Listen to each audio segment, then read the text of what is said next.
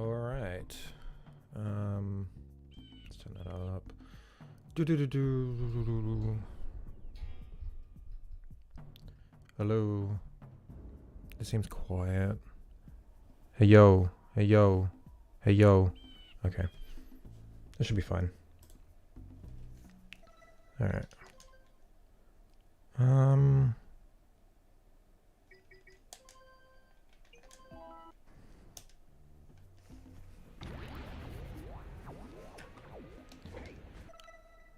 So yeah, alright, let's just keep it as it is.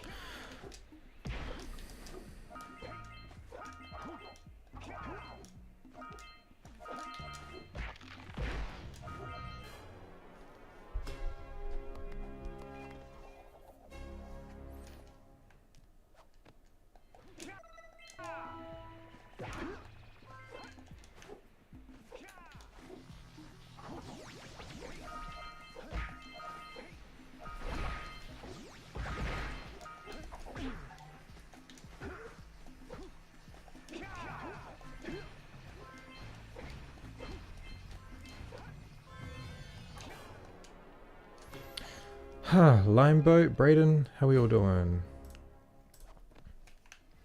Forgotten Lands?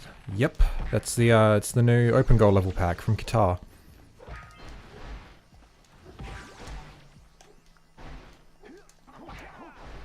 I just started streaming before I'm gonna watch something with my friend. Well,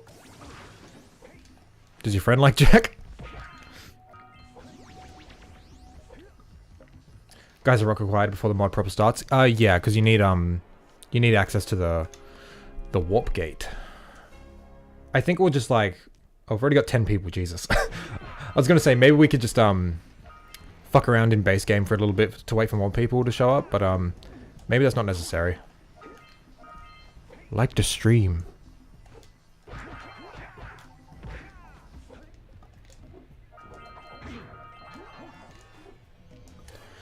I am still kind of waking up though, so.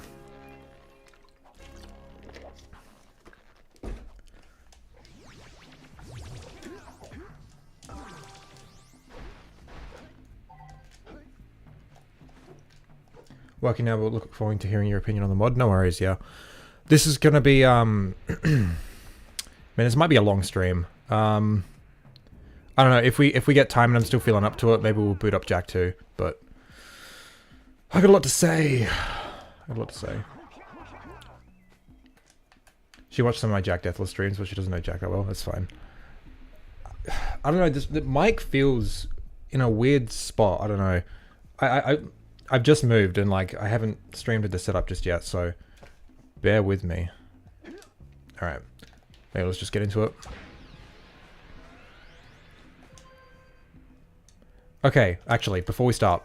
I want to preface everything that I'm about to say going into this by saying Qatar is a legend.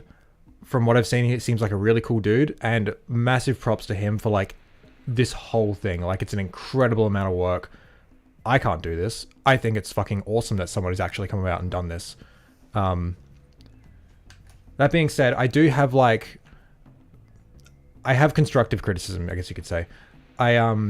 Just playing through it, there was a lot of things that came to mind where it's like, this doesn't feel like it was implemented properly, sort of thing. And that's kind of what I want to talk about. I can already tell I'm not on my A game in terms of in terms of criticism. I'm barely awake right now, so forgive me for that. I'm going to try my best. So, I've already played through this. I did it in the Discord, so yeah. Alright, let's just get into it.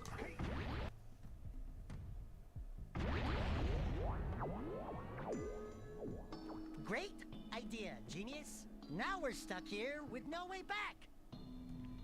Okay, point number 1. AI. Like, come on. I was... Oh. Okay, that's interesting. I didn't know that. Yeah, I'm not gonna lie. I was pretty disappointed when I heard that and it's like, oh no. It's AI voices. I'm gonna give the benefit of the doubt and I'm just gonna hope, because all the new voice lines in this are AI voices. I'm just going to hope that they're temporary, because this is still very much a work in progress, and that Kitar can get some proper voice actors in sometime down the line. That's my hope. My lighting is really horrible. I'll work it out some other time. Hey, Celian.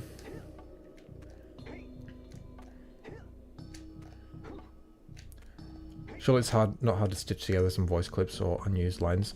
I don't know. I don't know. Like, I get it, like, you know, AI is just, like, the easy way to do it if you're a one-person team. But it's like... You know, it's unethical, it's shitty, and it's like, you know, I'm sure there would have been plenty of people in the Jack community who would have loved to have voiced this, you know? So, I'm just hoping that it's a temporary thing. Anyway, let's get into it.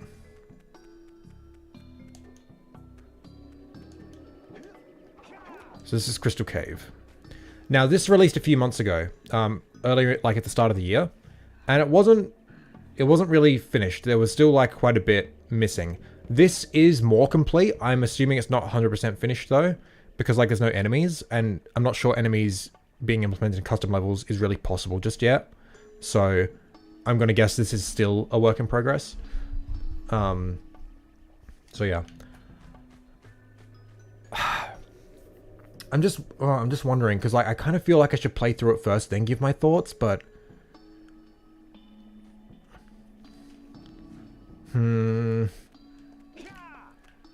okay, let's just play through it. Also, I do want to say I love the look of this level. This level is really beautiful.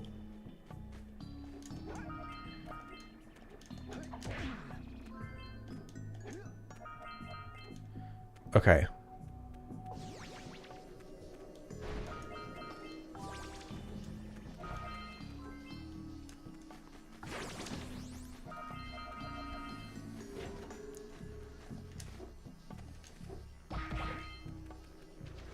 Hey, we got working water now, let's go. Also, these things hurt.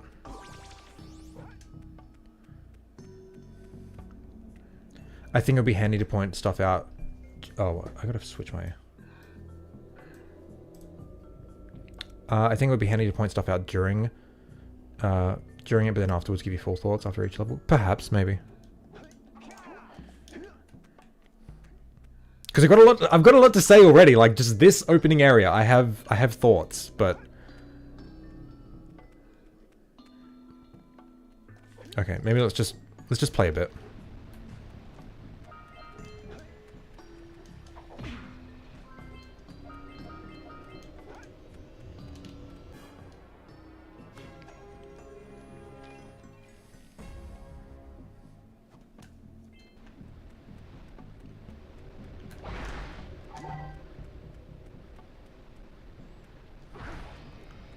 Okay, let's see. So, let's talk about this first area. Who placed that Powercell there? Not me. Okay, so we come out of like this little hallway part, which is like the entrance to the level. I actually kind of really like this. Come out of this broken ass warp gate, which looks sick, really moody, and then you just walk through this little hallway, and then boom. That establishing shot... Oh, whoops. I'm an idiot. Establishing shot is like... Oh, that's brilliant. I love it. Yeah, it is similar to Spider Cave. I think it's really well done. I really like it.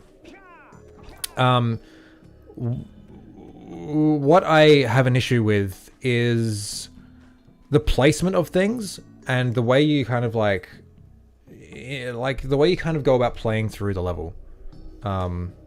So, right out the gate, there's this little platforming thing right above the entrance, which, you know, is fine. But we've got this blue eco vent, right? And there's a orb cache just there. But, like...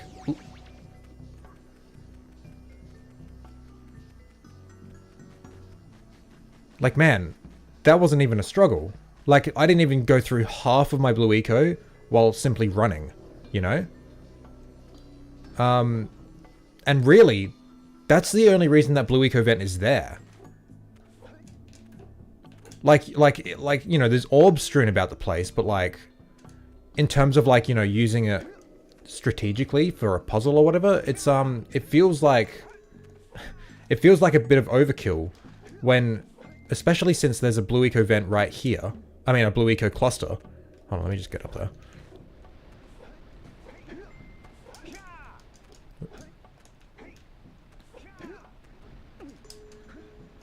There's a cluster right here, right? And this feels like, oh, that's how like I need to do it. I need to use this and run over. See, that's way more tight. That gives me way less room for error. And like, you know, if I'm like, that wasn't hard. I still only simply had to run, but I was already losing, like I was already close to running out. And you know, if I be all speedy about it, it's even better. But it just feels odd to have this whole ass vent there when its only real seeming function is to like open up this cache, but like it's not a challenge. And there's another eco vent just there. I mean, a cluster, sorry. So that's one thing. This power cell being just here, there's not really a challenge to it, which I think, you know, it's fine. It's the first level, and it's the first power cell you're probably going to get. Just having it out in the open, I think it's fine. It's not a big deal. Just keep the cluster and get rid of the vent. Yeah, that's what I would think as well. Because like this cluster right here, it feels like that would be like why it's there, to open that orb vent. But like we've got these crates here. So there's yellow ecos here, and you only have to bring it a couple steps forward to break open these crates. So again, like this yellow eco is placed really close to where you're meant to use it, so it doesn't really feel like it's a challenge. But like in this context, it feels like the blue eco only exists so you can do that, like just quickly pick them all up, which I don't know, like it feels kind of pointless. Like neither of these two clusters seem like they're placed in a spot that can be used, that is like part of like a broader puzzle or strategy. But like the fact that this blue eco cluster is close to that, it feels incidental that this was put here, considering the vent is there. It feels like the only reason this cluster is right here is so you can pick up those orbs quicker, which I guess is fine if you're like wanting to do a speed run, but in terms of level design, it feels kind of odd. I don't know. So that's that's the first big thing. This whole thing, yeah. Another thing, which I think you'll be hearing a lot from me throughout this whole thing, is so we've got like this tiny little platforming thing right here, which, you know, for the first thing in the level mod is fine. You just jump around. I think it's cool how you go over the doorway sort of thing. But that's kind of it. And then like the rest of this area doesn't really have any platforming. Like what was here? It was just orbs, wasn't it? This feels kind of like a weird...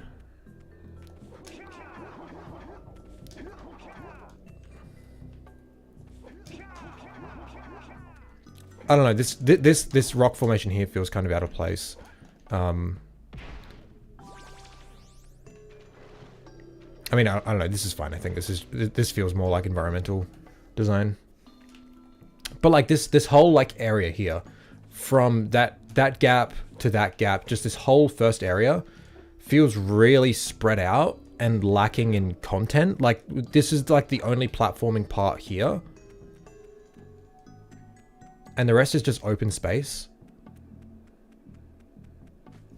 Which, for the first level, I don't think is a huge deal. I give a lot of leniency to this first level because it is the first level of like the mod pack. So I think that's fine. I think like a lot of what could be potential issues with this level, I think I give sort of a pass because it's the first one. Like the openness of this area, like, you know, Sentinel Beach is really open because that's the first level. So like I don't mind too much. Also, hold on, let's so I've been going up that way this whole time, but there's also this way. I just want to say, This is huge. Why is this one so much bigger? I don't know. That's just funny to me. So we've got these things to like bring us over. That's fine. Okay. It's really hard to describe what my real issues are with this. A lot of this level. So like, if you're on this side and you want to get up there, this swinging pole is like the intended route. At least it feels that way. Like, it doesn't feel like the intended way is to, like, climb up this mushroom. Like, I mean, obviously you can. When I say intended, I mean, like, if you were to, like, draw, like, a route or a map or whatever, is this the way that, like, you would want your player to go sort of thing? It feels like this is the way you'd want them to go if they're trying to get up here from this side of the thing. The orbs don't feel like they're placed correctly, though. And the jump itself feels a little large. Like, even just getting onto the pole. Yeah, man, I got a spin out of that.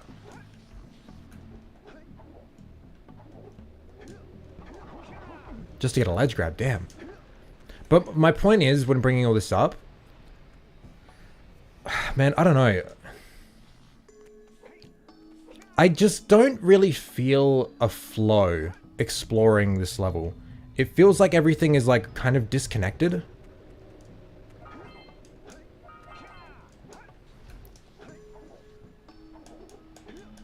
Like, why would I start from there, come over here, come up here? I don't know. It feels like the way at least the way I do Jack levels, I do one section at a time. Which is why, like, when I started with this area, finished it, then moved on to, like, come up here. But the only reason that, like, I'd use only that route to get up there is, like, if I went straight down here to cross. I don't know. I don't know. A lot of what I'm trying to, like, get across is hard to kind of quantify, so... Oh, actually, no. This part here I do have an actual issue with. There's a reason that Jack never has you platforming down very often. And it's because when you turn the camera in and out, it goes in and out. It doesn't go up and down. So this section here feels...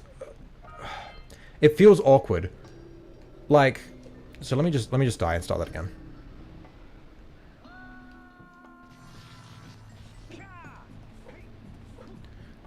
So when I would, like, so there's like a crumbling platform here, right? So I'm gonna jump on that and be like, oh no, I gotta like jump forwards and like, oh, I guess I did land. Like, there is a safety like thing here. Like, even if you crumple down straight down, you land on solid ground. That's fine. But it feels like accidental, right? Like, it doesn't feel like, oh, I made that jump. Like, I made that. No, it's kind of just like, it's just a leap of faith. And what if, like, you roll jump off that? And it's like, you don't really have, like, the luxury to look through goggles because the crumpling platform is there. So you can't even see what's ahead.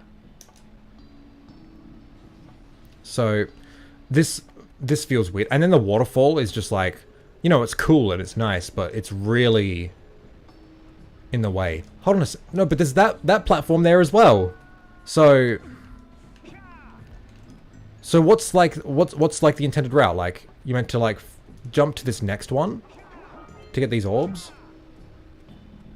that you can barely see, and then crumple down and jump diagonally to this one? I'm not sure. And then you get a Powercell. This whole waterfall area. I feel like climbing up a waterfall would be cool. Climbing down it, I just think doesn't really work in Jack's sort of gameplay. Because, like, you can't really look up and down. And, like, stopping to, like, use goggles, it like, disrupts flow of platforming. And Jack never really requires you to do that, you know?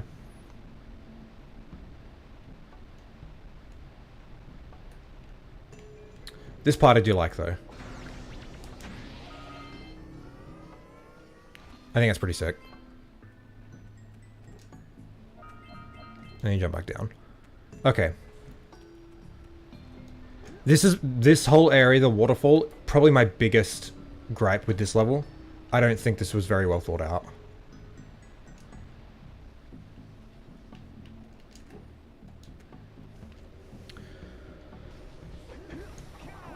Enemies can't be added because they need a nav mesh, and it can't be done in Blender, which is used to make custom levels. Stationary enemies and the ride balloon lurkers work though.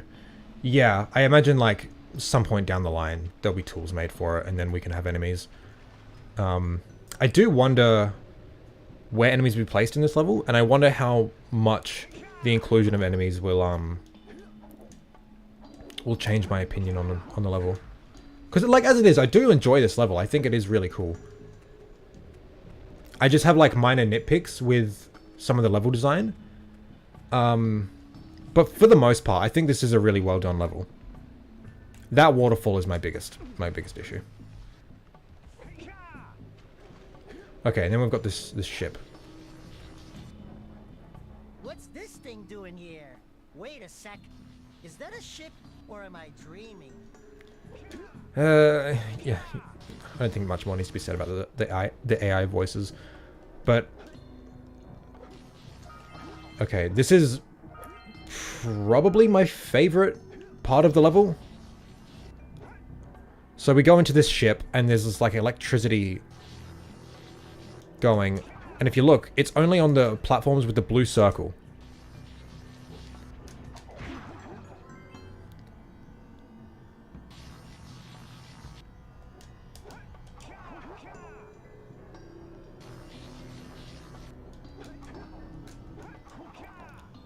I think that's sick. I think that mwah, just like great. So good. Literally the only thing I would change is the frequency of the electricity. I think it needs to go a little bit faster. I think like, you know, once you get into a good flow, you should like just like be able to clear everything without having to wait too long, because as it is, you're kind of waiting a little bit between each thing. But yeah, I think that's great. I think it's really cool. And the design of the ship, I think is really cool. And like the heat effects here is really cool. This hurts you too. He sounds drunk. Yeah.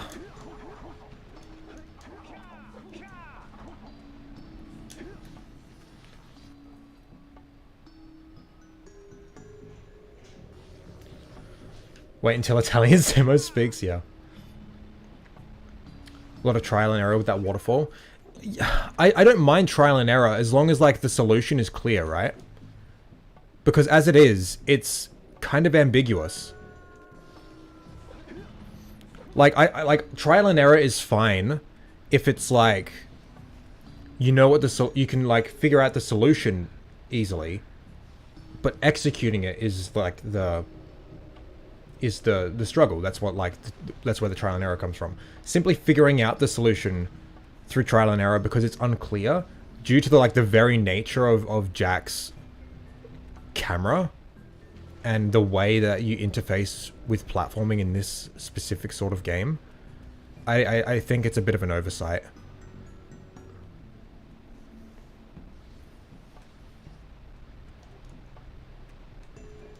But like, you know, executing it, it's easy.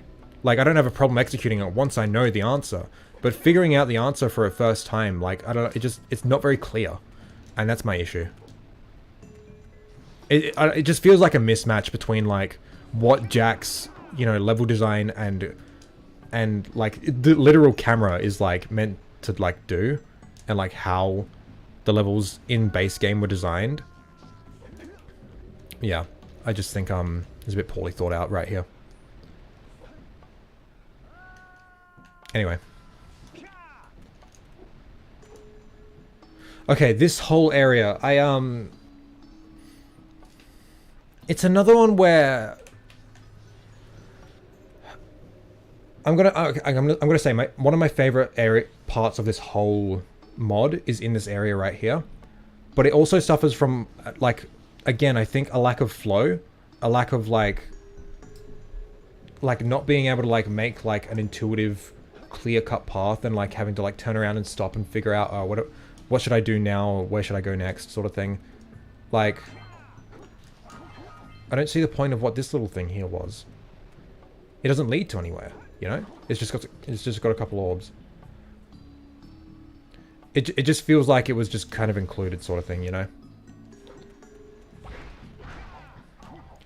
All right. Green eco seems stronger. Okay. Here's one of my favorite parts of the whole mod. Oh yeah, this is definitely stronger. So we got a new eco power up, and it allows us to walk through this hurt floor.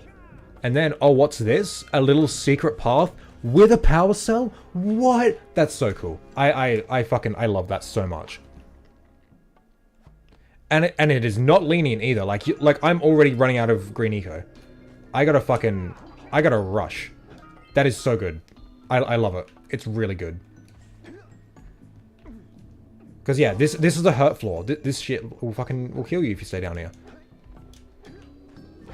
And like the area of the hurt floor is big enough, and it has like all these effects that obscures precursor orbs. So like if you want to try and get everything first go, you've really got to look and you've got to hurry. So like the amount of time it gives you is just perfect. It's very good.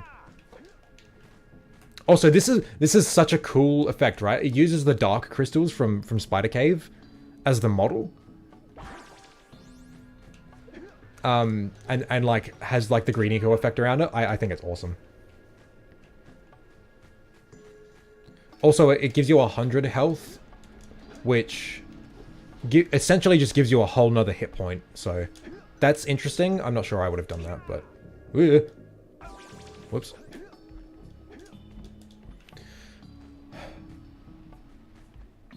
So when I first played this level, like I found this whole part really weird, how like it wasn't an instant kill floor, because it really seems like it, and then like it's got like these boards here. But now that there's like this green power up and that little alcove with the power cell, I think it's really, really, really cool. So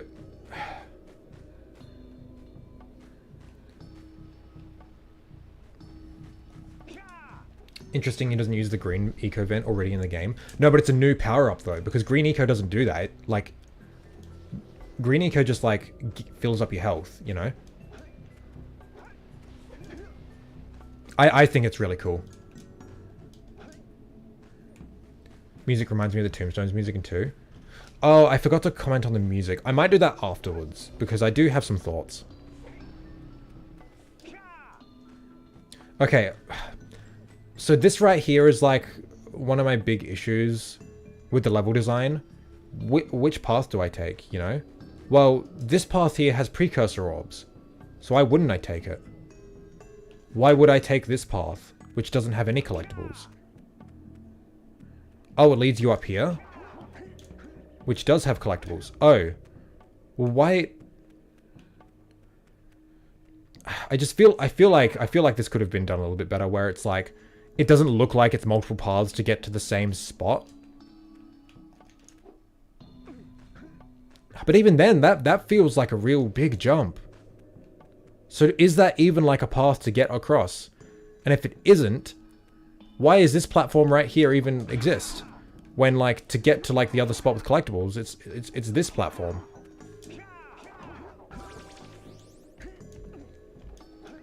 So what's the route then? Is it go down that path, get the orbs, come back or roll jump to there, then go up there? Or is it go up there, get the stuff, then come back down, then come back to here to then grab these?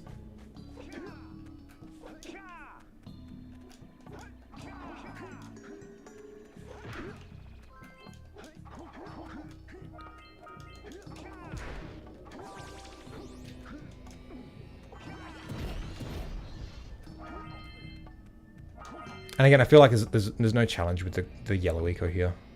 So like you're up here, it's like, okay, cool, I'm done. So I jump back down.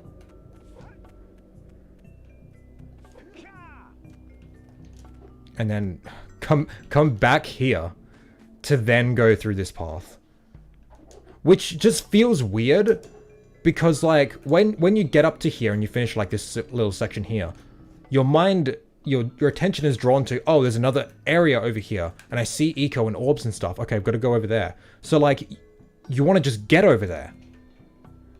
It's just weird how it presents sort of two paths to get there, but not really.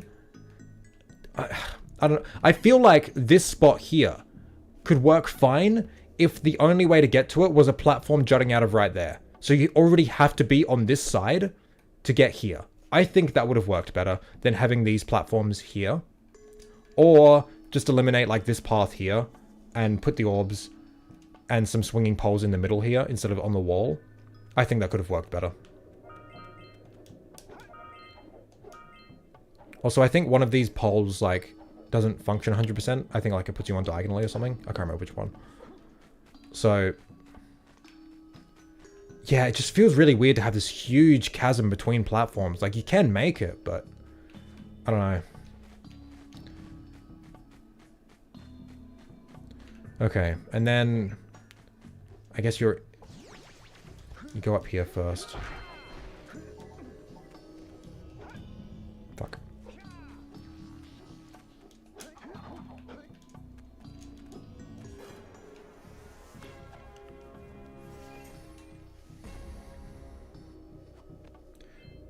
The green eco thing looks very edible. Can I eat it? Well, it's not mine, so have at it.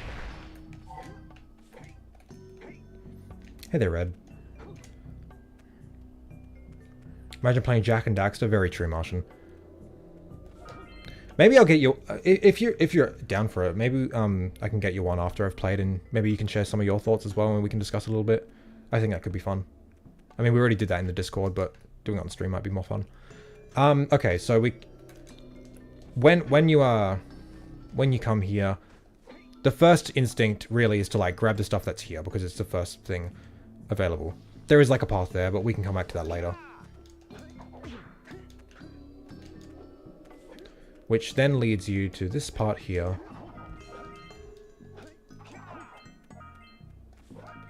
See, I feel like if this was like the way you had to get to here, it would have feel way more organic, I think.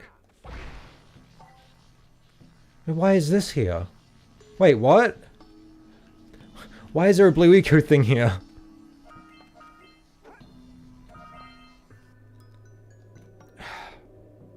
That feels entirely pointless. Like,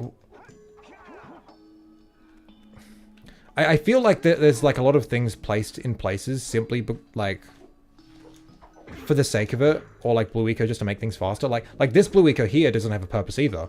It's like, oh, I can just magnetize the orbs as I run up. That I don't know. Blue eco to me is like it's part of a puzzle.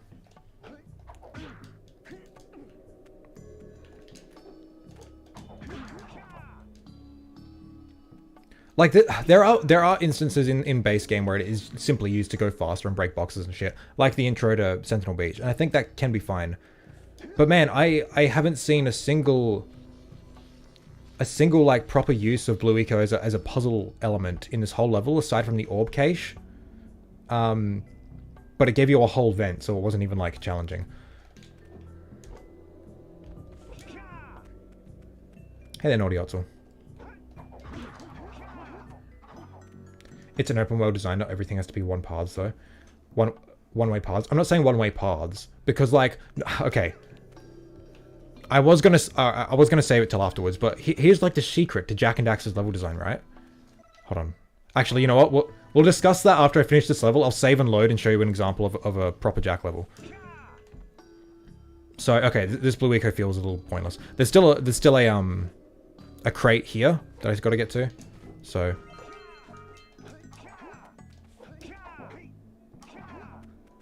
So there's a vent here. Let's just run to it.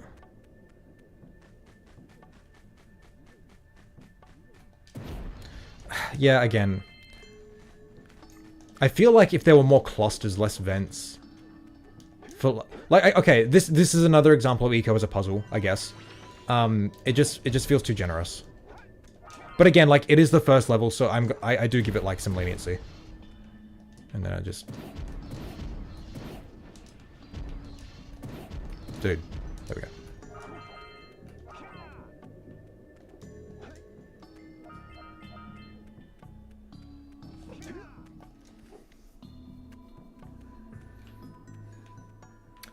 How would you rank the Jak and Daxter games, worst to best? His favorites, Jak... Man, I thought I had friends.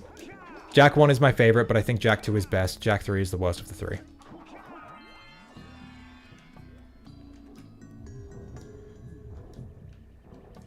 And then we've got like this part here, which I didn't really like engage with because I went the other way. I guess like if you were to go this way first. These are interesting though. These platforms, they move kind of irregularly from how they typically move in base game. I really like that.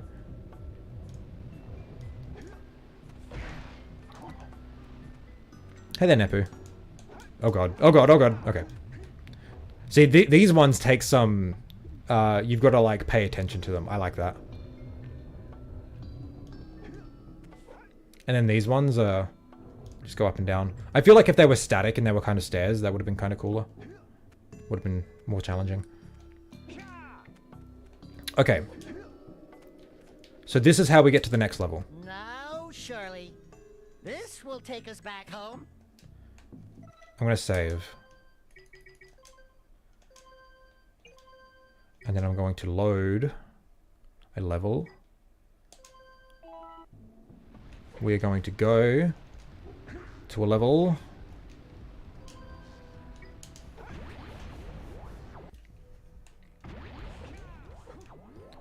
And we're going to talk about Jak and Daxter's level design. Because once I point this out to you, I think you'll see where my critiques are going to be coming from as we play the next level in the mod. Okay, now to preface this again, is this a blind playthrough? No, I played this on in my Discord a couple of weeks ago. To preface this, I am making these critiques in the assumption that these levels that Katara is making is trying to conform to Jak and Daxter's level design. It's trying to like feel at home in Jak and Daxter, as if these levels were made by Naughty Dog, or perhaps are trying to build upon Naughty Dog's level design. That is the assumption I'm coming at this with.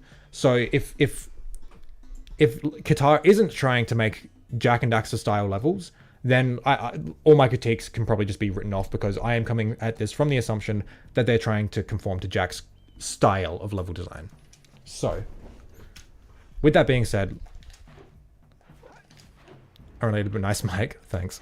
With that being said, let's talk about Forbidden Jungle.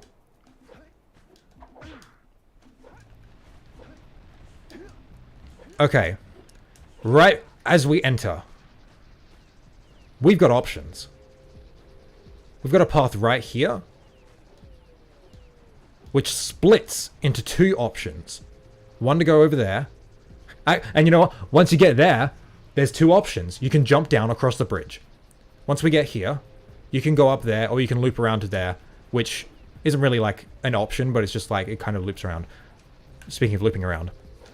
Alright, but we've also got two paths here.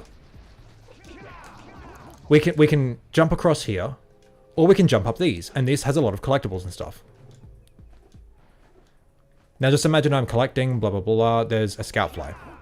And now, notice I've finished this path. I've gotten everything on the path. What do I do now? Do I retrace my steps and go back? No. I jump down, and it connects with the previous path. And also leads to something new. And then when I finish this, I jump down again, and it connects to another path. Which I can also then engage with like this other little thing, which is like a shortcut to a new path. It's all interconnected. It's all looping around. It's all linear level design. If you could imagine...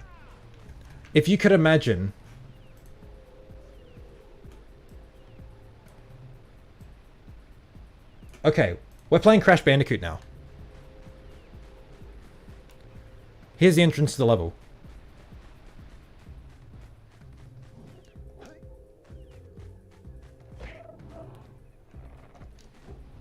Boom. Path complete. For the sake of argument, I'm gonna start from the start each time I do a path. And just imagine there's collectibles. I probably should have loaded a new save so there's collectibles, so it's more interesting.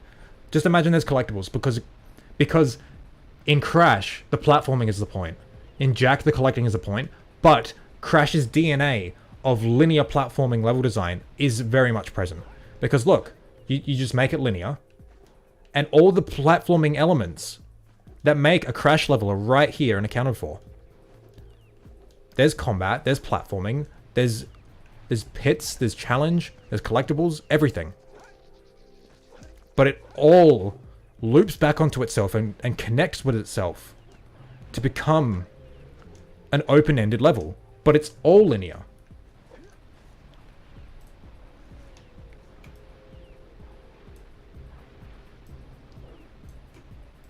Have I got the Powercell? I do. For one more example.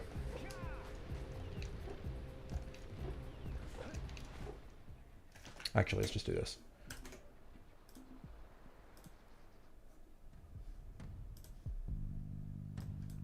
That's not what I wanted to do. That's fine because I can do this. Continue.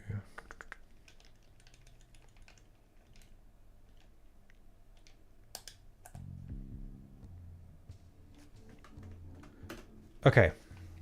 We're going to do the same thing with Misty Island.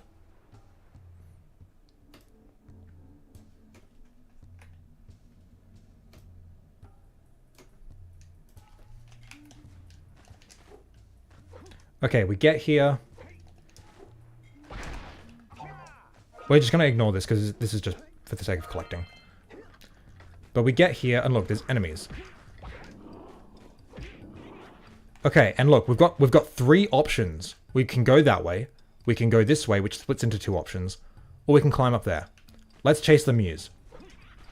Because the Muse takes us on a Crash Bandicoot level.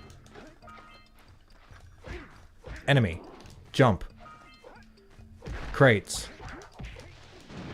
Makes a path. Enemy. Collectibles. Jumping. Enemy.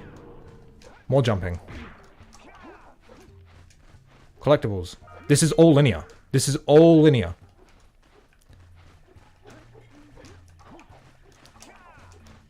And it just keeps going.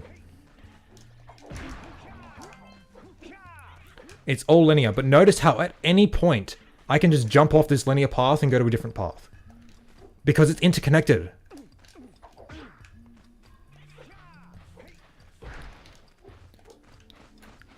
And you notice how when I'm doing these linear Crash paths, right? How often do you just see this?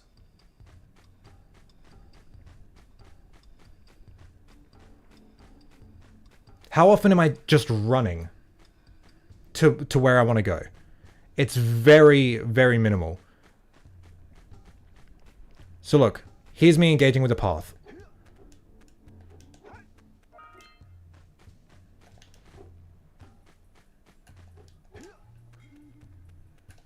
Imagine there's an enemy there.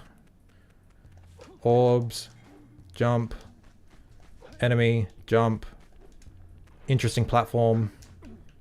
It's all, you're always doing something. You're always punching and kicking and rolling and jumping and collecting. It's never just running. You're never not doing anything.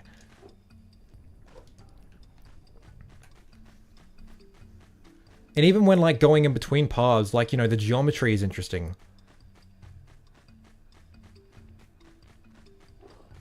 Enemy. We'll ignore the zoomer.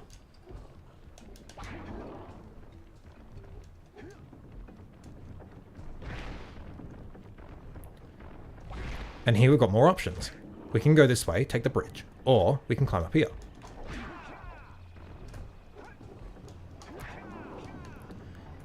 Do you see what I mean? It's all linear. It's all interconnected.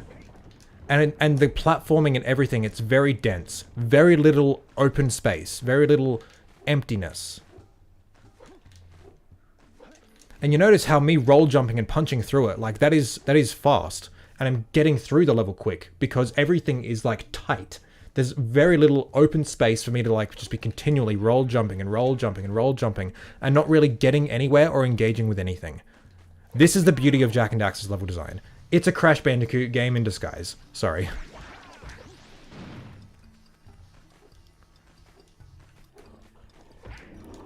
And when there is a path that, like, you take and there's a dead end and you have to turn around, it's a very short path. Like right here.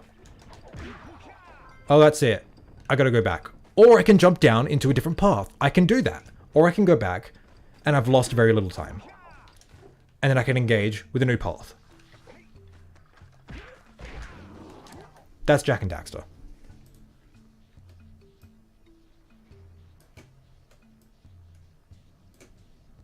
Thank you for coming to my TED Talk. Let's get back to...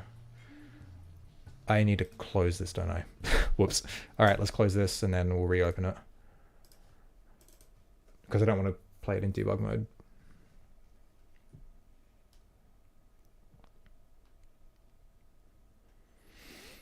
Alright,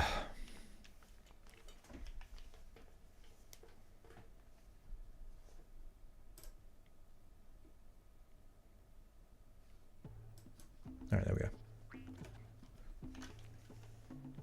I think the idea of everything being different linear piles connects with how Jak's worlds are easy to compartmentalize. Yeah, exactly. Like, that's why, like, when you enter a Jak level, it's not overwhelming.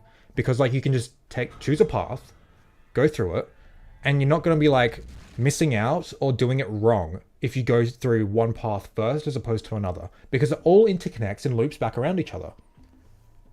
But there are exceptions. That's why a level like Lost Precursor City isn't very good, because there are points where you're at a dead end and you've got no choice but to progress. You can't loop, the path doesn't loop back on itself immediately, or like you're obligated to do things in a set order.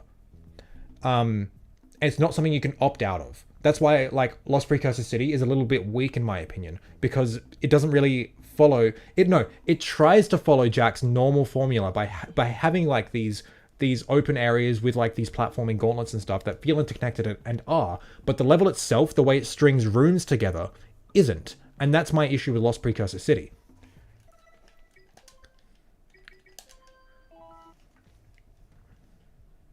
Okay.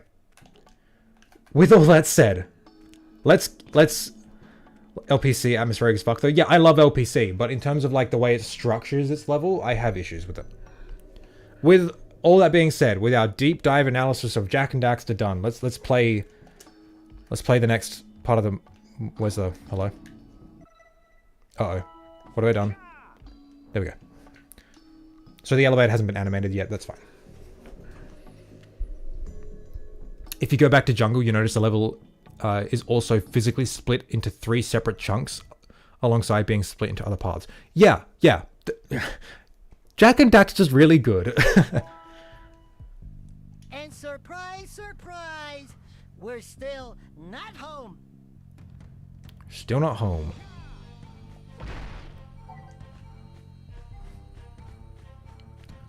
So I'm going to come out and say it. I think this spot right here might be my favorite part of the whole mod. Why is Daxter drunk? Because he's AI, unfortunately. We've addressed that. But Crash games are 2D. Yeah, they are 2D games in a 3D perspective. And so is Jak. See, this is why Jak is so good, because it adheres to classic 16-bit era level design when that shit was perfected. But it recontextualizes it into a 3D open world context. And that's what makes Jak 1 so unique compared to other collectathon platformers where it doesn't do this. Most collectathon platformers simply have a big open area with a bunch of collectibles dotted around and you just have to collect them. That's the thrust of the gameplay. Whereas Jak is very much a platforming collectathon. The platforming and the level design takes center stage, and that's what gives the collectibles context. Without, like, they don't just sit around and wait to be collected. They're part of the gameplay. Most collectathons, they literally do just sit around, and the platforming is kind of incidental to them being picked up. Hey Yashwant, have a nice stream, man. Too busy with the fam to make it today. That's all good, dude. Have a good one. We should have gone to Boggy Swamp to talk about it. Then we could have clipped it. There's a reason I didn't go to Boggy Swamp. I could, though. Oh, you know I could. Okay. So we get out.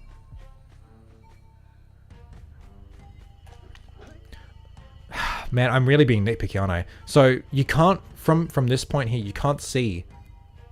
You can't see, like, the next ledge down. And then when you fall, the camera, like, has a hard time catching up with Jack. It's not like it's nowhere in view, even after you fall down, because it's so like sloped and steep, and it's so low. Yeah. Like jumping up it is fine. Like there's no issue jumping up it.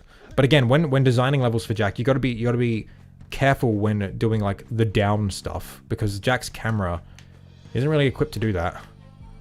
What's my opinion on this music? I think I'll save my music opinions for later. I don't have like a whole lot negative to say. Just some pointers, I think. Okay, so we get here, and we're like, oh damn. Yeah, there's a precursor launcher here, but you aren't powered up with the blue stuff, so it ain't gonna help us. Very true. There's nothing really around here to interact with, but it's cool. It's moody. So we see this, so it's like, okay, we gotta get Blue Eco. Where do we get Blue Eco? Oh, hey, a house. Let's check it out. Oh, hey, there's Blue Eco. But there's a house we gotta check out, so let's check out the house first. Looks like we're not the first visitors here. Man, ominous. What is this? Some sort of electronic thing and it's still sparking? Damn, what is that? Man, it's so cozy. I love this so much. Like, unironically. Like, this is so cool. I wish the crates could be broken, though. There's a ladder, but because this isn't Jack 3, we can't use ladders. Bookshelf. Really nice touch. Hey, an orb cache. Hey, there's Blue Eco in here.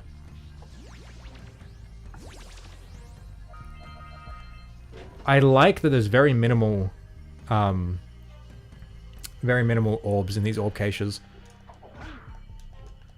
Well, I mean, I would, but we'll get back to that, I guess. Okay, so there's 2 clusters of Blue Eco, and they're spread apart, which usually means you need to like grab each of them to take it where you need to go. Let's see if I can take this one to the launcher. Okay, I can't simply by running. What about being a big speedy?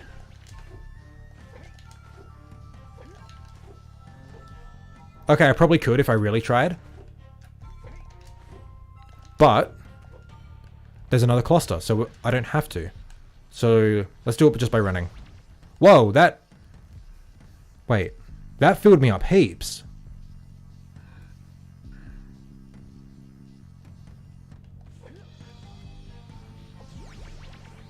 Okay, he's messed around with the amount of Blue Eco the clusters give you. Okay, this cluster here is normal. This one gives you a lot. Okay, damn it. Okay, I was about to like give some mad props for like proper eco placement. But dude, that's so... Why did he do that? Man, I was about to make it like a huge thing. Like, damn, like he did the right thing. Like, have 2 clusters just out of reach of each other, and taking it to the place you need to go gives you just enough time. But like he's like super. This is like 2 clusters in one. Ugh. Yeah, that gives you nearly a full charge. Oh man. Okay, well, takes you here. Another really cool... Hero is finally able to connect us back, wearing the precursors of you 2 landed. Another AI voice. Sorry, Samos. Okay. Another really cool establishing shot. Oh, damn. We get up here. We just walk up this little hill. Oh, damn. Oh, damn. There's a lot. Look how big this is. Look how much stuff to do. Cool ass thing. Let's go.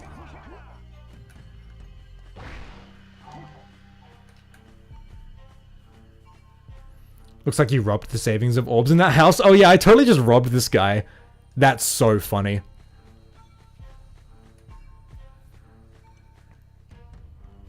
Imagine being a new player, you aren't going to figure out you need 2 charges. Maybe you have to access, say, a blob. Well, okay, again, I'm critiquing this under the assumption that, like, people playing this have already beaten the first game, so they know the mechanics, they know how things work. My issue isn't with, like, that you need 2 clusters, because, like, that's a thing that you do in base game, right?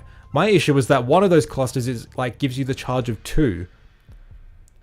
Like, oh man, do I have to boot up another normal level? Ugh.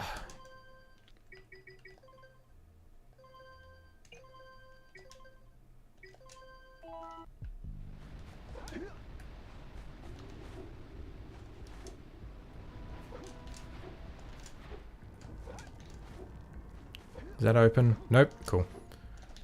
Okay. So, let's talk about blue eco. So, there's an orb cache over there, and there's 2 eco clusters in this level. One there, and one there, right? Now, if you're a super skilled based gamer like me, you can just go, whoop, and open it. You can do that. But most players aren't going to be that skilled.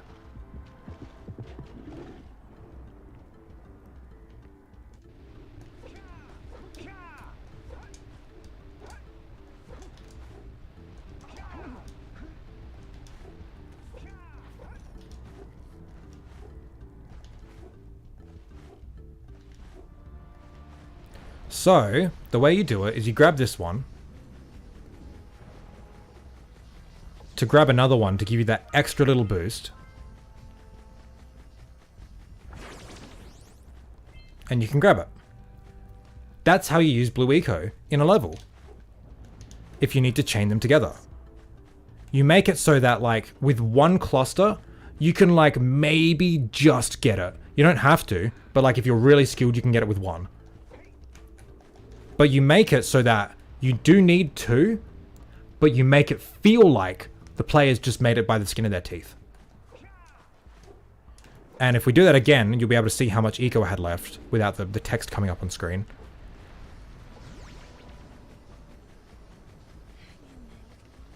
Wish she would shut up.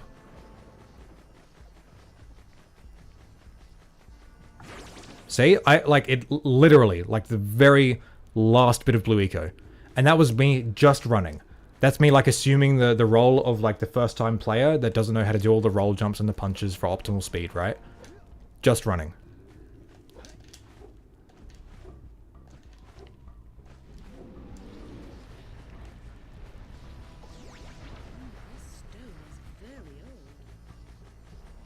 See, I can't make it with just that one, just running. I need both. So that's why I got a bit upset with that other one, because it felt like the level was doing that, like the right way to utilize multiple eco clusters. Where am I? It crashed. Damn it. Okay, that's fine. Okay, it felt like it was doing that and it wasn't, so that's why I got, yep. Okay, right, but this kind of skill is reserved for side tasks like eco containers and should not be used when it bars progress to the rest of the level. No. You don't need to make it as difficult as that eco container. You just need to have the base like that. You just need to have that philosophy when designing an eco challenge. You know, I'm trying to think of other times in the game it does this.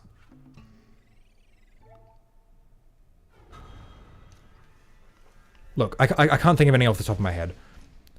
But if you're going to do like this multiple blue eco thing, do it correctly. Like, please don't crash. This looks like a transporter pad. If you can find a way to power it up, I can send you the zoomer. And AI Kira, cool. Okay. Don't crash, don't crash. Okay, thank you. Let me get back down here and so we can... Like literally, like this whole challenge, this whole puzzle would have been perfectly fine if this eco cluster gave you the correct amount that an eco cluster does. This gives you 2 clusters in one. And that just feels really weird when like the challenge is right there. It's set up correctly. And it would have been fine if like they were both normal eco clusters. And again, like this sort of challenge I think is fine. Like this bit more of an extraneous challenge just to progress, I think is fine. Under the assumption that these mods are meant to be played after beating the base game, you know? How many levels are there in this mod? There's 3.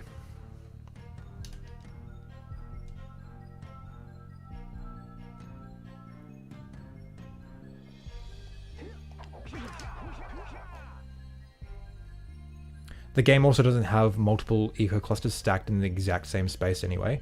I mean, yeah, but neither is it down there. Like, they're separated. I think the placement is fine. Some of the challenges in the mod also make me think it was balanced around players who'd finished the game. I think that's fine. I get the impression that a lot of the challenges and stuff is kind of based around people who speedrun the game. Which, you know, Katara is a speedrunner, and it's like, I don't think there's anything wrong with making challenges for speedrunners, or making something speedrunner friendly. But I feel like some of it has come at the cost of, like, good game design, good level design, you know? Look, coming from me, I guess it doesn't mean much. I'm not a game dev. I haven't made any games myself. But I'm just very, very intimately familiar with what makes the Jack levels tick. What feels like a Jack level, you know? So that's why I'm going to be very critical of this level. Okay, so we get here, and again, a blue eco cluster that doesn't really do anything except lets you pick up orbs without any effort, you know?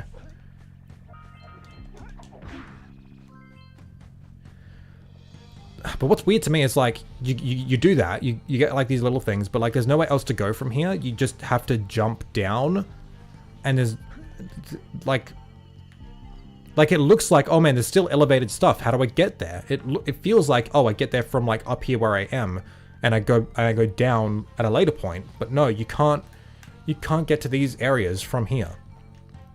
I'm already done with this area. I just have to jump down. And it's so high that you take damage? Oh, man. Yeah, it just doesn't feel like this little path up here loops back onto any other path, because there isn't one. Okay, let's get the orbs and the stuff that was at the house.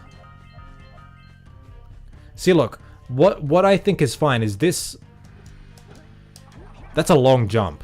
Like, you can double jump spin it, but it like, you know, a roll jump is like optimal there. Whoops. I think that's fine. Like, there's nothing wrong with that, because like this, I'm assuming, is meant to be like for players who have beaten the game, right? Like you'll notice if you play the base game, not a single jump in base game requires you to roll jump. You can double jump spin every jump in the game. But if you're good, you can get through it quicker and more efficiently if you like take these like more optimal strategies and stuff, right? And I don't think there's anything wrong with having a mod after the base game require you to do roll jumps. I think that's fine, as long as it's like not every single one is meant to be like a roll jump. Like there needs to be a balance. I don't think like, you know, I'm just bringing this up because like this just made me think of it. Nothing has been like done wrong here, I think, because you can still just, I think that's fine. Then you jump in here and... Is that a red plushie? That's cute. I think this is really cute. I think it was Nomi. She made this little rat plush, like a real one, for guitar, and gave it to him at like a speedrunning event, I think. And he put it in the game. I think that's super adorable. I kind of wish something else was here though, like a scoutfly. I wish the scoutfly was placed in here rather than on top of this rock thing. But that's just a nitpick. Man, getting... I guess the intended thing is to like go back down here.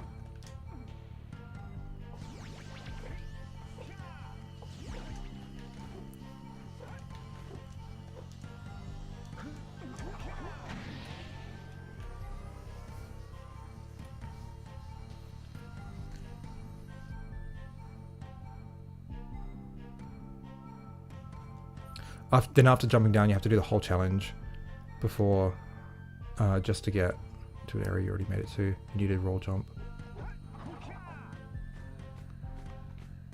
Oh, you need to roll jump the flut jumps in boggy, but that was intended for the flut. Yeah, exactly. Like, again, if you're good enough, you can take like shortcuts or do like have like other strategies to get through the level. Like you can roll jump all those jumps in boggy swamp for the flut, but that is made for the flut. So like, you know, both are like valid, right? And that's the point. Like you can take multiple approaches. Okay, so again, like we jump down. And then, like, now what? You know, like... Man, I can't even see everything from down here because, like, these big pillars are in the way. So I can't even, like, get a good grasp of, like, where I am or what to look forward to playing. So I guess I'll just go this way.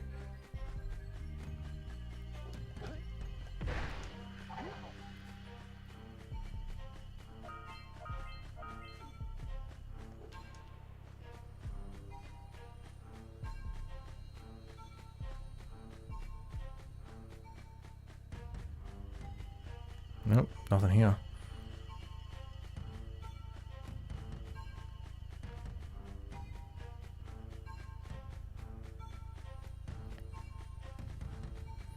Okay, here's some platforming. Finally. And that's it. You know, like...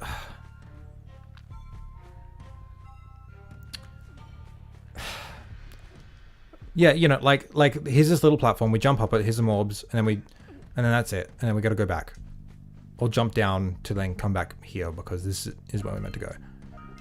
So here, oh damn! Now we've got a linear platforming path. Let's go.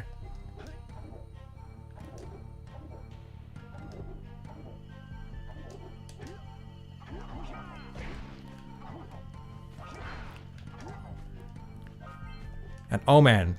This is good. This is so good. Platforming up this giant precursor robot on all the wires hanging out.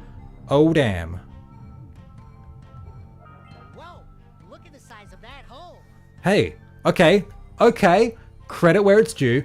I was about to critique this part, but it's since been updated. So you're meant to jump in here. But originally, these wires, these weren't here. So it was really hard to tell where to go next. Like, I thought like you had to go this way. Dax said something about a hole. You'd have to like jump around a corner, and that's not very good practice when designing a platforming stage. Like, it's kind of a blind jump. But damn, oh god. He fixed it. Okay, that's awesome. That was like my only gripe with this, yeah. Okay, maybe this could be made a bit more clear.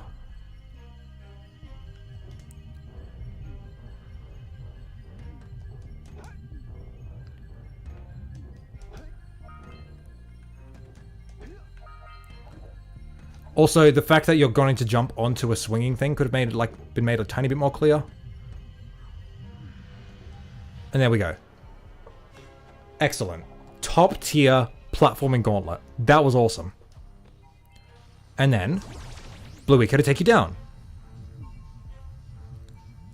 It loops back around. How good is that, right? This whole thing is excellent. I love it. Like, the context of it is great. The spectacle, the scope, the platforming, the jumping. Oh, it's so good. It's so good. And then we get back and then, oh man, we just gotta run around more. Alright, I'm not gonna go that way because I know what's over there, but... Wait, how are you meant to get back over on foot? You just gotta go up the ramp? Okay.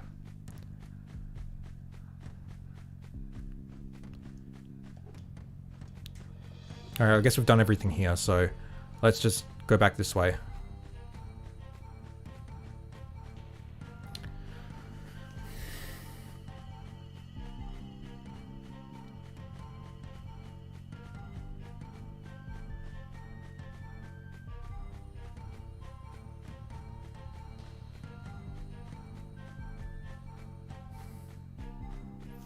Okay, oh man, we made it to a platforming thing. Let's go, let's go. Let's get some orbs. Woo.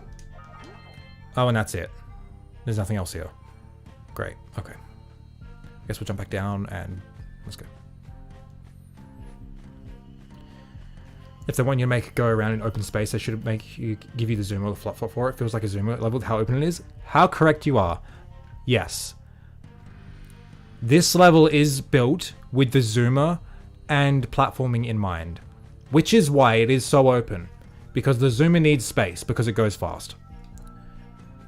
Now, I don't think there's anything wrong with designing a level made for both.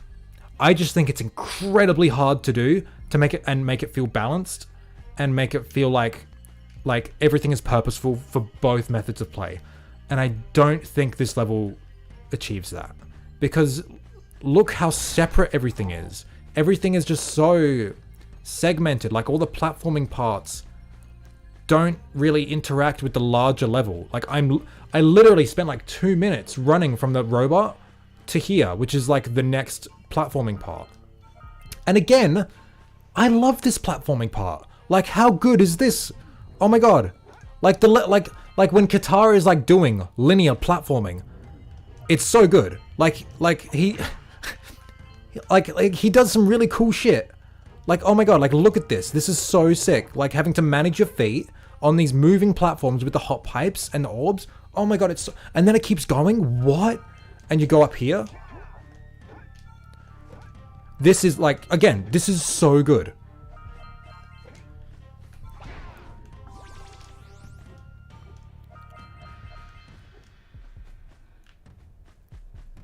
And then it leads into here.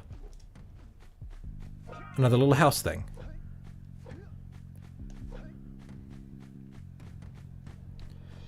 Now, all that platforming I just did was excellent. It was creative, it was fun. Like this is really creative stuff. It's really good. And then it takes you like somewhere really cool. That's excellent. I love it.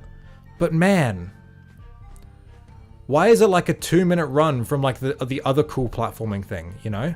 There's nothing between them. There was 1 or 2 little things I had to climb, but they felt so segmented and disconnected from everything else that I was like, why is this here, you know? Just to like, you make like 3 jumps and you get 4 orbs, and you gotta jump back down, and it feels like a distraction. So again, like the reason that like the level is set out like this is because it's made for the zoomer and Jack in mind, which is why like you see like ramps and stuff. It's because like the zoomer like jumps up them and stuff. And I don't think it was pulled off very successfully, in my opinion. So let's just keep going. I don't think there's anything around here. I'm pretty sure I checked. Yeah.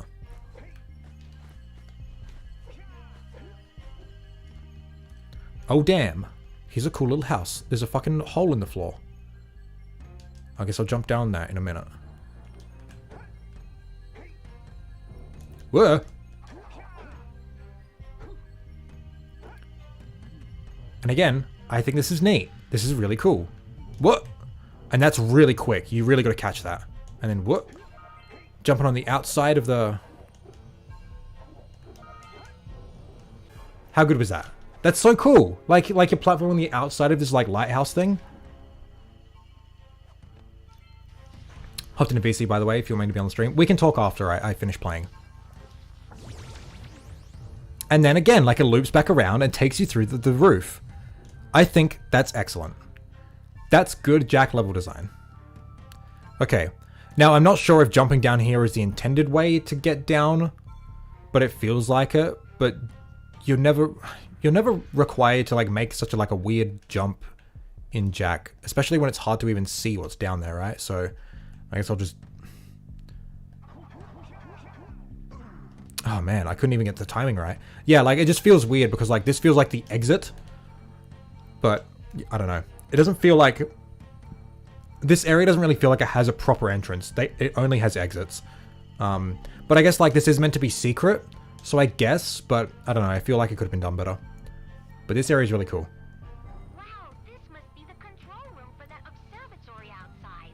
I wonder what the precursors were researching here. Oh, It looks like someone else has been continuing their work. So yeah. Plot stuff. He's hinting at some pretty cool shit here. And I think it's really neat.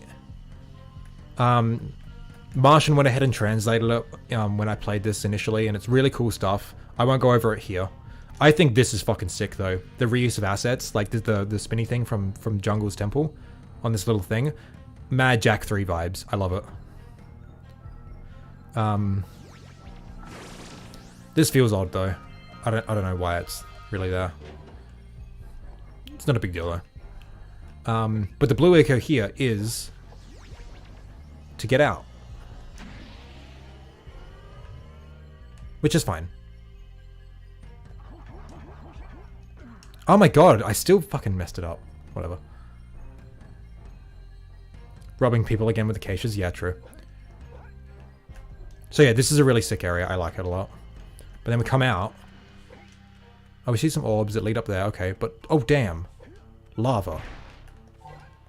More platforming. And again, here is a sick, nasty, fucking linear platforming gauntlet. Which is really creative. Like, the platform's going in the lava, and the way he elevates the challenge each time. Okay, now they're spinning around, and, like, you gotta get on them at the right time. And jump over some flames coming out. And then this one. So, okay, look. They're coming out in this rotating fashion, but they go... And we need to get over there. So they're going clockwise over there, but they're going into this lava waterfall. So it's like, oh damn, what do we do? Well, we gotta fucking like... We can't go this way, so we need to go backwards and be really fast about it. Otherwise, we'll fall in the lava. How fucking cool. You know, like, just how awesome is that? And we get a Powercell. I think we should have gotten a Powercell at the top, but I guess the Powercell being here is like the carrot on the stick, so I think that's fine. And then this, again, doesn't feel like it has a use. Oh no, here it is. Okay, no, I take that back. That's good. Use the blue eco in order to create the path back. That's fine. Hey there, Alonso. How can I get this? It's on the OpenGOAL Mod launcher. So. Alright, then... Alright, we're done in here. And then we've got this path leading up here.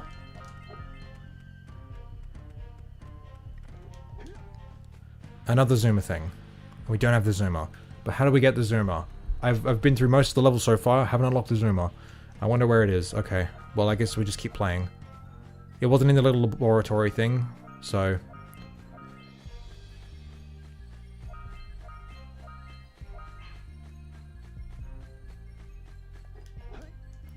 Again, like this that felt like an exit, you know, like you wouldn't enter the little underground part by going down here. This feels like, you know, the way you come out.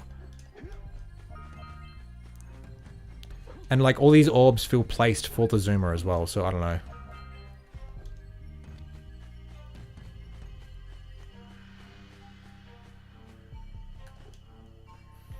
There's a visual hint to how you're supposed to get to the zoomer, by the way. What's that? Like that zoomer? Like this one here? Oh, wait. I think I know what you're talking about. Yeah. I did see that on Twitter, but I didn't recognize it in my first playthrough. But, okay, look. We've skipped ahead a bit by going this way. Let's go back down here and come out of the... I'm not playing this like a normal level at this point, because I don't know what normal is for this level, because it's so weird. I'm just trying to show everything in like a linear fashion, so you understand like the scope of what we're talking about. So I'm gonna jump back down here.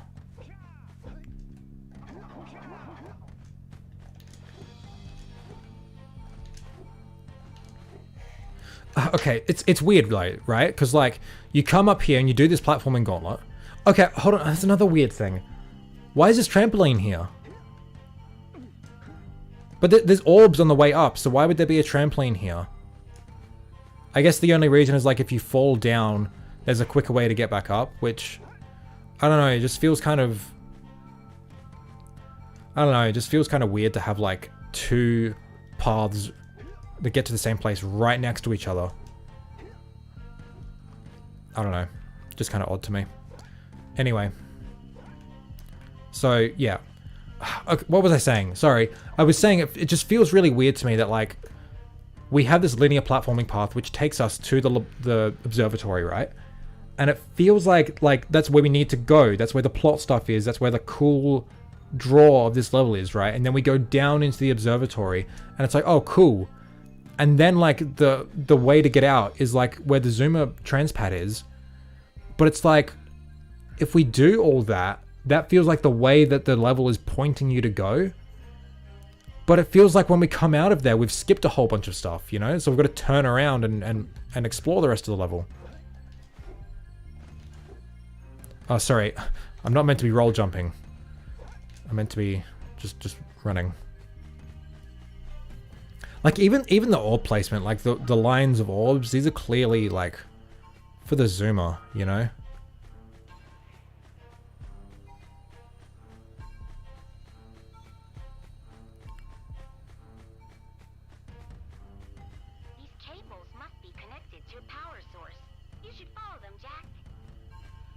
I didn't hear that on my first playthrough, so that's like that's the hint of like, oh, that's how I unlock the zoomer. I got to follow these cables. I think it's really cool, by the way.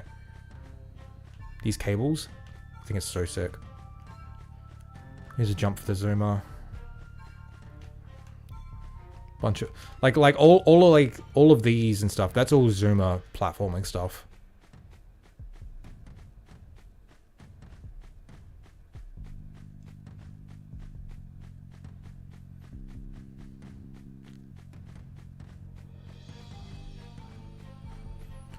So the cables are still coming this way, but we see like a little platforming thing. Okay, now this one is interesting.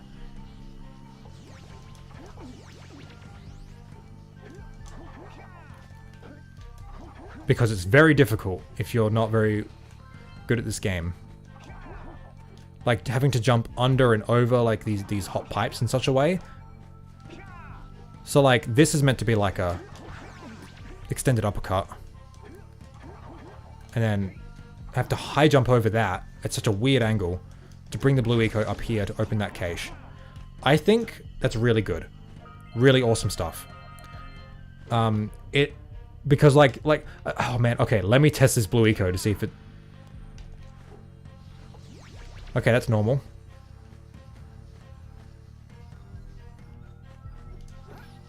Okay, they're both normal. This is a very well done blue eco puzzle. And it's interesting because like it's requiring like more advanced movement tech, more advanced than the game has ever presented to you, which is what leads me to believe that this level is obviously made for people who've already beaten the base game, which I think is fine. Yeah, but like the nature of the advanced movement tech makes me think it's people who are familiar with like the intricacies of like Jack's movement and stuff, not just like people who've beaten the game once, you know. Anyway, again, this is fine. A nice little platforming segment. Whoa, whoops, I'm dead. Okay.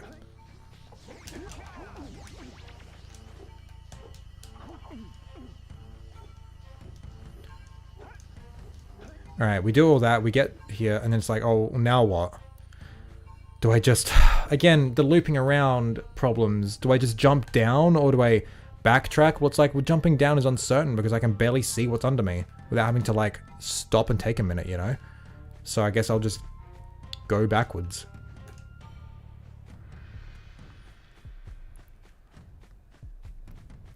Okay, we followed the cable up to the other end of the level. And now there's whatever the hell this thing is, you know? Jack, tell me you're not considering this jump pad. Have you seen this drop? That was a good vantage point in the next level though. I was trying not to spoil it, but yes.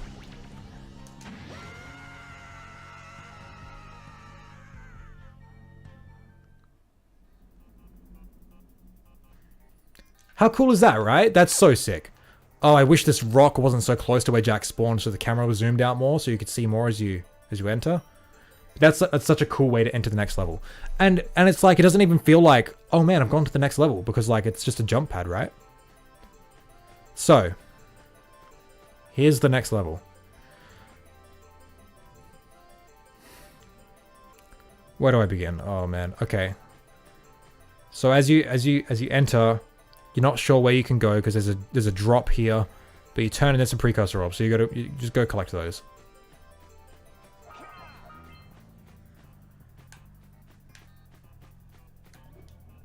There's a big door.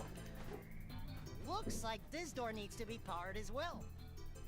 Yeah, power up the door. Okay.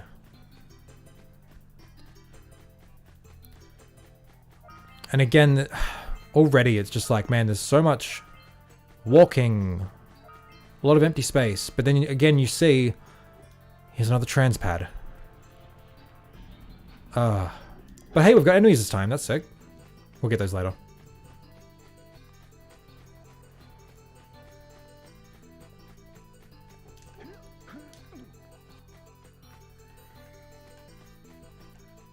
Where do I go first? I guess I'll go down.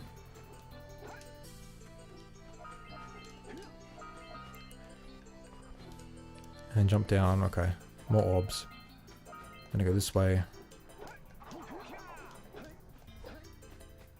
Oh, there's also some weird, some weird, like, particle effects that happen sometimes. I'm not really sure what the cause of that is.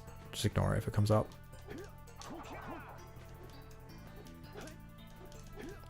Orbs. Man, and then what? Do we jump down to that? But you can't even see it.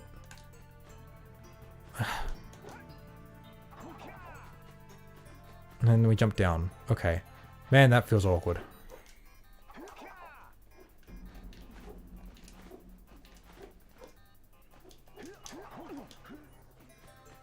Okay, so we've done that part. We'll go this way now. So we got these spikes. Blue eco. Okay. We're going to be using this for something?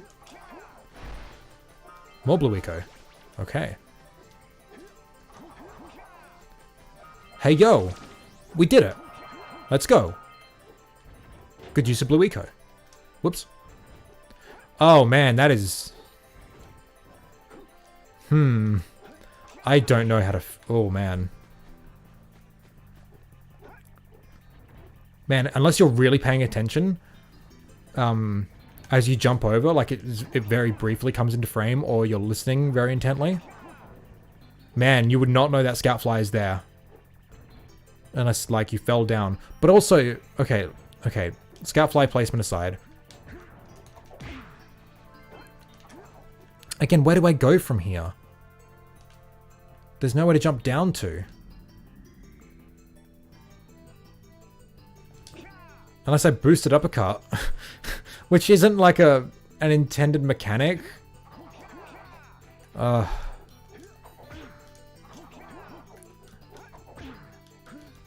again, like we've got all these different paths and they just don't interconnect. What about here? Like...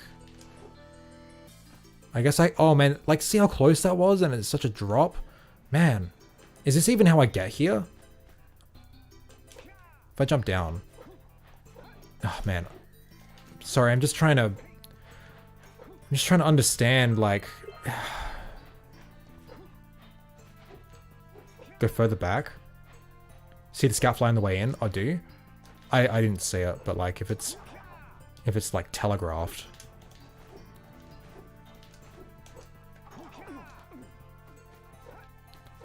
I guess you can see it from here, but like I'm really not paying attention to that, and there's spikes obscuring it too. Again, I think you really got to be diligent to find that one.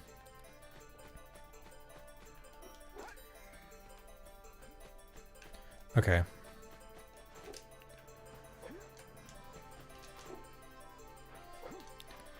So there's like a little pathway down here with some orbs.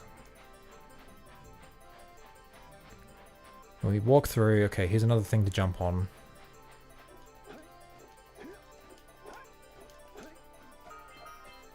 Okay, I guess this is how you...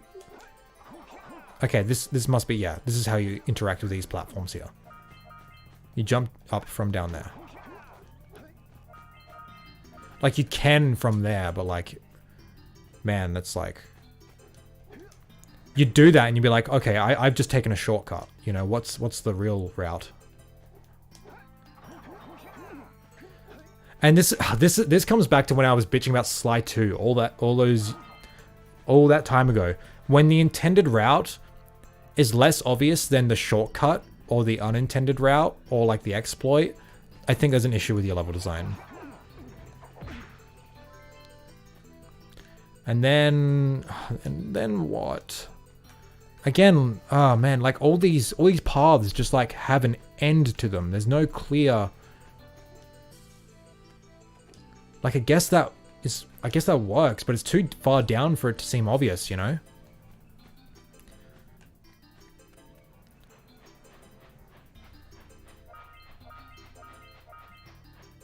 Enemy, whoa. Very big worm. Okay, here's another jumping thing. So I'm... Do you notice how like in a normal Jack level, you're constantly platforming, you're always doing something. But when I'm playing these levels, I'm constantly running to look for something to platform on, you know? That's my issue.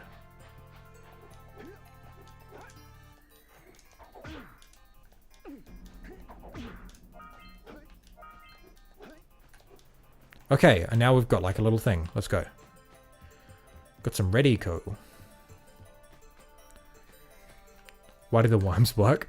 I think it's because they don't have to move around. Would love to see where the Powercell would be if that was the last scout fly. It'd probably just like spawn right where the scout fly was, and then they might, because like the space is cramped, they might do the animation where he throws the Powercell. I don't know. So I like the fact that he's done this thing where like takes advantage of Red Eco's larger hitbox with the Dark Eco crates. I think it's cool.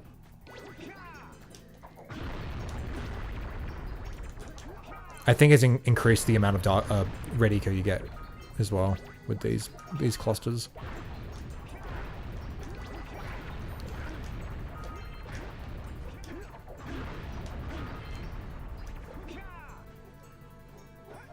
Wasn't much point to the Red Eco, but it was cool.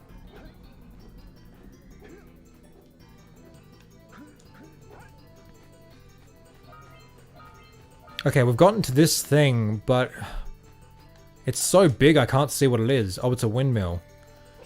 And it sucks because, like, when climbing up here, you don't know that's what you're climbing towards. You can't really see it, again, unless you do that. And that's, oh man, that's another problem I have with this level in particular, is like, it has like these really cool landmarks, but they don't feel like landmarks because they're so huge and so high up that you can't see them when you're just doing normal stuff, you know? And it's a shame.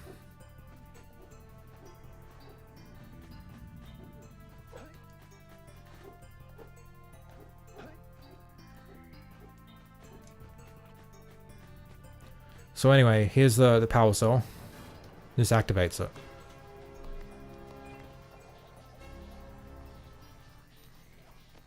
Power's back, baby. Time to zoom out of here.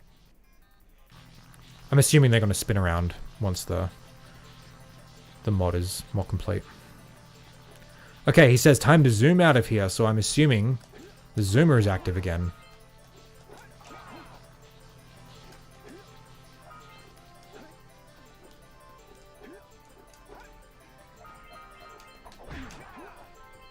Oh hey, here's the zoomer. And now, we get to see the other context of the level design. The stuff made for the zoomer. And I think that little exit up there, kinda cool. But it does play into an issue I do have with the level.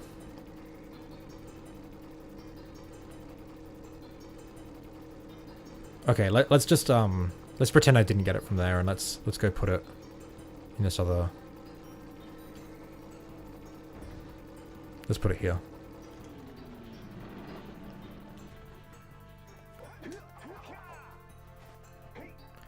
Having a bunch of explosives is kind of lazy though. I wasn't a big fan of it in the original game. I think it's cool in the original game because it's in the context of a bunch of enemies jumping around, and the Dark Eco exploding there is just for like spectacle. Here it's just like, well, it's just a thing. But I'm hoping that he puts enemies there to justify the inclusion of Red Eco. Otherwise, it does feel just kind of pointless. Okay, let's take the zoomer. And now there's a lot we can do. There's a lot of places we can explore. A lot of ramps, a lot of orbs.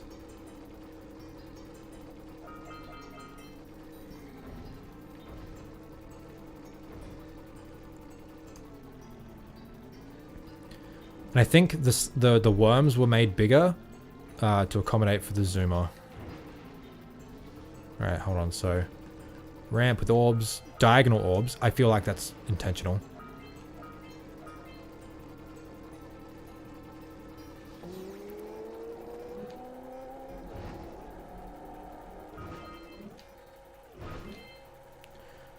Okay, cool. Was that Daxter being voiced by an AI? Yes, unfortunately it was. I'm hoping that it's temporary. I'm hoping Qatar can get in contact with some talented voice actors who can do this mod proper justice. Oh god. Okay,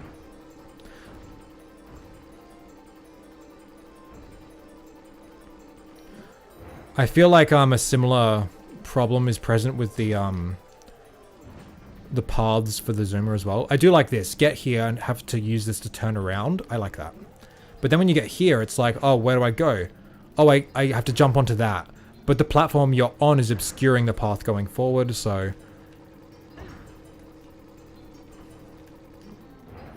Interested in Dax's voice actor if we find one. Very hard voice to replicate. I mean, like, his voice was pitched up after recording, so...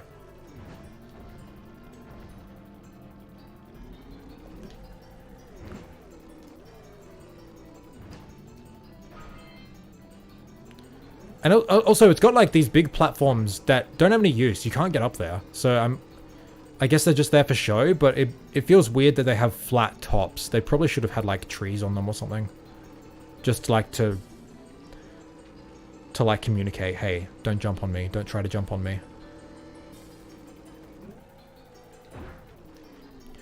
He was pitched up, my whole life was a lie. Yeah. I've heard like cut lines where like it's very clear Daxter's voice is like hasn't been pitched up yet.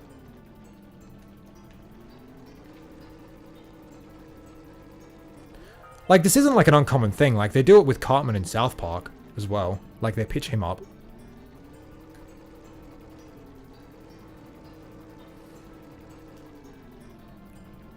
Yeah, so... It's hard to stay engaged this whole time and try and give, like, thoughtful analysis this whole time. I'm kind of just playing at this point.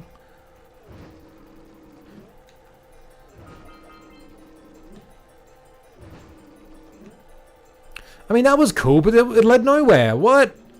Ugh.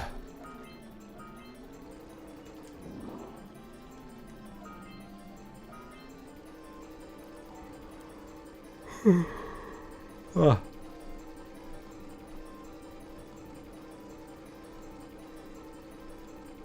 Some of them you can almost get to as well, yeah.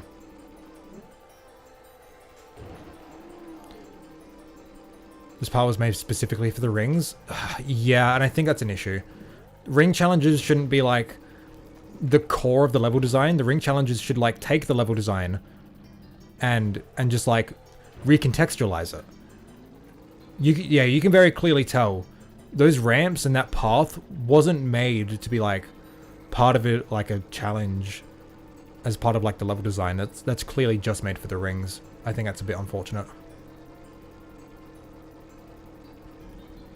All right, let's just let's drive around.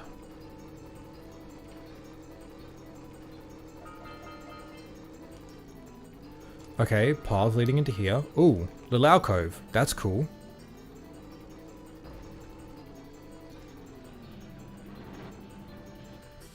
By the precursors, this crystal is emitting so much eco, it's saturating all my measuring tools. All right, red eco crystal. Whoa. Super jump.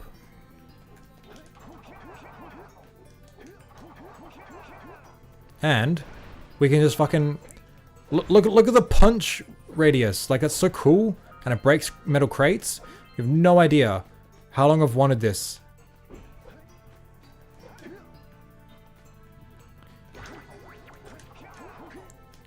This one's kind of whack lore-wise. Yeah, okay. I think it's a cool power-up, but let's be real. How does this tie into Red Eco? Like, I get like the punch, being able to break the crates. I think that's cool and fine. But that, like the big jump, that feels more like Blue Eco to me. Oh, and how it interacts with, whoops, and how it interacts with the zoomer. You press circle, it gives you a boost. Why is this Red Eco? This feels a lot more like Blue Eco. Doesn't make much sense to me. Like the big jump reminds me of like the precursor launches, which is a Blue Eco thing. So yeah, I don't know.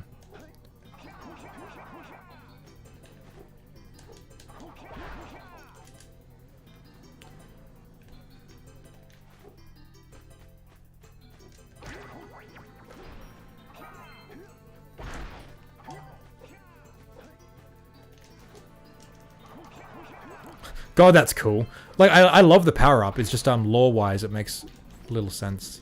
Whoops. I was right behind you, Jack! Really? I was.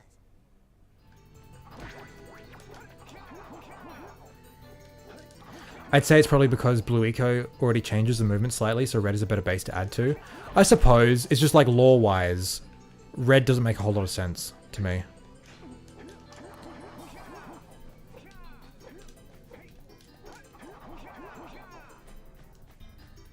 Or even yellow, because like yellow is about like projectiles, like the floaty, you know? I don't know.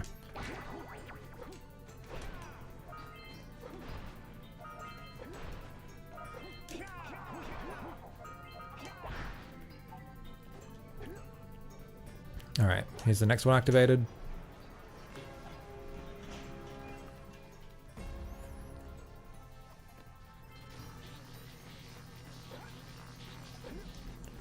And then some orbs leading down. Again, I think it should have been telegraphed a little better. Okay, that's like a path that loops around.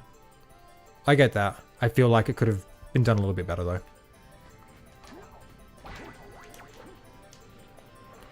Alright, back on the zoomer. Back to zooming. Saw some orbs over here. We see this thing as well, which just opens for some orbs and a scout fly. This is really cool, but I feel like it's a bit of a missed opportunity. I feel like we could have, it should have been something we have to unlock, and then there's a power cell inside. Feels kind of wasted.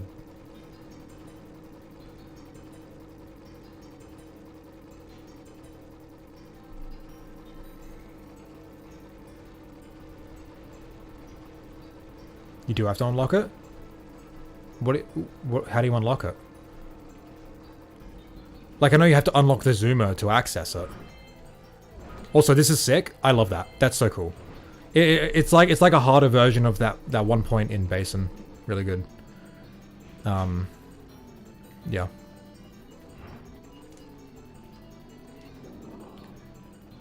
Need to activate more pylons for it. Pylons? It was wired with the yellow wind tower you just unlocked. Oh, was it? Okay, if it is, then I take that back. I wasn't aware. Okay, I think I've... Oh boy, okay. This is my biggest critique with this level.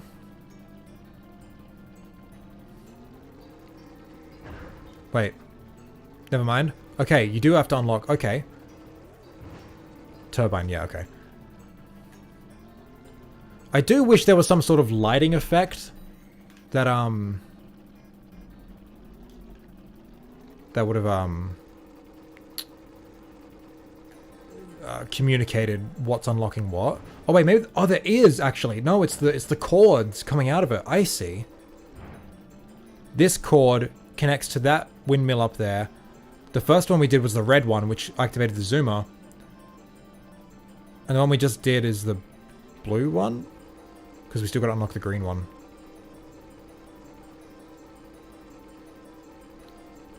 So we unlocked the blue one for this. No, sorry, the yellow one. I see. That's cool. I like that.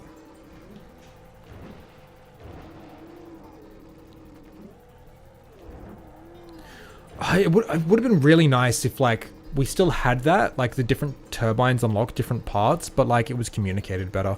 Like, we interact with each of the things that need to be unlocked before we activate the turbines, you know?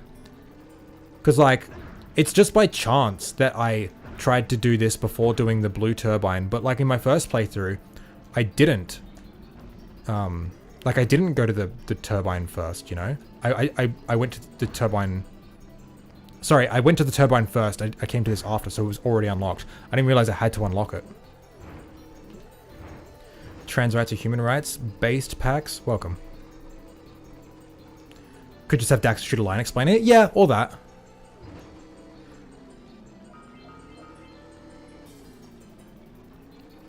What? Oh.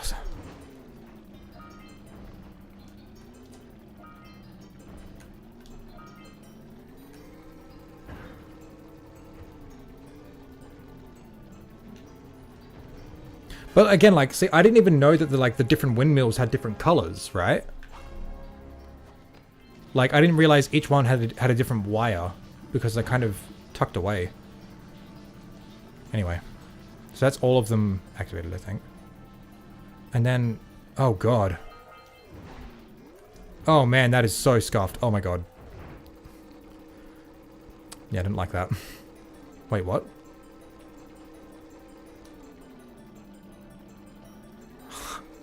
Okay. Okay. Kitar did a good thing. He fixed my biggest issue with this level. Hey, there's orbs here. Oh damn, there's a rock in the way. Oh man. Well, I wonder how we get through it. Oh my god! Dude, he totally fixed it! Oh my god. Oh my god. Okay. You know what my biggest issue with this level was? The fact that the last turbine... Oh man, he fixed it. I'm so glad. The last turbine was so weird. Like the... Oh god. Okay, so what you do is you get the red eco, and there'd be a platform right... Like, that platform there was extended way further. But it had a fence there, so it looks like... Oh man. Oh man, like, I gotta, like... use the jump and the red eco to get onto there and try and get around the fence, right? And then there's a rock block in the way, as you can see.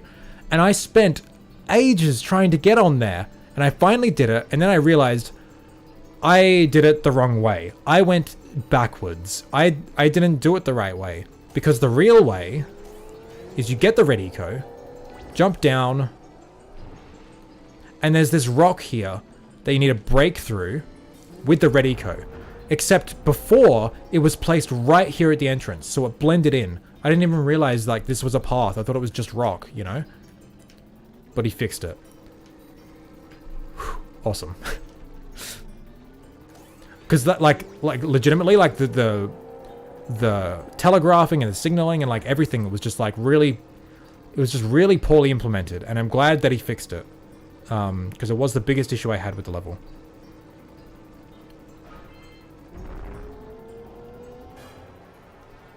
And now I've activated all of the turbines. That's the ticket. Let's get out of this place, Jack. Alright.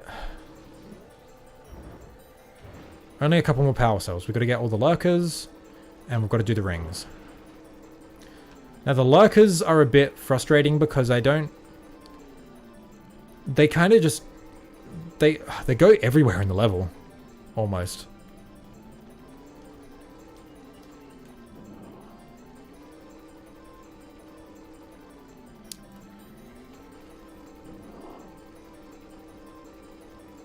You still probably make that jump, to be honest. You probably could, yeah, but like the way it is now, it doesn't feel like the level is telling you, hey, this is like we're making you launch onto this platform, try and land on it like it was before.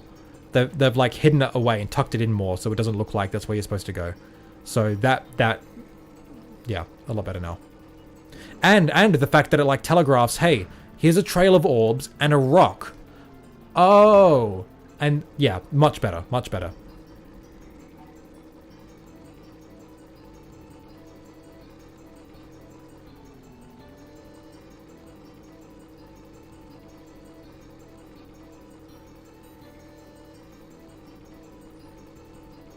Where is that guy?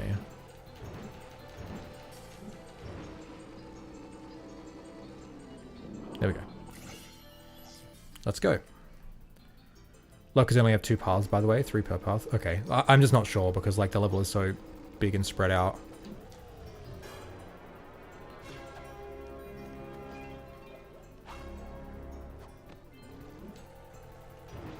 Okay, there's one more power cell left. And I think it's probably the best one in this level.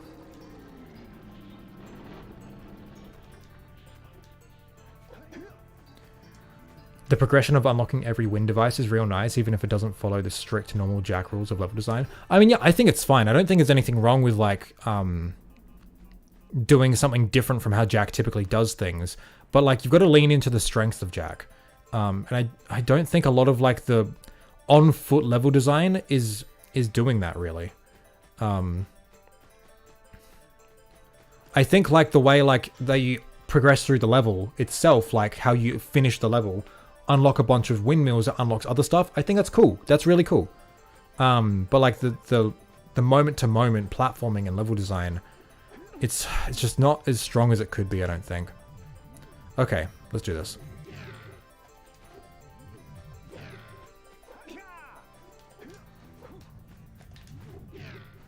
On-foot rings, really cool idea. Jump down here. Jump down here. And then, oh damn, Zoomer time. So cool. The way that it integrates on-foot platforming and Zoomer for the rings, so good.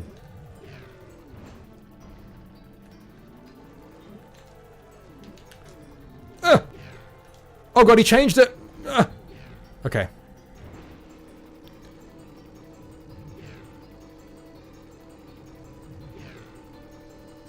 Hello? That was a bit not great. Oh, that's what this blue eco was for, okay.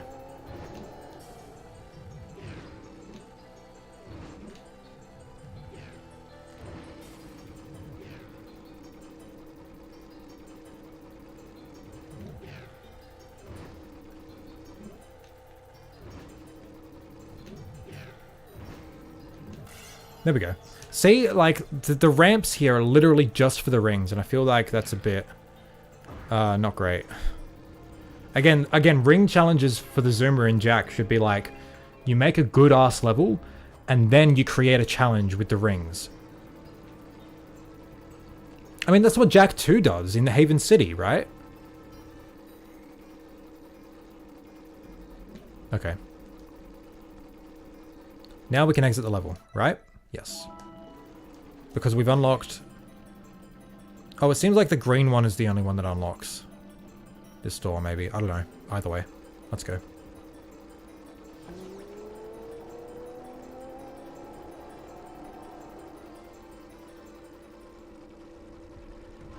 This whole place seems infused by eco at a much higher density than I have ever seen. Jack, keep exploring this place. I need to check some books.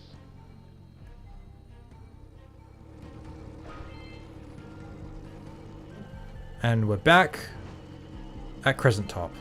So this is how we unlock the Zoomer. And now we get to do all the rest of it. Man, I didn't even finish talking about the other level. I had some other thoughts. Oh god.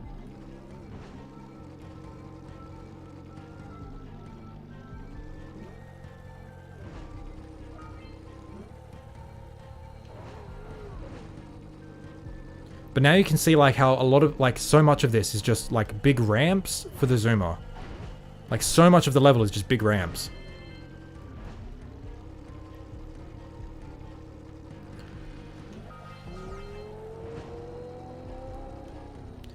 I've seen someone else do this and I actually love it. If you have heard of the Gamers Joint, only seen him play this until you. Yeah, I know Cynical. I've been watching him for years. I saw him play through this, yeah. I saw Ricky play through it as well.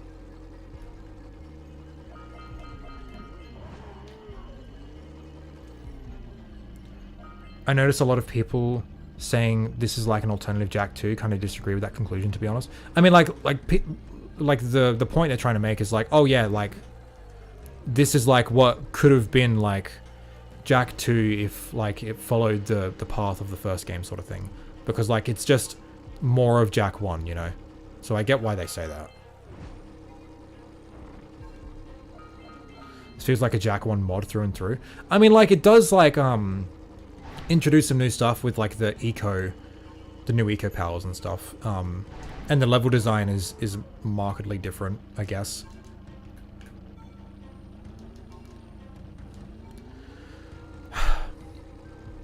Alright. So this part here is really cool. Like it's a precursor robot and you use the inside of it as a ramp. I think that's sick.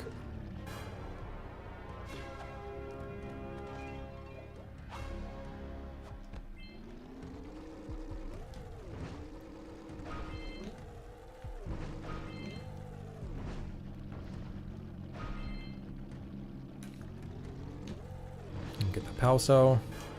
See, it's like I think some of this zoomer level design and zoomer platforming is like well done.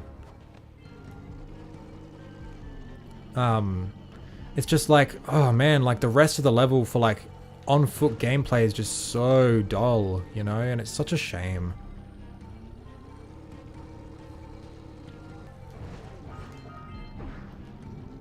Alright, let's do these rings.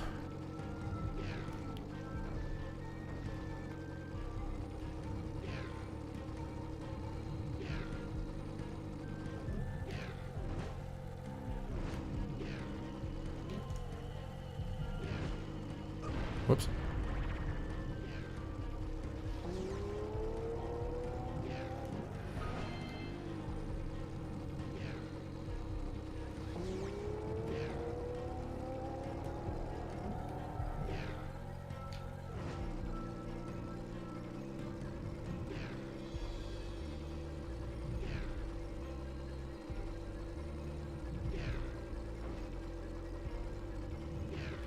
Oh god. Takes you down here. I think this is cool. Like, again, the ring challenges. Again, when Qatar, like, you know, sets his mind to doing, like, these linear challenges, he fucking kills it. Oh, no! No! Okay, I suck. That's fine. Mistimed my jump.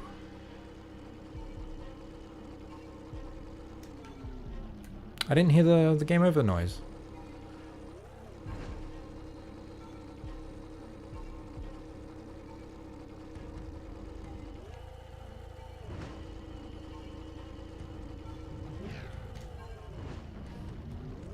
Fuck.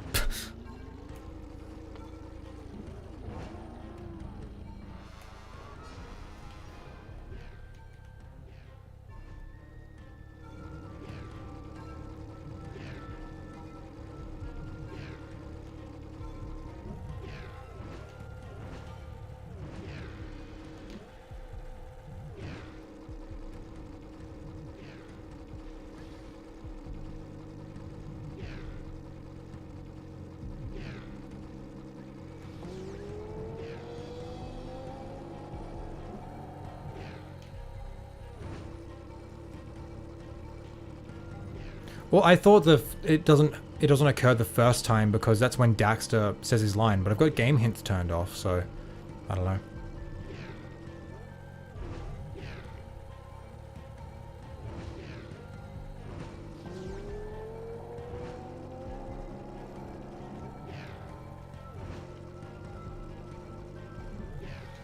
There we go. Again, oh man, where these boxes are placed is like, oh, it's so good. Like, optimal for the ring challenge.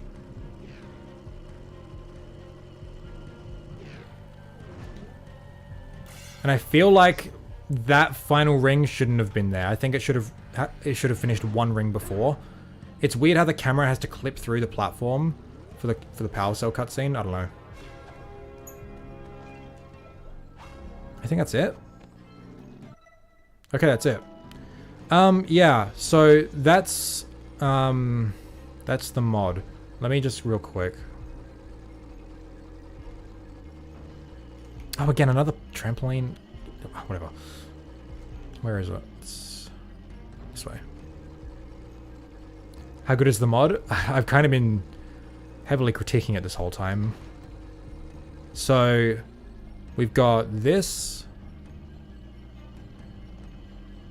Unavailable area coming later, much later. So, I'm guessing there's going to be another level down there.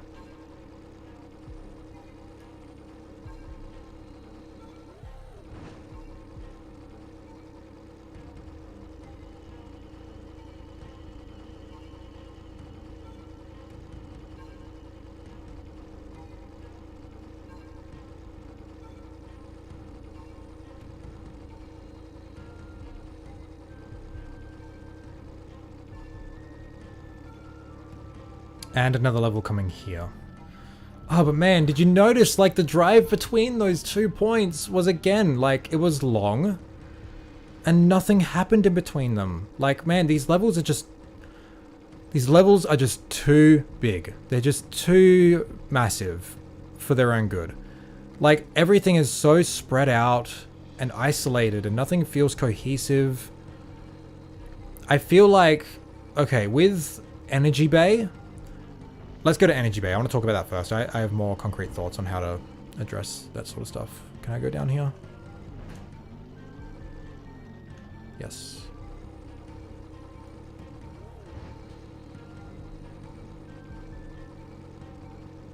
Wait, no. I want to do something else. Hold on.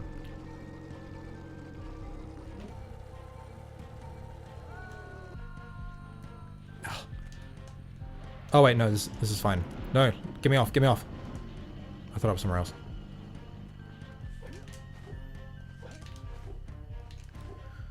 Sorry, we gotta walk. We gotta really emphasize just how much empty space there is between, like, doing anything.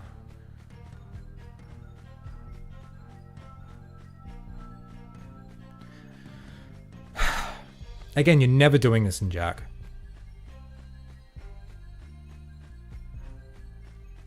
Okay, where's my vantage point? Can I jump on these? Oh, I sort of can. Let me jump up here.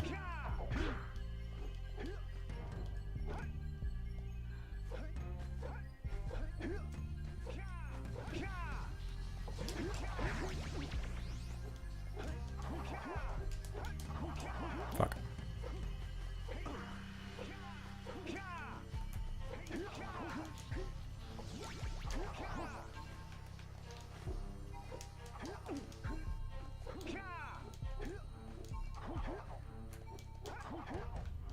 Okay, screw it, let me just...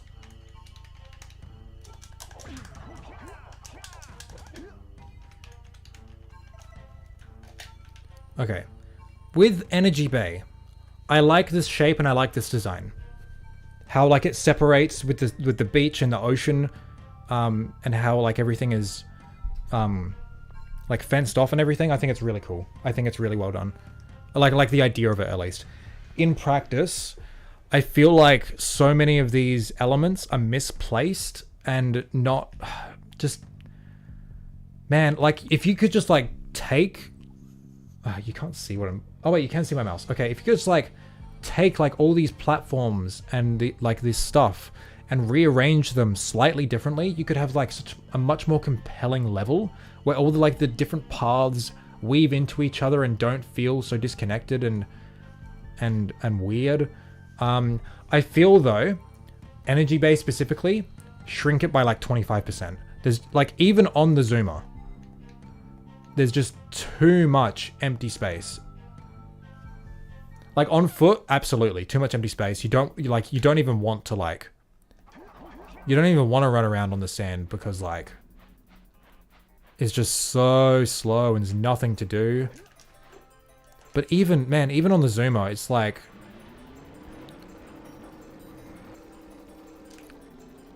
What the... Oh, sorry, I thought this was something here. But even on the zoomer, it just feels like there's so much... Hey, Deity, how we doing?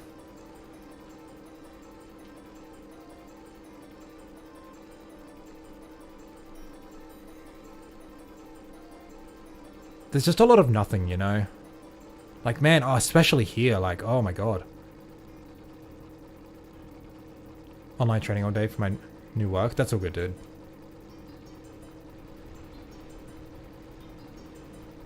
Just, oh man, it's just really big. It's just really big. And like, there's not even like anything engaging to do on the zoomer, just cruising around, you know? Like, man, do I have to bring up Basin? I don't even like Basin much. Yeah, I think this level specifically, shrink it by like 25% and you've already made a huge improvement, I think. Like, even without addressing like my issues with the paths and the routing and stuff, just Basins felt a bit small, but it was dense. Like, all the platforming and everything was so, you know, like everything here just feels so separated and isolated and just, yeah, I don't know. Yeah. That's my biggest critiques with this level. It's too big and the pathing it could be a lot better. But that is applied to like every level in this mod. But Energy Bay does it the least bad, in my opinion. Again, it's very ambitious to make a level that suits the zoomer and on foot. I feel it does it better with this one because there are clear areas where you can't go on foot, and that's the water. And I think there needs to be that separation. Even if you can go on places like the sand on foot and the zoomer, I think that's fine. Just make it interesting for both, and there needs to be a separation because, like, with Crescent Top, man, I just do not like this level. I'm sorry. Like, it's cool that it is like a crescent moon shape, but like traveling back and forth on foot is a nightmare because it's so slow. But even on the zoomer, it's like, man, it's just too big.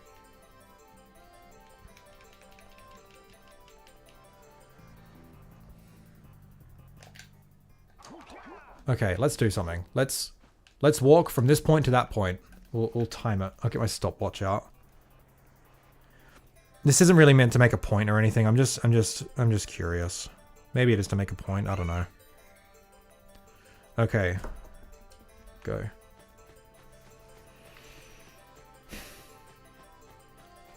Basin is kind of blare. I mean, like, my issues with Basin are like the mission design. I don't think it's very well made.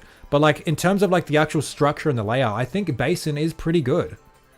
Again, like, there's not like this huge amounts of open space that like, even like on foot. Again, I'll reiterate, you're never doing this in the base game, but in these levels, when I'm on foot, I'm just running forward and I'm looking for the next platforming challenge. Even on the zoomer, I'm doing that. You're never doing that on the zoomer in Basin. You're always being engaged. There's always like things to engage with. There's always stuff to do. Basin is kind of the same mission over and over. Yeah, I agree. That's why I said I have an issue with the mission design. The level design itself, I don't have a problem with.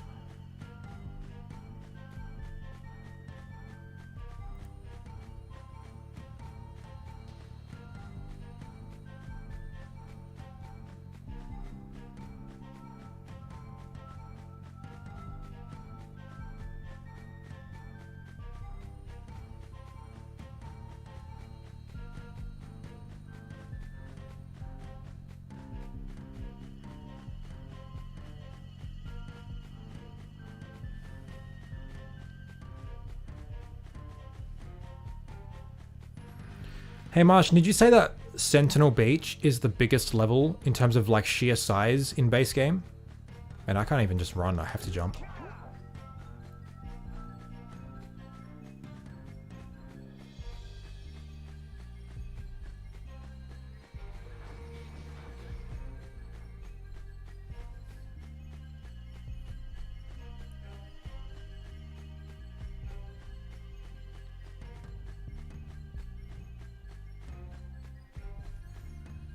Okay. It was 2 minutes and 2 seconds. Basin's biggest on foot. Okay, but Basin is a zoomer level. Okay, so yeah, 2 minutes and 2 seconds for me to run from one point to this one, which like I don't feel like it's not a lot of time, like it's just 2 minutes, but like, man, you really feel those 2 minutes when you're just looking for something to do, you know? I mean Sentinel. Oh, Sentinel is the biggest on foot? Okay. Well...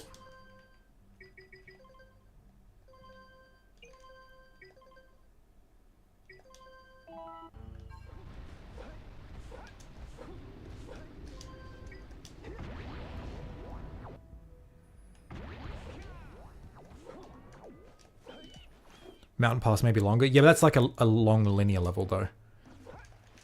I do feel Crescent Top and Sentinel are a bit analogous because they are big and like the shape is kind of similar. So it's like right here, right? I'm going to run from one end to the next. Go.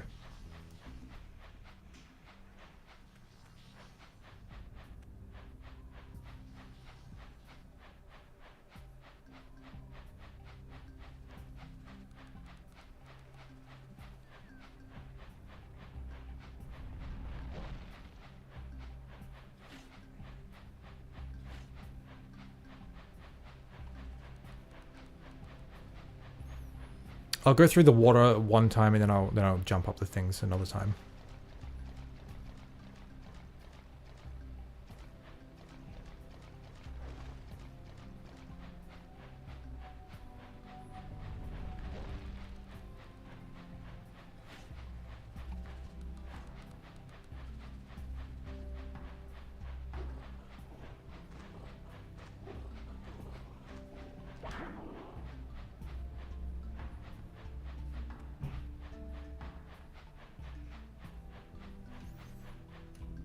Okay, that was 1:03 seconds, so like a whole minute less. Oh, wait, let me just...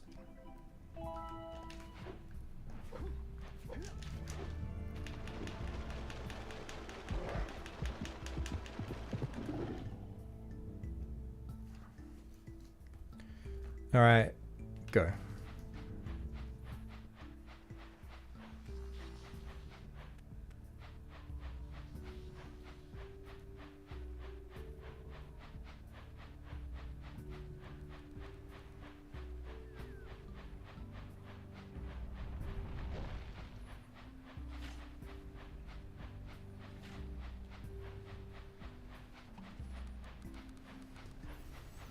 I would be roll jumping through most of this. I mean, me too. I'm just trying to like get like a baseline time, right? I am the casual first timer who doesn't know how to do any of that.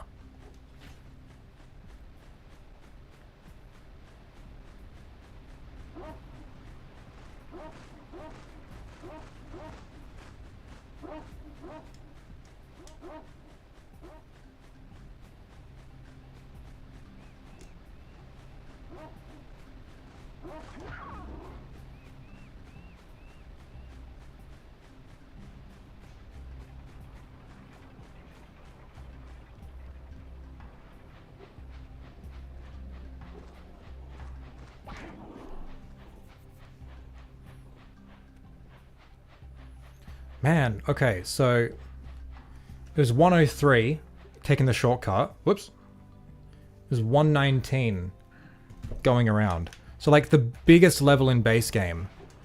And it's still like nowhere near as massive as Crescent Top. But it's also like with Sentinel, it's packed full of platforming challenges and collectibles and enemies and everything. Like it's dense, like there's things to do in it, whereas with Crescent Top I'm just like running to my next platforming fill of fun, you know. Biggest level not including zoomer. Yeah, it's like I know, but it's like you're designing a level for the zoomer and for on foot. You need to accommodate both. And I don't think it was done very well in Crescent Top. Anyway, that's about my thoughts on the mod. The only thing I didn't talk about was music. And I think, look, I haven't listened to it a ton. I think I could make a more educated critique on it, given more time with it. But just from like a gut feeling baseline thing, just like first impression sort of thing, I think the tracks are very repetitive. Not because I think the tracks themselves are. I think it's because of how long you spend in these levels, right? Like you're spending so much time in these levels because they're so huge and they take so long to navigate through, and so you end up having like the track loop over and over again, and that can get a little bit annoying. But I also feel like for the tracks, like in terms of the tracks themselves, I don't think there's enough synthesized instruments. It doesn't feel as ambient as a lot of the tracks in Jak 1. Like with Crescent Top specifically, it feels like almost medieval adventure sort of thing with the flute and everything. I don't know. It doesn't give me Jak vibes. Crystal Cave does a little bit. And then Energy Bay does like a little bit, but less so, I think. Good tracks, but not capturing Jak's vibe quite as much as I'd want them to. So even the music suffers from level design a little bit. Man, I don't want to. I didn't mean to come across like as mean during this whole thing. I'm really not trying to be. I'm just being like as critical as I can be because, like I want them to be better, you know. And I feel like so many people have been captured by the awe of having new Jak content. You know, rightfully so, but I feel like no one's really like taken like a finer tooth comb to it and really like given it like its proper like critique, I guess. I don't know. Like everyone I've seen play it is just like, you know, oh my god, it's so cool. And it's like, yeah, it is, like it really is, but like no one's like I haven't really seen anyone give feedback like other than this is awesome. So that's kind of what I wanted to do, because I feel like enough of that feedback has been given that I didn't really need to add on to it, because it is awesome. And it is fucking awesome that we're like getting new Jak content, and Guitar's done an awesome job and has put a lot of work into it, and he deserves all the credit he's getting. I just feel like, yeah. Is the mod his first creative mod? Did a previous? I'm pretty sure he's worked on other stuff. Like in terms of like actual levels, I have no idea. Yeah, that's just where I sit on everything at the moment. Honestly, I think my biggest gripe is the AI voices. Like, I think that's my biggest gripe.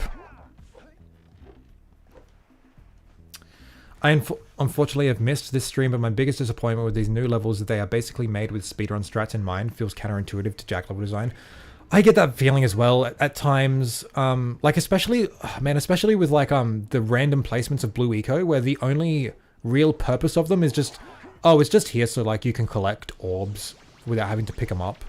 And it's like what purpose does that serve other than make it faster to beat the level, you know? My biggest issue is just the size and the paths, and yeah, it's just not conducive to what made Jak's level design so Jak, you know? That's my biggest critique with it. You're really good at analyzing the mod though. I appreciate that you're like that, because no one else has been critical like that during the mod. Yeah, I did find it a bit disappointing that like I was the only one who really felt that way playing it. So it's like I felt like kind of mean pointing all this out, because like it's been giving nothing but praise so far. So it's like I don't want to be like the only one who's like shitting on it, quote unquote. I'm not shitting on it. It's just yeah. Like, I hope if Guitar sees this, he can recognize, like, this is coming from, like, a good place. How many signatures would Naughty Dog ask for another Jak game, in your opinion? If you were them? They wouldn't. It's just not going to happen, I'm sorry. Anyway, Martian, if you're still here, I'd be down to jump in a call or something if you'd like. In the project server, so yeah. Oh. what I hate is people who think critique is just blatantly hating on people. Yeah, there's like people who like they will like be absolute like assholes about like something, and then when when the person they're like being an asshole to like comes back and is like, hey, that's not cool, they're like, I was just making critique, like what are you talking dickheads like that just frustrate me. I hope I didn't come across like that at all. Like I'm trying to be like as good faith as possible. Can't comment much because I haven't played it much. Yeah, that's fine. I mean, like I'm down to like talk about this more with Martian, or if you're probably busy right now, Datey, so you probably don't want to talk about the projects, but I'm down to boot up Jack 2 as well, if we're done talking about Jack 1's mod.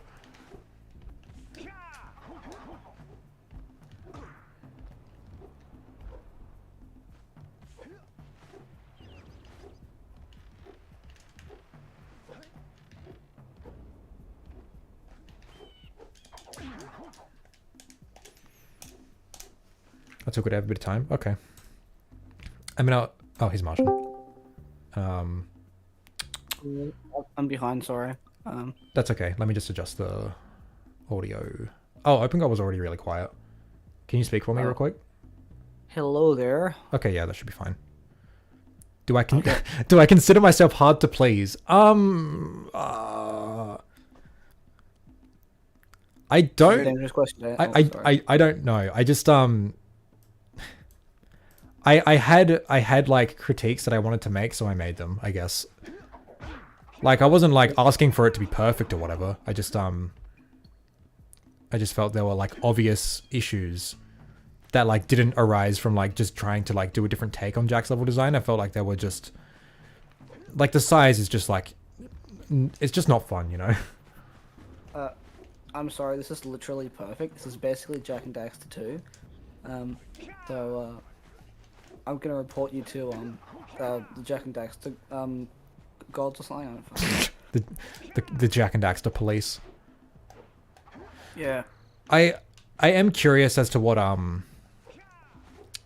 what the yellow and blue eco crystals are gonna do, and I want to see what else like we can do with the green eco and the red eco, because I feel like the green eco was just used once, so I want to see how else he uses it.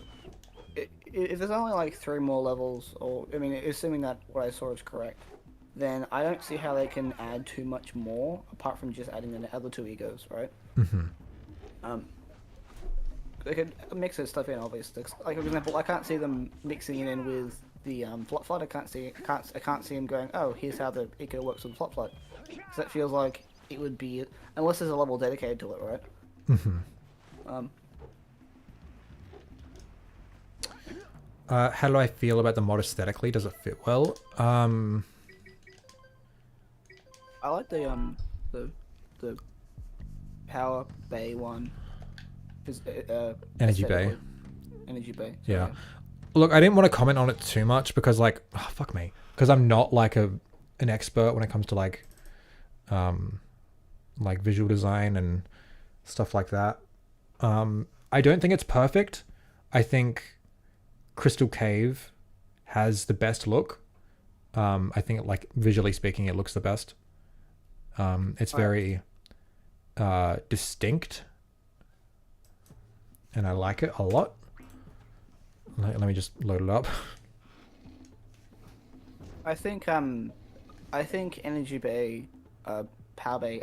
I'm bad name. Sorry. I think that one has a nice balance of different colors, and it kind of feels the most visual like a Jak level. Because I feel like Crystal Caverns is a bit too colorful. Yeah, I can see that. And then like Crescent Top is like just 2 colors mostly. Yeah, I think just on every front, Crescent Top is my least favorite level, because I think even aesthetically, it's just really one note. It's just gray and green. I think Crescent Top makes me realize. I'm not sure if it's just Crescent Top, but just these levels in general make me realize how the rock texture when it's just like done over and over again, when the rock patterns are done over and over again, kind of look a bit weird. Yeah. Yeah, I feel like I just feel like Crescent Top could benefit from more color. I think Energy Bay strikes a decent balance. I think the sky kind of looks like it's the same kind of thing. Yeah, even the sky is like really grey and dull, like the rocks. Oh, it could be interesting. You know, it'd be really interesting if they went for a celestial vibe and the actual like this. It actually was like, oh, it could be really good at nighttime. Like it actually like the level lights up. Oh yeah, wait, does this even have a day-night cycle? I didn't even notice. I don't think it did. Someone pointed it out in chat before. Huh. I wonder if that's a technical limitation at the moment. Maybe. Yeah, because I think in base game, like every area had to be, like the lighting had to be done over and over for each time of day. I imagine he hasn't done that with these levels, so that's understandable. I think the wires, by the way, I forgot what they're called, but there's different types of things that different kinds of like terrain. There's like walls, floor, and I think I forget what it's called, but I'm going to call it props or something, where it behaves differently. It's like it's very dependent on like the angle you're standing on. I think the wires are that kind of thing. Yeah. Kind of terrain. Hey, Bog. Welcome. Unfortunately, hello. custom levels don't really support skies properly in OpenGOAL, so they're just skyboxes. Yeah, that makes sense. I think shit, what was I going to say? Are you saying something about wires? It was about the different types of terrain. I think wall terrain you can't stand on properly. Like it's like you can find a standpoint, right? But you always slide on it. I did notice there was more sliding terrains on this one compared to Crystal Cave when it first released, because you could just stand on anything on Crystal Cave, really. You can jump on the trees, by the way. Yeah, I just. think it's Oh yeah, you have to go. But those ones specifically, because I think they're also the same. I forget the call. I'm gonna call them props, but it's like the angle is important for those. Yeah. With Energy Bay, I like the balance of color. I think there is a lot more going on. However, I do wish they chose a different rock color from Crescent Top, because at this point in the mod, it's like, man, this gray is just ever present. And again, if the level was shrunk down slightly, like the different colors and how they interact could have been more pronounced. Sorry, I was gonna mention before how you talked about the entrance to the observatory had those areas where you had to like make sure you jumped on the platforms at the right time. The moving platforms with the heat pipes. Yeah. That kind of continues on once you get to, underground the observatory, because it dips in and out of the lava. So it's the same kind of principle. Yeah. It's more dangerous because you just instantly die. Yeah, again, like it's when he does like the linear platforming gauntlets, like the linear focus level design, it's so good. It's just separated so much when it doesn't need to be. But then it's funny because that same area brings you down to the hole inside the observatory, and then it leads you out at the base. And it's like, but you don't hear the audio to tell you where to go next. It's like the way the level strings you along actively makes it so you don't hear what you need to hear. Yeah. To properly guide you. Which I found really strange. I wish you could work with this guy with making mods. That would be amazing. Your ideas with the level designs could make it better. The way you go in depth so much. Look, I'm speaking from a perspective of someone who hasn't made a game before. I haven't made custom levels before. I'm speaking purely as a critic, not a creator. So yeah. I don't know how much my perspective would like, or like my input, sorry, would like benefit from like whatever. But yeah, but at the same time, like me and some mates are already in the works of making our own mods, and so I would hope that my knowledge of the Jack levels can like help with that. It's also a lot easier to be a critic than a creator because a critic works. Absolutely. With hindsight. A critic works with hindsight. So. Yeah, absolutely. I mean, yeah, we're currently a clan of idea guys. So. Yeah. A clan is a weird word to use. But yeah. Yeah, civilization. One thing Jack 2 did really well is reuse the same area for different missions with different paths for each mission. So, for example, man, like the more I think about Jack 2's levels, like the more it's just like, how the fuck did they do this? This is genius. Like, oh my god, like sewers, Dead Town, fucking even like Mountain Temple, which it does. Yeah. Mountain Temple doesn't like make you replay the level and take different paths or whatever, but the way like it's structured and has like everything loop around on each other, oh, so good. Yeah, that's probably one of my favorite areas aesthetically in the whole game. Yeah. It's up there in the whole series. Okay, get up there. There's no reason to, but I do like how this area has a bunch of little jumps that they kind of were to do with the ring section, but separate from it. They kind of felt like little fun challenges. Like I can just jump over the leg on the precursor robot. I mean, it obviously was part of the trail, but I didn't notice that, and I was just playing on the level. I'm like, oh, this is a cool little jump. I can just hop over this leg. And then when I figured out the reasoning behind it, it was like, oh, that's why. Yeah, it technically is made kind of for the trail, but it didn't feel weird because it felt like it could have just been a little fun thing that they just threw in.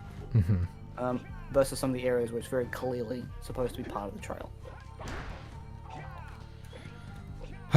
Yeah, I'm not sure I've got much else to say. To sum it up, I guess, when there is focus in the platforming, and it's like it's a linear platforming gauntlet like this right here, it's fucking excellent. It's so good. But in the context of the whole level, it doesn't. The levels don't feel cohesive. They don't feel interconnected. They don't feel. They're just too big. They're too big and they're too separate. And I like the ambition of using the zoomer in the same level as like on foot gameplay, but like I don't think it was pulled off very well. And I think it's very hard to pull off well because of the inherent difference in play styles. Here's an ambitious idea though. I think you could in a way have it so this probably wouldn't work that well with OpenGOAL because of like limitations. But it'd be really interesting. It'd be really ambitious to have like a bunch of different levels like connected together with the zoomer, where it's like they have their own kind of layout, and they're almost stitched together with the zoomer going between different levels. I think that would probably not work, but I think it'd be really interesting. I mean, he sort of does it with how you exit Energy Bay. Oh well, I didn't really mean like that. Yeah, I meant, like, kind of the rings, but the rings is kind of like within different levels.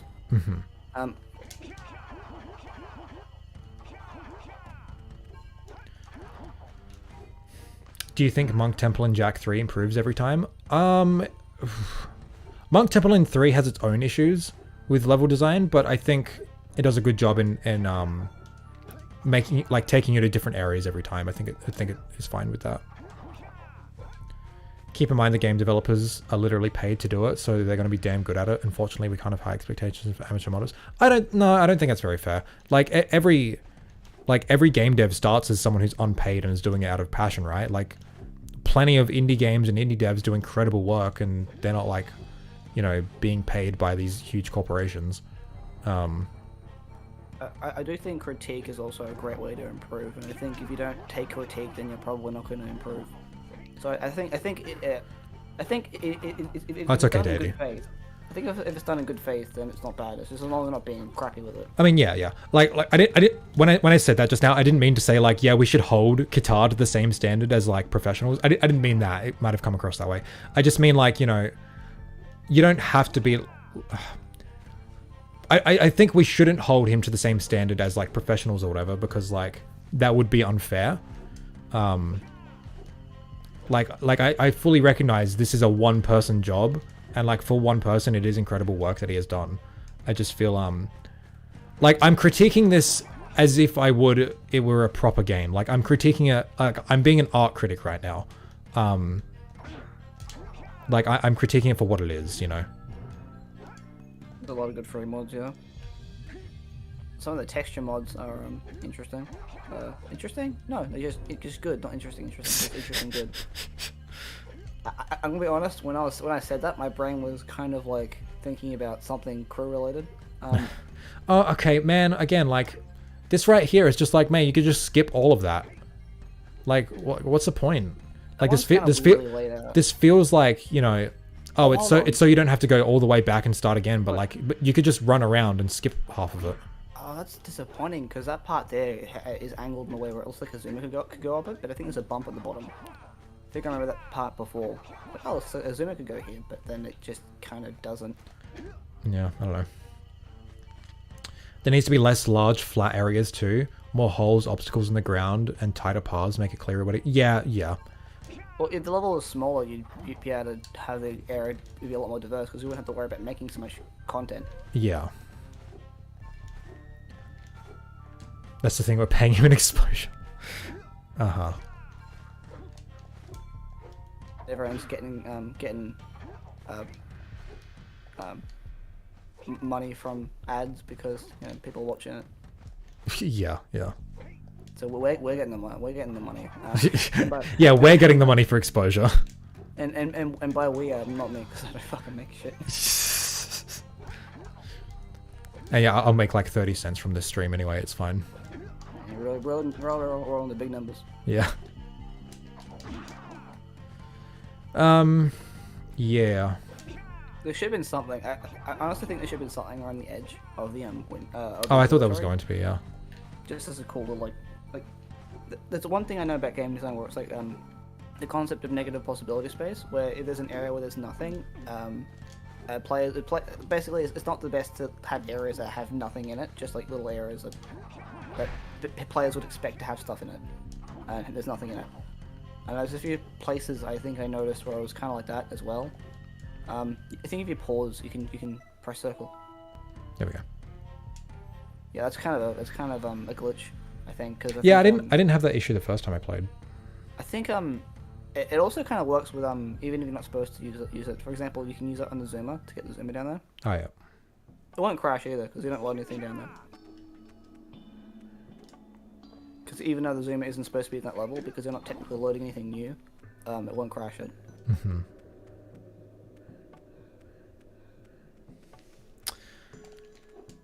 I wouldn't recommend those. It's obviously not designed for it in mind. This jump also is kind of weird. It is, yeah.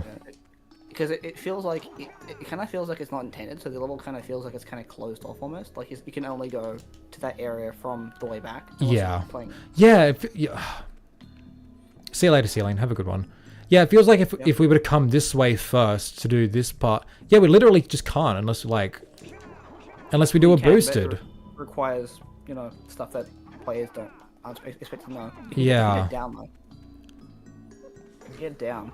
Yeah, that's. Man, like I was gonna like replay it and go the opposite way to see how the level changes, but like, man, you just can't. Like, it's just not built for it. It's funny because the level kind of feels like it should just be a circle.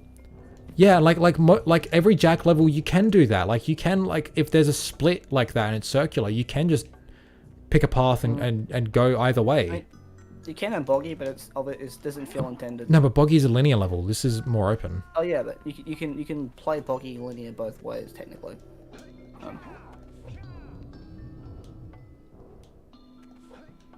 Yeah.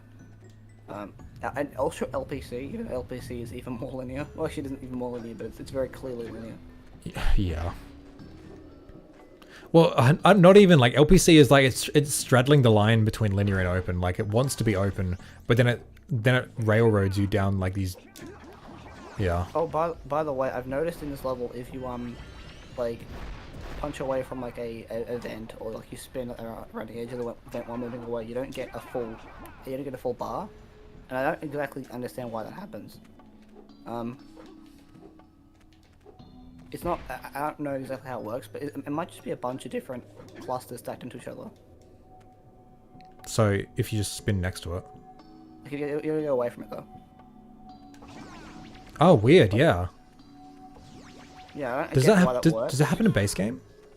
I don't think so. I don't remember it happening. But it might just be a limitation of the fact that it's a mod.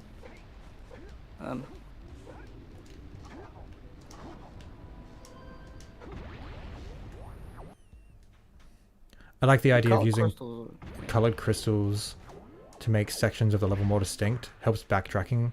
Other levels need depth variety too. Yeah, like you need visual cues. You need landmarks. And I feel like Crescent Top and Energy Bay try to have like big landmarks with like the robots and the windmills, but like they're just too big. Where like they don't fit in the camera, so you can't see them. I was actually thinking about how different platformers utilize Hey there, Rocket League. different ways to design levels. Huh, weird, yeah. It doesn't happen in base. And I realized that I think different collectathons utilize different styles of design better than others. And I think an example of the best kind of design when it comes to what's it called again? We just said it before about different points of interest. Oh, landmarks. Landmarks. I think that one of my favorite examples of landmark design is probably Banjo-Kazooie. Mm-hmm.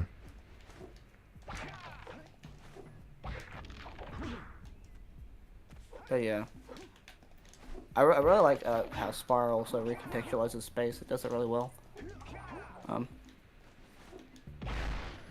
Yeah, man, Spyro's good too. Platformers are cool. Spyro's levels are just like not all of them obviously, but like a lot of them are just like they're so good where it's like you don't even have to think about it, you know. Like you're just in the zone, and that's the sign of a good level. I think Spyro like does really well on almost every single metric. I think the worst part about Spyro is hilarious are the collectibles. Like goddamn, Spyro 1's collectible system is just pants. How so? Basically every single form of collectible like feeds into the exact same system. Like it's like, oh, like you have to collect X amount of gems, you can collect X amount of dragons. And it's kind of like that, where it's like with Jak and Daxter, right? The scout flies give you power cells, and the orbs can give you power cells. So it kind of feeds back into the main system, kind of like in a elegant way, where it's like the power cells are still the collectible. But in Spyro 1, it's like, oh, like it's like, oh yeah, gems don't really do anything except like that's how you pay to go to the next hub. yeah, it's like, oh, you need a certain amount of gems, oh, you need a certain amount of eggs, you need a certain amount of like dragons, and it's like there's none of the collectibles kind of feel like they mean anything outside of just being collectibles. True. Yeah, I never really thought of it that way. And Spyro 2 is just like, aha, you got all these talismans and shit, now I gotta collect a bunch of fucking orbs, yeah. Orbs. And then Spyro 3 actually does it right, but then it's Spyro 3, so. Yeah, I don't know. Spyro 3's got its shortcomings, but I feel like some of its strongest stuff is in Spyro 3. Yeah, sorry, I've been doing a lot of thinking about collectathons because, I don't know, I feel like, I just want to analyze them. It's something about them, just feel like I feel like I want to analyze how they work. Anyway, Jak is pretty cool too. Yeah. Okay, that might be it for Jak 1. I can boot up Jak 2 for a bit. I can still go for a bit. Oh, what's the time for me? It's about 4:40 almost. Damn. There's an That's not update. Should I download it? I need to be awake for Christmas because we're doing a thing. So I got family stuff to do. So.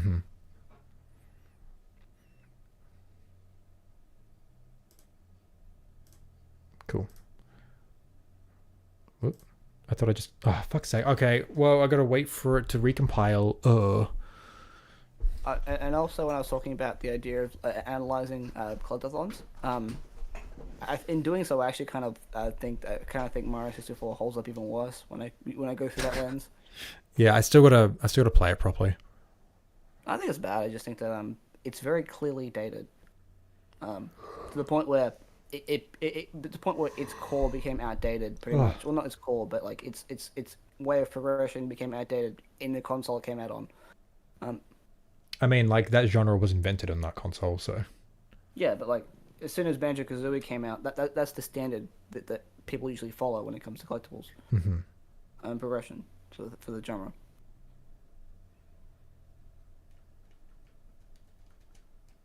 Speaking of which, that game also nails collectibles. Like I like the puzzle pieces. Like, oof. I'd recommend playing that one as well, obviously. I remember I did play it a bit back in the day. I remember my biggest gripe with it was when you die, you have to recollect everything. I think that was actually a limitation of the hardware as well. Oh my god, that's loud.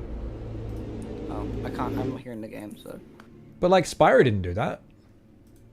Well, that's because N64 was different to the PS. I don't know. It's weird. Hey yo, we got the quick game now. I think it was a big issue with like RAM and stuff. Because I think that you could have a lot more data on it. No, you can't. No, you can't. You have less data, but you can load it faster. All right, which? Oh god. Yeah, this one. Maybe Banjo because we couldn't remember. Oh wait, no. What am I doing? I'm just loading the game. I need to go through the mod launcher. We're playing the mod. I'm so stupid. What is wrong with me? I wonder if Banjo Kazooie couldn't like have it so that the collectibles were I wonder if they had it so they couldn't have it so the game remembered if it should or shouldn't be, shouldn't spawn. Because that's the only way I can think of how it wouldn't be able to have, because having things spawned in and remembering if it should or shouldn't be spawned, I think, is partially linked to like how much space you have to work with. Yeah, I have no idea. I mean, yeah, well, I'm talking my ass. Wait a sec. Gex was on N64. Gex was also heavily. Did you have to collect everything again if you died? No, you did. Yeah, you did. I think that game also had a bunch of content taken from it though. No, I'm not talking about that. I'm just talking about like having to collect shit if you die. I'm pretty sure you did. Yeah. Yeah, I think also the notes are a bit different as well because I think how many notes are there? Like 100, 150? I think 100, right? Yeah, collectibles are also just different in Gex, so. Yeah, but like it'd be a lot different for like say the stars or the jiggies where there's a lot of them. There's not as many, right? Because like if you take like say you have like 10 levels and there's 100 nodes per each, that's 1,000 different objects. So.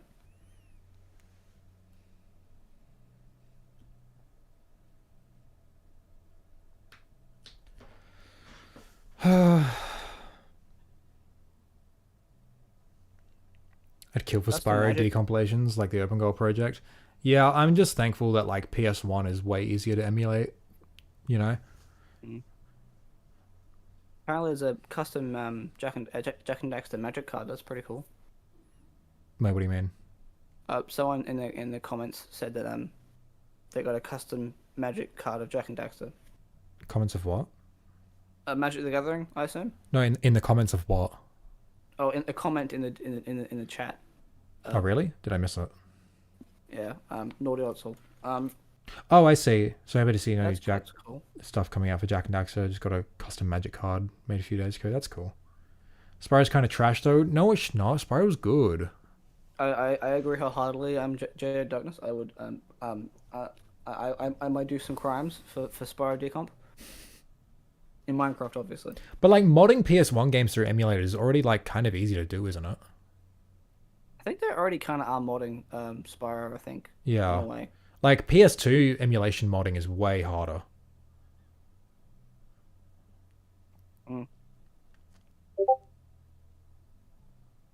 Oh, Dash did a message. There's already a working custom level for Spyro 1. Oh yeah. Isn't that? I forgot that one. I remember seeing Dayo play that.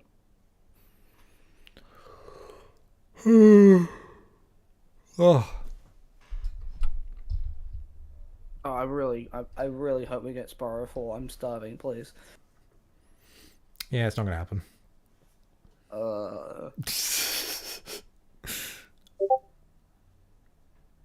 There's been a lot of like rumors about it, and I don't mean the latest one that I talked about before. I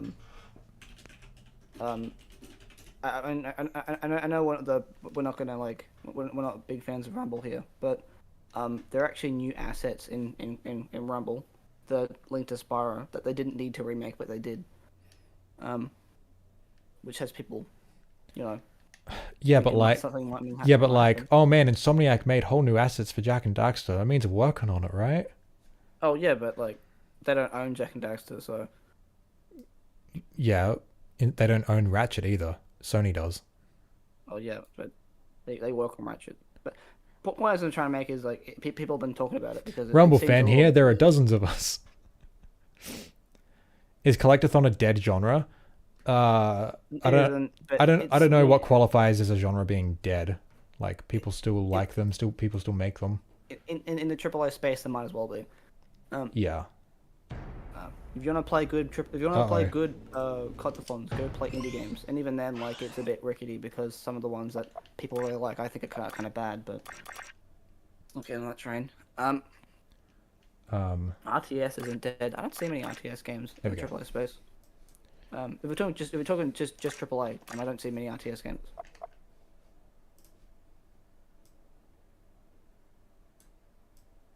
But damn, I see a lot of fucking RPGs. StarCraft. Okay, here we go. Sorry, I was trying to. Was that really recent? I didn't Oh, fucking he's hear about moved that. around the. Okay.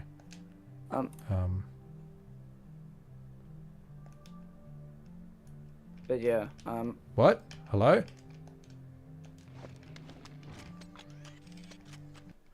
What? And I just crashed the game. God damn Oh, it. nice. But yeah, I hope there's a new Sparrow game. I don't know, man. I'll just be delusional in peace.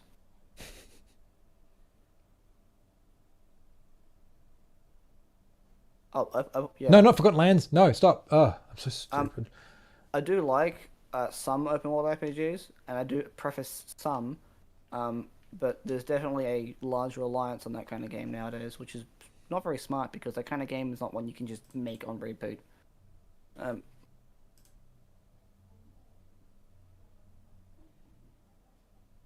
Wait, what? Wait, what the fuck? What's going on? My game crashed and uninstalled itself. Okay. Wait. I gotta reinstall the mod. Oh. Man, this Is it- Hero Mode Plus just does not want me to play it. I'm getting a lot of issues with OpenGOAL when it needs to update stuff. It just kind of like likes to die on me. So maybe it just needs to update. And then I just get a virus and threat protection. Threats found. Ooh, I think that happens with OpenGOAL already, doesn't it? Uh-oh. I don't know what's going on with Toys for Bob. Activision stuff is just beyond my understanding. Fucking... I don't think it's letting me install it. I know that Rumble has. That's like, a just part of the Hero 20-person Mode team. Plus challenge. True. Oh, by the way, did you know that Rumble, a game that's supposed to be a live service game, has fucking 20 people working on it? Love Activision. Yeah, it's like, well, I wonder why it's having a hard time keeping up. Maybe it's because you didn't hire enough freaking people. Anyway, yeah, yeah, great management. I'll say that.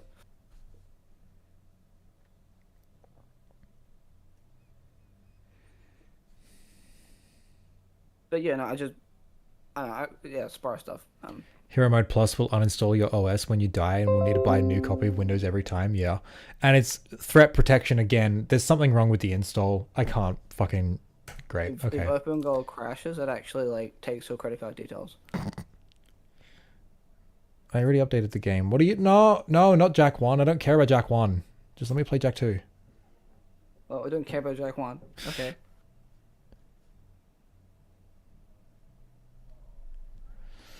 Alright, well, I guess we're just going to play vanilla. Just for the sake of it. Okay.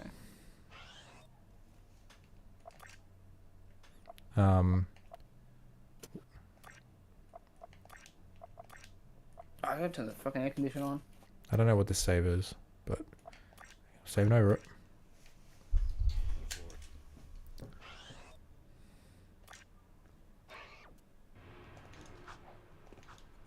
Do you remember how to jump? It'd be really cool they made Ratchet deer comps as well. Just saying. Yeah, from what I've heard, that'll be a lot harder because the games were written in C. So, Okay. because of that, like, it's a lot harder to, like, figure out how to, like, to decrypt everything. Whereas because Jack was written in a custom language, it's easier to figure out which parts are decrypted. I think that's the explanation that I read on the server. I mean, I don't know how similar C is to the current versions. But I don't know.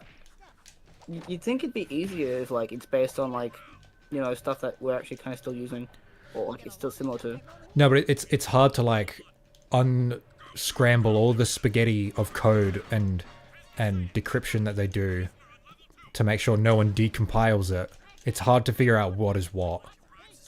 Yeah. So I was just, it's just for me, it just kind of felt a bit weird. There was just like it's like an engine that people at least are more familiar with, but you know, oh well.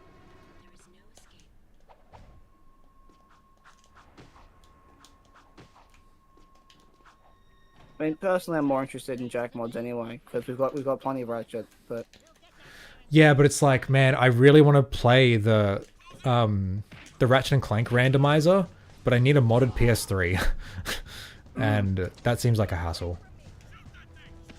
randomizers are pretty interesting. Like, I just feel like think Ratchet 1 specifically is like, it would be so good for a randomizer, you know?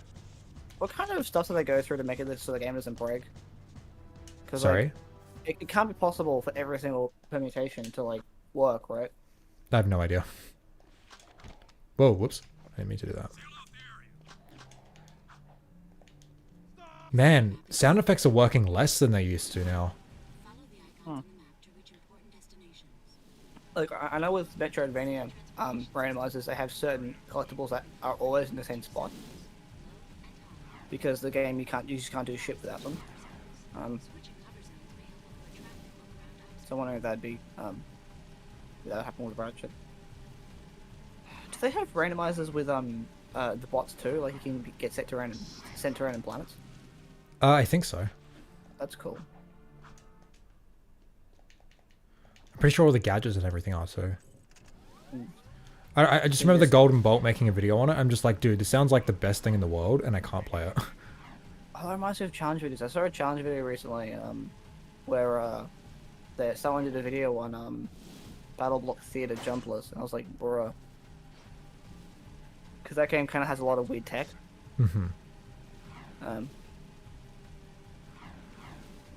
Same person, one of the people, because they did 2-player, one of the people also did a jumpless challenge with Super Meat Boy. And I don't think he won, but no, I think he did actually, but he had to abuse. No, actually, wait.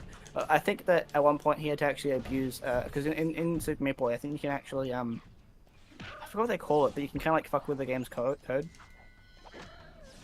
wrong warp, I'm pretty sure. I think the game is a wrong warp. C and C++ compile into native assembly code that's basically impossible to decompile. Some languages compile into bytecode that contains useful meta attached to that that can actually be read. Yeah, I think that's what I read. Something similar to that. Well, I guess eventually, like, if emulation gets good enough, then I mean, I don't know. Yeah, but it's like, man, all like the mods they're doing for Ratchet are on the PS3 version.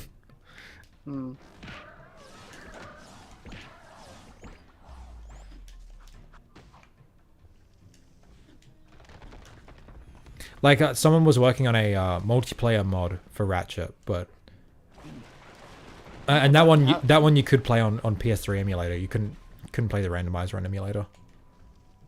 That reminds me though, how's the Jack multiplayer going? Because I knew they were doing that at one point. I have no idea.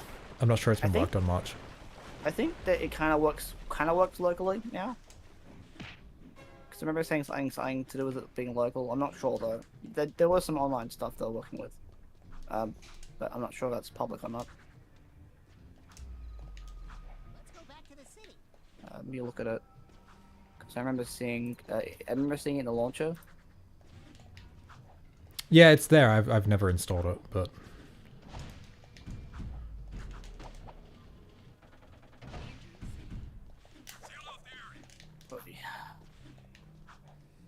oh, downloading. It's an update.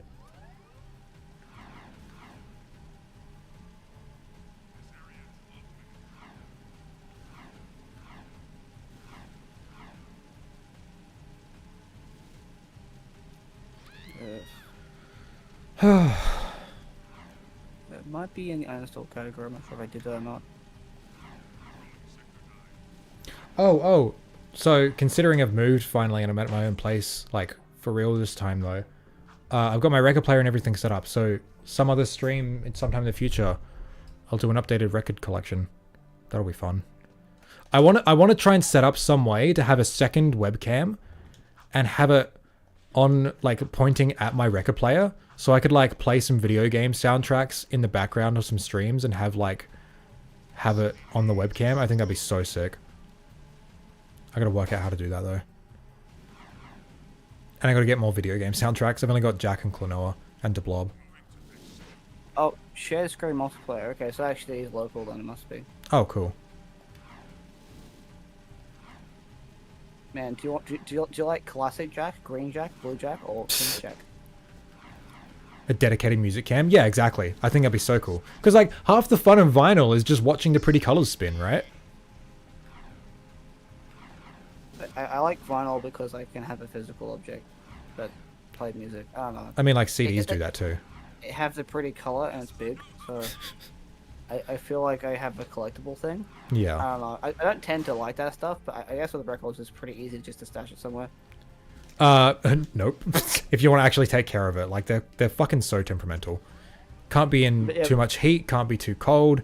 You can't lay them flat on each other because you crush them and warp them. They have to be upright. What I mean is like it takes up a lot of space in say statues. I don't know. I don't know why Sure. I'm not a big fan of statues. I don't actually know the cause of it outside of like it just feels like it takes a lot of space. But Yeah.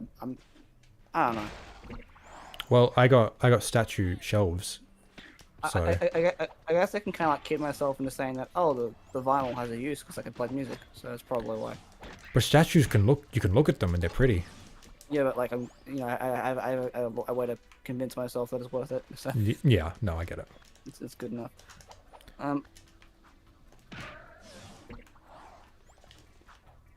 Speaking of which, yeah, there's some freaking great vinyls.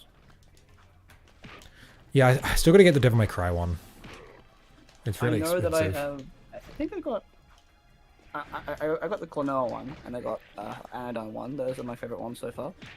Just That's the first Klonoa? I think so. Yeah. I don't think I went for the second one. But I haven't really. I don't think have I finished that one? Did you Finished the first one. have you played the second one? Yeah. I just don't know if I finished it. I finished the first one. Which version of 2 did you play? I think it would have been through the Wii because I got the emulation version. Oh, Not the two Wii, wasn't released on the Wii. sorry. Switch. I meant Switch. Oh, you played the remake. Oh, no, it's cool. Because I heard that the remake for 2 was okay, but 1 was not. And Yeah, I don't one know, one was abysmal, and 2, while not like, I emulated it- 1, so yeah. I already have it technically, but yeah, like one you just emulate. 2 is like, it sucks because there is definite issues with the remake, but nowhere near as egregious as the first game. The first game, like the base, like the whole base experience was kind of ruined, whereas 2, it was a lot of the smaller, finer details, which still sucks, but at least you can play it, I guess. hey, is anyone gonna pay for the physical version of it for me? Of what, of Klonoa? 1? Anyone can do that? I was lucky enough that I got into the game right before the pandemic started, and I bought a copy before the prices skyrocketed. So It's like I looked on eBay and it's like basically if you want a full version, it's like fucking $400. yeah, I got it for It's so consistent. So okay, I did suffer to get it though. I bought it for 100 from a guy in Germany. He was super cool though. Because of COVID, he couldn't ship it to me. So I'm just like, hey, do you think he asked like, do you want me to just hold on to it for you? I'm like, yeah, that's fine. And it was ages like that he was holding on to it. I'm just like, man, this sucks. So I ended up asking Keith, like I asked him if he could send it to Ireland, and Keith picked it up for I asked him, and he got it sent to Keith's place for me, and then Keith sent it to me, and then I finally got it. So that was really cool. That's really cool. But yeah, I'm just looking at it being upset. Like, bro. Yeah. I wanted to get copies of every region as well. I've got the Japanese copy as well for 1 and 2. And I wanted to get the US copies, and the US copy of 1 alone is like over $1,000. It's ridiculous. Oh no, yeah, I saw in another Discord I'm in, there's a person who really likes Clonal as a base pretty much, and they're obviously from America because they posted an image of like the American version. It's just like, aha, yes, there we go. It's like mint condition, like $2,000 almost. Yeah, it's pretty ridiculous. I mean, most mint condition games are expensive as fuck anyway, but I'm still kicking myself so hard. So there's this RPG series called Xenosaga, and I had only the second game was released in Europe, so I bought all three on the PS2, the American copies, and I needed money at the time because all the Jack collector's editions were coming out, and I was paying off my Jack 2 skateboard, so I sold all three games for $150. Nowadays, the third game alone is worth about 500. Oh, Jesus Christ. Yeah. And it's like, I still want to play them. I never got to play them because I never figured out how to play import games on my PS2, even through soft modding. Yeah, just blame people who are like, oh yeah, people are collecting games. Just fucking sell them at a price, like high price for no reason. Yeah. That pisses me off. So I think it's going to be another one of those games where it's like, I'll buy the Japanese copies and wait until I can speak Japanese well. Yeah, Zeke has a Jack 2 skateboard. I'm not entirely jealous because I don't skate, but that's pretty cool. I mean, I do, but like, I don't use it to skate. I'm not. You think I'm going to use that? It's a collector item, isn't it? So. Well, yeah, like 50 were made. Yeah. And it cost me $900. I don't think I have anything really expensive. Like most of the stuff I have is like I don't know. I think the most expensive thing by far is the PC, obviously, and then most things just like kind of like, you know, just I don't know. The only expensive shit I have is tech. Like I don't have expensive games. I don't think. That's fair. Hey, at least it makes me less of a target to get robbed. So that's nice. I mean, like people would rob someone for a PS5. Well. Luckily, I don't have one. Hey! But the thing is, once they're on the PS5, what games do they play? Sorry. When they're on the PS5, what games are they gonna play? Whatever's installed. It's a joke, though. Most of the games on PS5 and PS4 anyway. And plus, it's linked to my account. Surely you were making a joke because PS5 has no games. Sorry, I missed that. Yeah. But surely you can deactivate your account from different consoles anyway, because most of my games on PS5 are for PS4. So. I mean, yeah, probably. And even then, the physical ones you have to still the physical versions anyway. So. I have a full PS5. I have a few PS5 physical games. Physical games for the win. Most of the ones you'd expect, Horizon, Ratchet. There's not many PS5 games. Fuck. What are my physical PS5 games? I think I got. I'm not sure if it's PS5. Might be PS4. I don't know. PS5. There's not many PS5 games. There's not many of them. They're usually just PS4 games.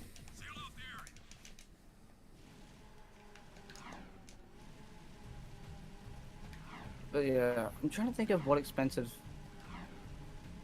No, I think it's just tech. It's just tech then. I guess technically, the PC would be a lot better because at least all the games are actually saved on the actual system. Yeah, I like how you're just like optimizing your thieves to how to rob you best. Like, oh yeah, don't steal the PS5. I can just deactivate my account. A lot of my games technically also kind of come. I mean, if it's like through itch or like GOG or like I can still re-download that shit. But... Okay, Mickey Cannell, have a good one. So yeah. And then with Steam, it would actually be tied to the account, so I could just like deactivate the account. Still have the mini mates of Jack and Daxter new in the box. I have them behind me.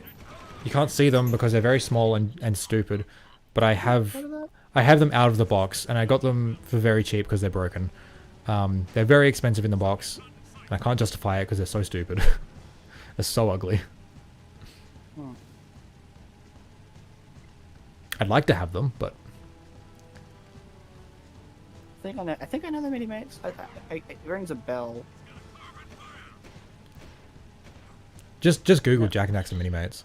Man, I want more. I want Jack and Daxter merch. I want the Jack and Daxter shirts. Those look like awesome.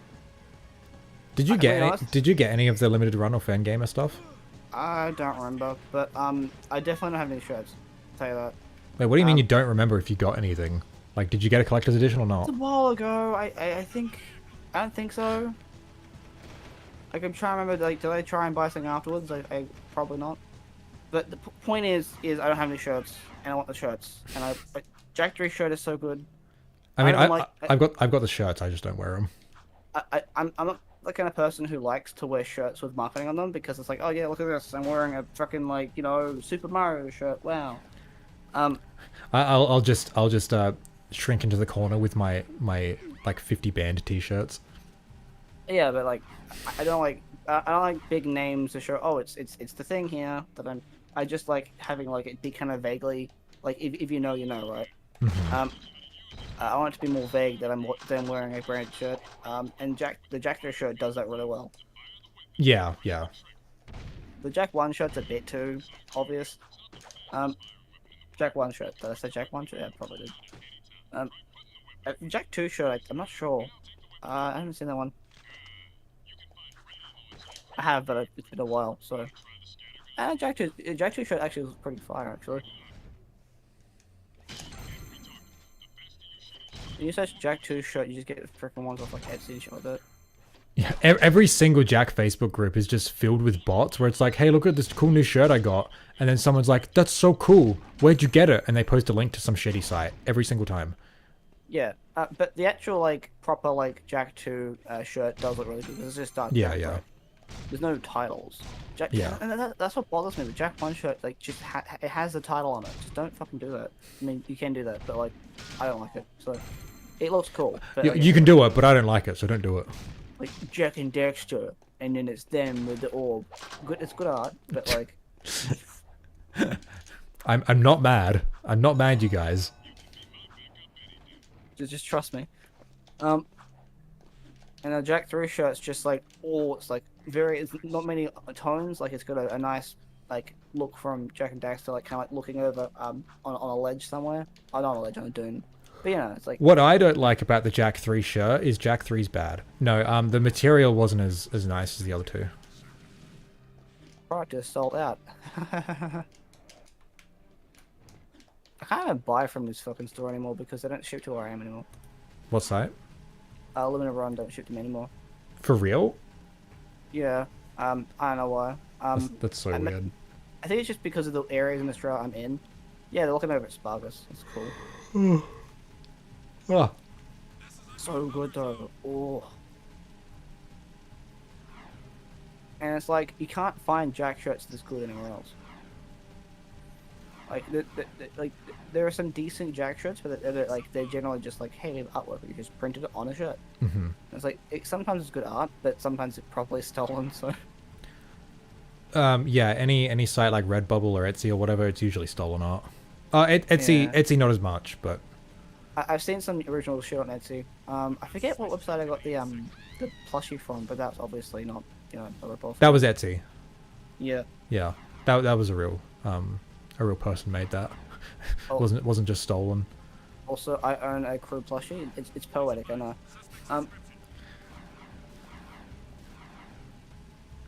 Hey, Kill Kixon, how we doing? Hello. I keep forgetting, but next time that we all get in a call together, I want to be very serious, and we're gonna be like, okay, we're gonna write down everything that we've agreed upon with Jack 1, and we're gonna like actually start doing the in-depth stuff. Yeah, you saying it'll be very serious just will make it even worse. Yeah, well, we're gonna be very liberal with a mute button for you. Hey, I'm not the only person who goes off script. You're the one who does it the most. At least 30%. Like you will interrupt a conversation just for a terrible joke that no one laughs at. Sometimes they do, okay? I hear a little snicker sometimes, about 10% of the time. But just being polite. Man, I am out for blood today, aren't I? Yeah. Oh, God, there's air in this room. Did you know that? Oh, it's not supposed to be a joke, but it kind of. No, sorry, I didn't hear what you said. I said there's air in this room. It's because the air conditioner is going. But the way I said it, I was like, that could actually be funny. Well, like, I'd hope there's air in the room. Yeah. I'm a Martian. I don't think yeah. Anyway. Anyway, yeah. I'm going to script again, so this is nice. I mean, there's no script, but I'm somehow managing to go to script. I don't think it's just that though. I think also like we kind of go because it's not because sometimes it just is Jack related, but we still go off topic because it's not the specific type of Jack topic. I don't know. Sometimes like we've just got like a random. Oh no! Sometimes we've just got like a random thought that we want to expand upon, and then we get distracted. Yeah, and sometimes we have like a little quarrel, and that leads to a different kind of like split in the conversation. And sometimes we go on a tangent on like things not being like might not being possible on like hardware. That was a great conversation. I suck. Stay with me. There's our first target. Keep the other creatures back while I charge up the peacemaker. I feel like me talking has actually reduced the amount of what people watching. Don't feel like the stream.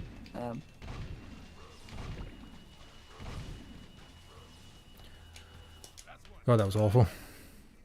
Let's get to the next target. Maybe it's because partially because we're not. It's not like I mean, to be fair, it's not. The title isn't kind of indicative of what's happening anymore. But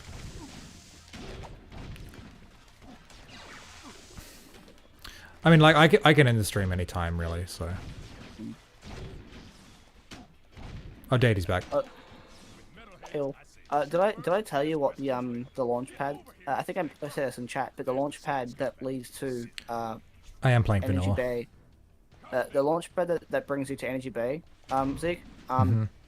It says don't break your. Does it actually say? I think it actually does say don't break your logs. This goes really far down. I don't know why it doesn't say legs. That's funny. And then the arches on the thing when you're going down just say going down. Uh-huh.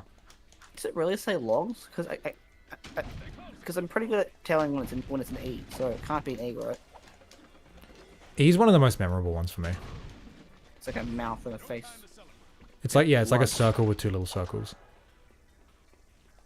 V also is pretty easy for me because it's like an I, so I use the connective like term IV.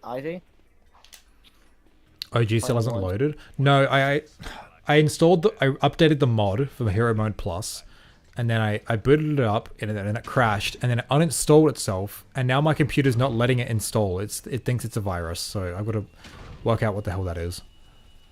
Nice. I'll do it some other time. Now that's what I call blowing smoke. If you're free, man, feel free to jump in. We talked about Zeke had a manifesto on Jack level design. It's a joke.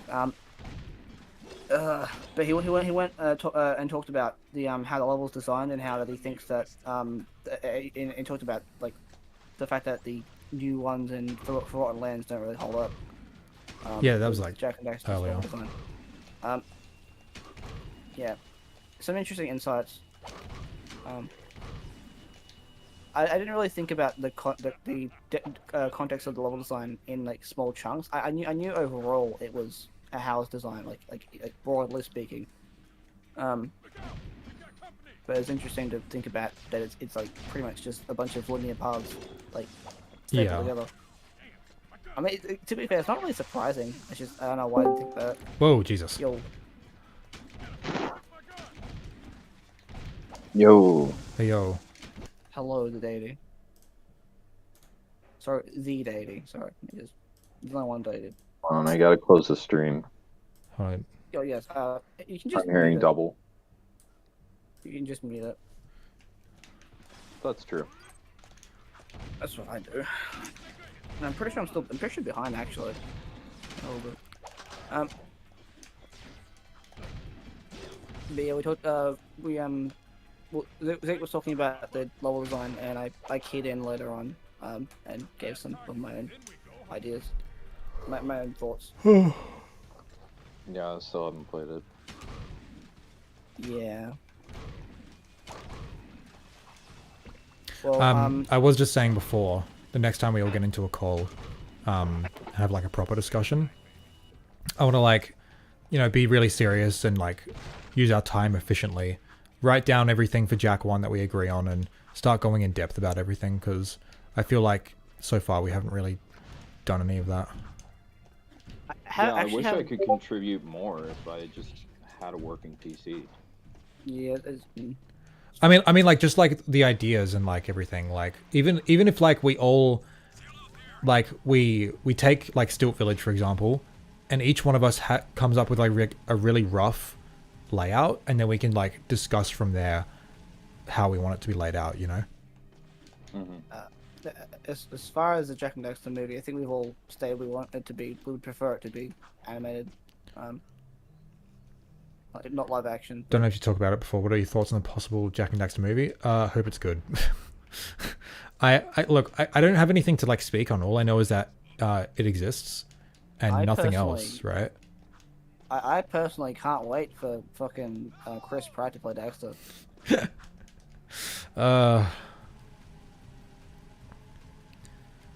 But yeah, if what we've heard is correct, and if what we've heard is like, you know, things are piecing together, maybe Tom Holland will be playing Jack, and I don't know how to feel about that. Oh, that account that like leaked, quote unquote, that Chris Pratt's playing Daxter. Apparently, they have like been credible in the past, but I've seen them being community noted on Twitter that like they're kind of notorious for spreading bullshit. So who knows?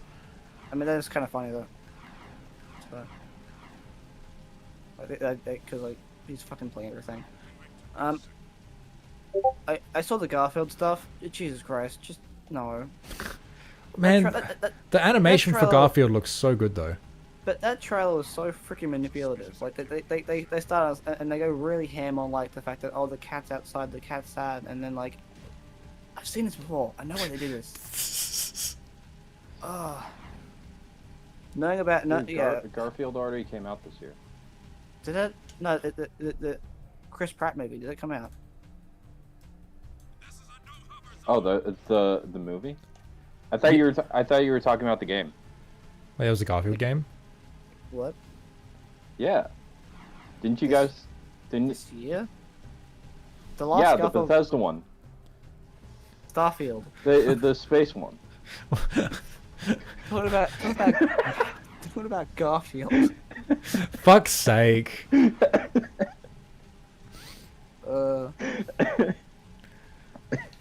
Just saying, that would have been a way better game without Garfield. Oh, absolutely. Look, you teed me up for that one. Yeah, never talk to me again. Oh, I've chosen my classes for next semester. I'm gonna be doing 3D imaging for one of them, so that's gonna be sick. I'll actually be able to like contribute to the project. Oh, dope. Kane will as well. My best friend did something like that. I wonder if any of us like know how to do. I don't think it was 3D imaging like specifically, but he worked on it. Mm-hmm. I mean, I don't know how good I am at texture work. Probably bad, so I don't know. But it'd be helpful if one of us knows about texture work, because the way they do it in the games is kind of like a painted aesthetic. I think Jack 1's textures were painted.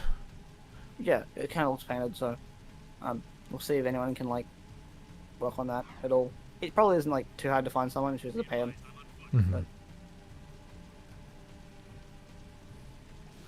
But yeah, I'm also doing Intro to English Literature and Intro to Film Studies, so it's gonna be fun. Cool. Oh. I should fucking like do TAFE probably. That's an idea. And this is all because I dropped it this semester, so I can't do Japanese in semester 1 again, so I gotta wait till semester 2 to continue with Japanese. So that's fun. Hey, you could do localization for the mod, I guess. Hell yeah. I'll voice Japanese Jack. Cool.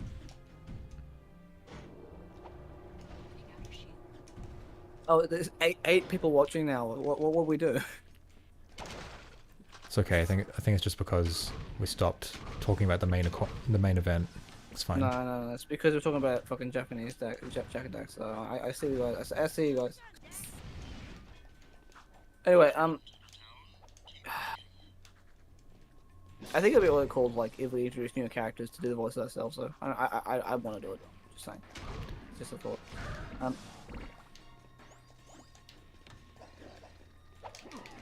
Because it's not my voice, we'll actually probably get it done in like less than a year. Yeah, me and Yash were talking about AI voices last week. Oh, we're not doing that. Oh yeah, no, for sure. I'd much rather have us just speak in monotone as like. Yeah, as like a placeholder. But the new levels did that. Yeah, and I was kind of disappointed with that. Yeah. Like I really hope they are just placeholder. No, honest question: if we're doing if we're doing placeholders, who would do what voice? It doesn't matter. They're placeholders. No, come on. Who's gonna do the best Jack voice? Who's gonna do the best same? Voice? I'll do the best Jack voice because he doesn't speak. Hiya! And just like that, I've proven I can't do it. I don't want to speak too loudly either, because. You know, I'm pretty sure Nick, you know, like Xenobite. Yeah, he does a decent Dexter. I mean, he also emphasizes some of the voice quite a lot.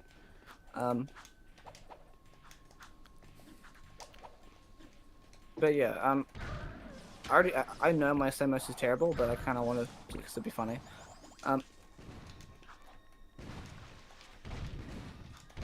Oh man, you got to do crew. We need you for crew. Okay, well it's gonna be crap, but it's gonna be worth it because you know, I am the crew connoisseur. Man, are we even going to need new crew lines? Probably not. Yeah, the hot coffee mod. True. That's what's on those pipes.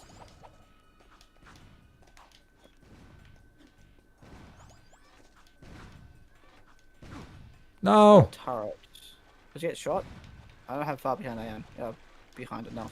Oh, you know what would be cool? If we replace the metalheads in Metalhead Mash with crew. Oh, no. Just have little tiny crews. Just reuse the. That's the boss fight. Yeah, that's the boss fight. We're gonna. I would have had more respect for them if they did it that way. Would we plan on changing the crew boss fight? I want to, but I don't know how. Like, I want to keep it so, like, it's in line with his character where he doesn't do much of the fighting himself, but, like, make it better. Because it sucks. I mean, does he have many lackeys? I mean, obviously, Joe and Dexter are like his lackeys, you know. And Seegers, but I don't want to fight Seek. Like, the concept, I guess, isn't, like, the worst in the world, like, little holograms of himself, but it's just in practice, like, it's such a shit fight. Yeah. I think fighting Zeke would be interesting, but like not as a main event. I just think it'd be kind of cool. Maybe in Jack 3, instead of we have it in a cutscene where like, kill each other, do it. We fight him, and then as we defeat him, his mask comes off. Oh no, it's Sig. What have we done? We killed him. No, we haven't killed him. We haven't killed him, but like you know, that's when we have the whole, I won't deal with the finishing blow sort of thing. I don't know, maybe. That also depends if we're doing like where is that going to be? Like, is that going to be like, because we're not gonna, because we're not gonna have the like whole purity of the arena type thing, are we? Yeah, probably not. I mean, it could be like it could be like they there's no purity shit, but like maybe a lot of people in the CD kind of like get pissed at him because he didn't commit to it. Like maybe like maybe Cleaver gives him shit. I don't know. Man, there's still so much. Yeah, I don't know. I still want to keep something like the arena, but yeah. The arena's cool. I mean, like arena's just cool. But no. Do you think Jack 2 would benefit from an arena? Because it could be a thing you can just chuck in there, right? I mean, we're kind of doing like the combat things, right? Because like I mean, I guess it could work, but like, where would you put it? I don't know, but I mean. The thing is though, like with arena fights, like that's why, like, Sorry, I don't think Jack's combat really works for like big arena fights. Like his combat shines in the context of like levels. And that's why I didn't want just like an endless horde mode for Jack 2, because I don't think that works. It sounded kind of cool in my head, but I'm not sure how well it Like the arena fights in 3 are shit. Like they're so bad, and like it just like very much like clearly demonstrates why. It's because they're just flat open things where enemies spawn, and it's like, well, this isn't interesting. Well, let's say we keep the arenas. Like, how would you improve it? Yeah, I don't know. Just their existence is so weird. Like they just pop out of the lava. I think it's really dumb. I'm not sure. I'm not sure how it even. I don't like it just being set in the middle of a fucking lava pit. Yeah. I think like it's interesting, like visually speaking, but Kind of, yeah, but I feel like there's so much wasted space in that level to begin with. I feel like they could have done a lot more with it, but they obviously like had to deal with the limitations.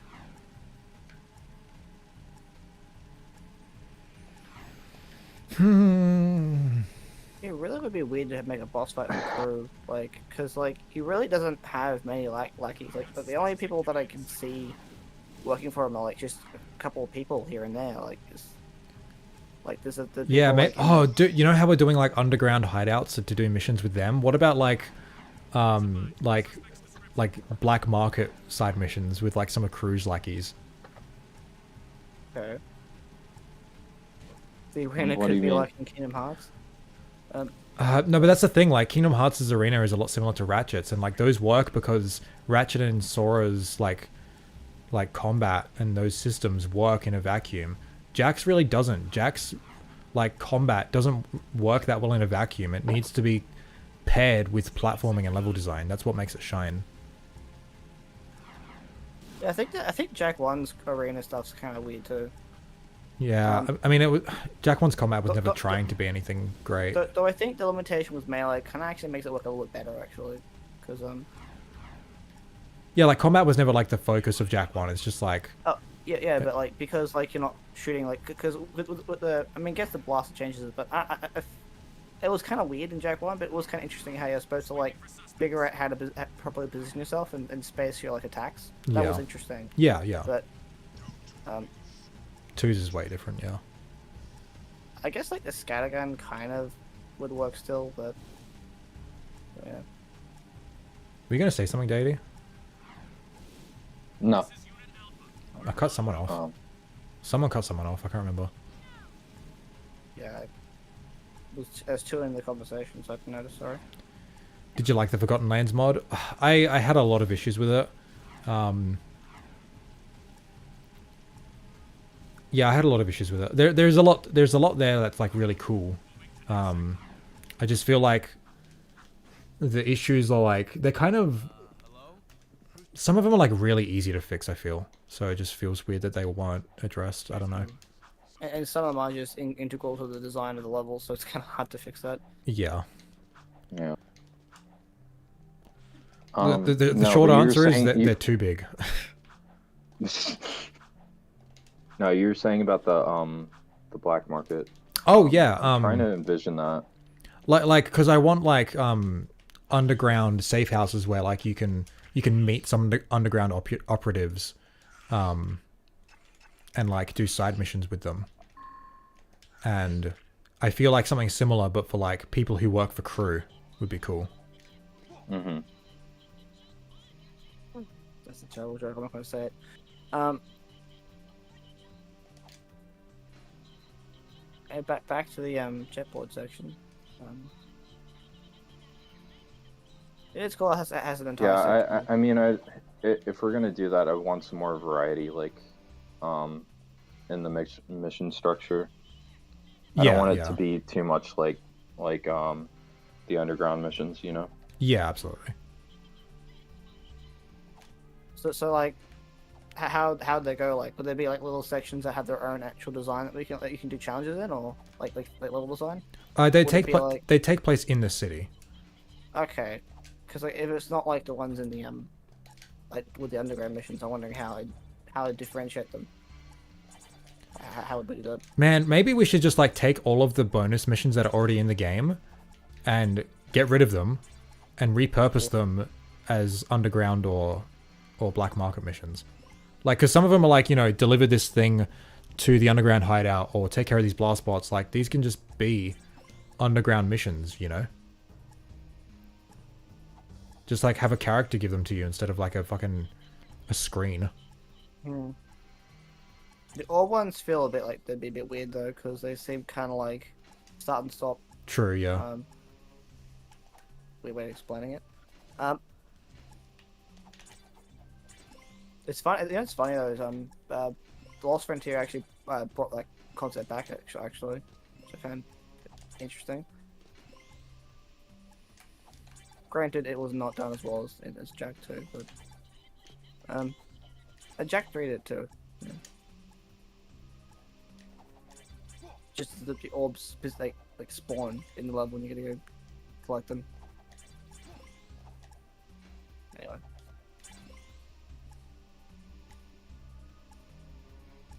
I get a notification. Oh.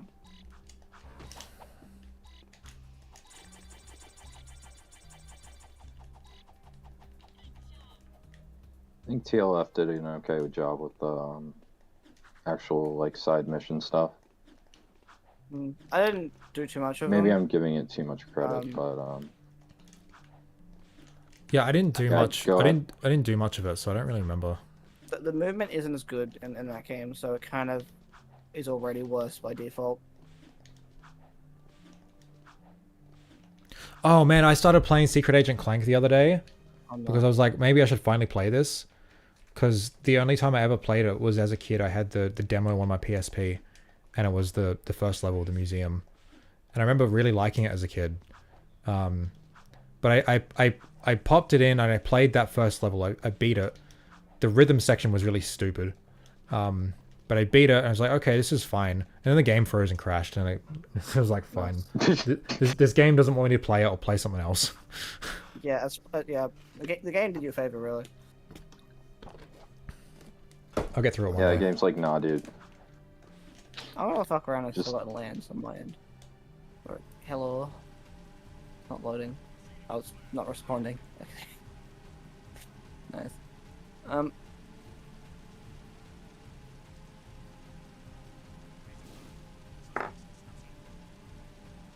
don't ever want to share this because I have my idea for my own mod, right? And it's like we're talking about the idea of like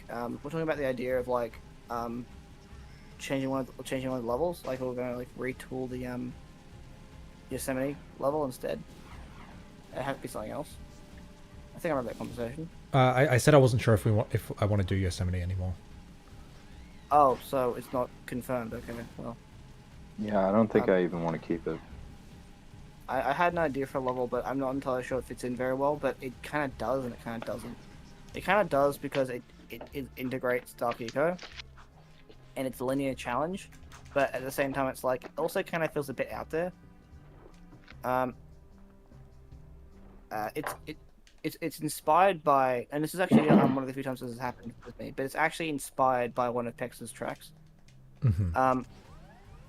It's called again. Let me just try and find.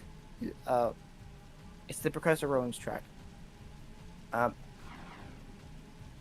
you remember that one where the image he's looking at like he's inside a temple and you can see like a precursor robot head on the wall. Can you chuck it in the I web shop? gotta actually search his channel. YouTube's being really slow today.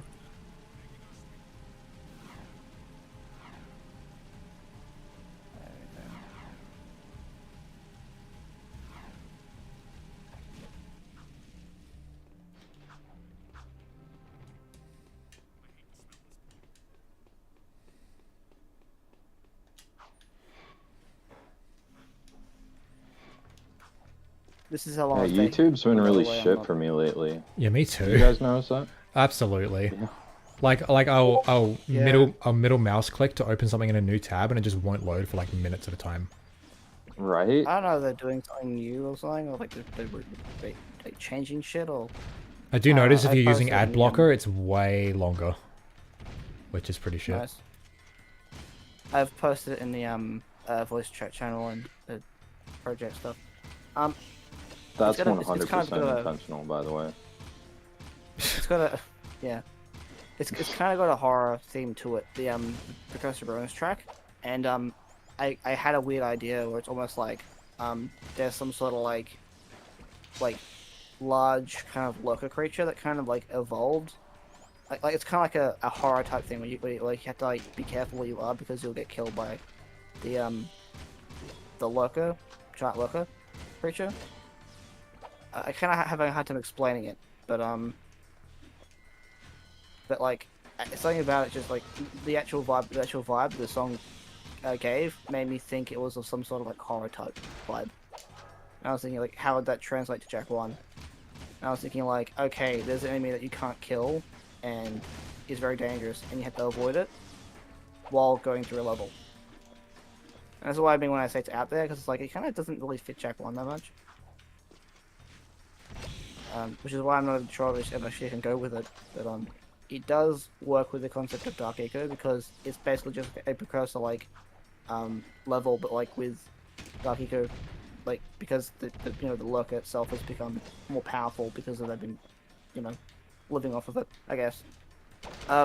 Visually speaking, it's kind of like a bunch of like large pillars, like, and they're like these paths that are they're in it, that kind of like you can kind of see the sky, but it goes lower and lower and lower, and then it becomes decrepit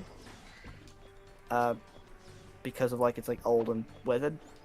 Anyway, stupid idea. I like it kind of in a weird way. It seems more like a mod level than anything else, and I don't know if that's what we're going for. I was watching this thing last night on one of the new creation mods for Skyrim, and there was like a section for one of the mods where you go down like a platform. Fucking. And I was thinking that would be a good idea. That would be a good little like challenge in the middle of one of our levels, of like having a platform where you're going down, and like an elevator, maybe for like maybe for the temple level, where you have to go down an elevator, but it's really slow, and during that time, like lurkers will just keep coming at you. So it'd kind of be like like one of the ambush levels. By temple, you mean the Aztec one, or? Yeah. Okay, I'm wondering how that'd work. I mean, it's fine. It's just that it wasn't my. I'm wondering how that fits in. Like, we haven't really got a good plan for that level, do we? That level kind of isn't really well developed, and that's kind of my fault. Just because it's your idea doesn't mean it was your fault. That's not developed. Oh no, it's just because I haven't been thinking about it more. I mean, you guys have been putting effort into the other levels. I just know the vibe. Well, yeah, I'm still trying to figure out the vibe for that. But where would you sit? Because like my idea is like it'd be some kind of like precursor elevator that you have to go down. And just get attacked by enemies. My original idea for the level, and we're not really completely sold on I don't think we've agreed entirely on how to approach the level. My original idea on the level was the inside and outside were fairly like weren't that different. Like, you know how a lot of those old buildings, like there's insides of buildings and outsides, and they have like large open like the actual like entrances are open and not there's not really many doors. You can just like walk in. And I was thinking it'll be mainly kind of like outside, but like with bits and pieces where it kind of like you're in the building kind of area, but you're still technically like it feels like it's outside. And that was kind of like my initial kind of like part of my initial plan, I guess. I mean, weren't we talking about some ideas about like inside and outside gameplay, where it's like you go between or whatever? I think we got to the point where we're talking about that the level. You wanted to do that for Foundry, didn't you? that was partially Foundry. I remember that. No, I think I remember for Temple we wanted to do like doing things inside the level, open paths to go outside the level and stuff. Like if there's like a bridge on the outside that you need to cross to get to another part of the level, you have to open a switch on the inside or something. Yeah. I forget that. That may have been not a very long conversation. I think. No, I think it was one of the more recent ones. I think also there was a point where I was considering like, okay, so like there's an inside temple and an outside temple, and like it's almost like two different sections. That does seem a bit similar to like jungle though. You know, because of how like malleable this temple idea is, I feel like our most ambitious ideas in terms of structure have been attributed to this level. Like I've also had ideas of like, oh, we could like implement stuff from other levels that lead into this one, like the Zoomer or something. I do think that the forest has also been rather ambitious, and not just ambitious in the sense of like design, but also like there's a few like lore ambitious ideas, like the Green Echo. Yeah. So I think that one probably is like for me has felt the most ambitious. That might just be because we have the best idea on what's going on. I think isolated that one might be the most ambitious, but in terms of like how the temple interacts with everything else, I've had more ideas for that. Like I wanted jungle to be pretty like isolated. I did want some degree of interconnectivity between different levels. I didn't want it to be. I was talking about it being like a bit more advanced, but we kind of went back on that because it didn't really fit. But like more interconnected than the basic game to a slight degree. I think we've been talking about that. Like how for example, the Zoomer. Yeah. Hey, I might just have like a weird bias in my head, but how many cave levels are in Jack 1? It's just Spider Cave, isn't it? There's cave sections. Mountain Pass is a very diverse level. Jesus Christ, I know the cave section. I don't think there's Snowy Mountain. Has a cave section, yeah? But it's not a cave level. Yeah, it's not a cave level, but it has like a couple cave sections. Like volcanic, okay, volcanic crater is kind of partially underground, and then lava tube is underground. Yeah, because I don't know why, but like Citadel is kind of like also underground, but it's a building, not a cave. Yeah, I don't know why, but like when we were at the end of playing through Forbidden Lands and I went back to Crystal Cave, I'm just like, I felt kind of exhausted, like, oh my god, a cave. I'm just like, wait, why though? There's not many caves in this game. I guess I just preferred like the open air and like outside levels. LPC also is underwater. Oh yeah, and true. There's parts in Boggy that are underground, and there's the part in Forbidden Jungle. I think it's like not many levels have underground as the theme. Like a lot of levels have underground parts. Like I'm thinking also Sentinel, but not many of them have it as like the whole level. Yeah, and honestly, I think that's for the best. Yeah, that's like, for the best. Because Spider Cave is like, I love that level, but it is a lot of cave all at once, and like different kinds of cave. Like there's like 3 different sections of it. I have a problem with it. I just don't like how it's physically structured. I think it being a cave is fine, honestly. Yeah. Well, the other thing too is Spider Cave just does it so well that yeah. I feel it kind of like would overtake any other kind of underground level. Looking on the map though, I think Spider Cave is actually really badly structured because there's a lot of like you have to walk in and out. Like Dark Cave is nice, but like when you go to like the Robot Cave, there's a long path in. Robot Cave is a bit weird, yeah. And then it's really messy, a long way back. Like if compared to the map, there's a large path that goes all back and forth. And it's like the game doesn't do that kind of pathing often. But there's no way it doesn't loop back onto anything. Like if the Robot Cave went out a fair ways, and then like from the Robot Cave there was a short path that led back to the main area, I feel like it actually could be better. I mean, technically, yeah, it has the thing where it's like, oh, you do the spider mission and go back, but that's only if you go to Snowy first. And also, it's like, it still doesn't stop the fact that you have to go back and forth, technically. It's just, it makes it feel like it's less of a trek because you have a reason to go back. That's separate. And even then, that's not the whole trip anyway. That's just part of the trip. It's just... I do feel like, there's that robot cave does a lot to minimize that kind of backtracking though. Yeah, the game does a good job with that. I think a great example of how the game minimizes how it feels, the actual feeling of backtracking is Sentinel. Sentinel is a really long level, but it actually does a lot to make it so that there are things to do both ways. Yeah. And I think Sparta does that too, but it's like, yeah, but did it need to do that? It's in a cave. Like, at least Sentinel has an excuse. It's a beach. Anyway, my point was I don't want to have any cave levels. Well, we're gonna have I mean, the tree level is gonna be kind of like enclosed, I guess, and I guess temple doesn't need to be a cave. It can have indoor sections. So, but then the foundry is gonna be partially indoors. So I guess the linear one shouldn't be indoors. Oh yeah, because the definition of a cave is it's indoors. I know, but like, it brings the same difficulties with like cameras and shit. Oh yeah, that is something that I do worry about a little bit when designing the levels. You have camera issues.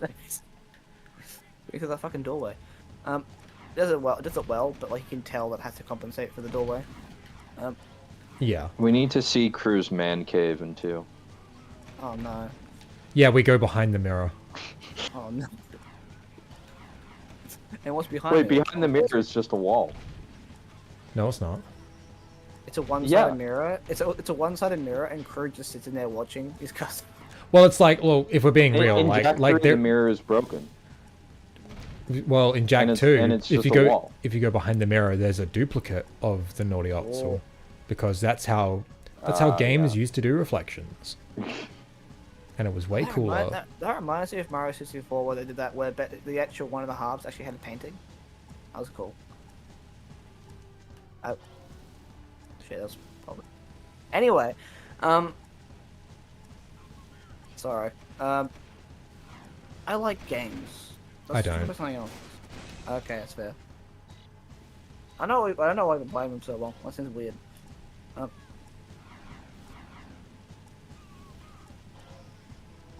Is there a reason why we're talking about Jack 1, or is it because we just wanted to talk about Jack 2? Well, I want to talk about Jack 1 because that's the one we got to work on first. Yeah. I don't know what the next level is going to be if it's not D70. Yeah, I haven't had a concrete idea for it yet either. We'll talk about the idea of it being the hard level. Yeah. Oh, yeah, that's right. I just don't want to check.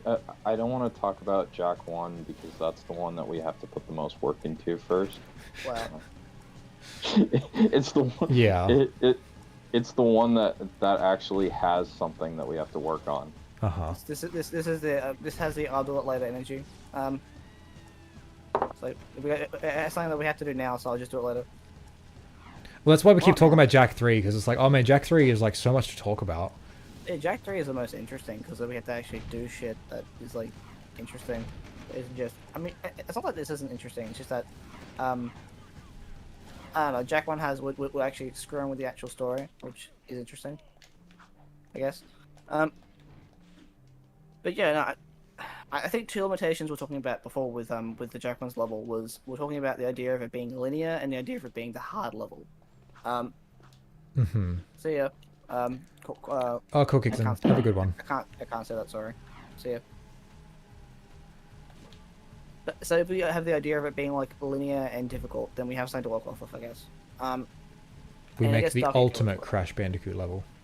Yes. We'll make it more difficult than Slippery Climb. We'll make Boulder Dash in Jack. We just poured in the death section. Oh my god, we add Master Tomb. No, but someone's there, I guess. I'm not sure whose end that is.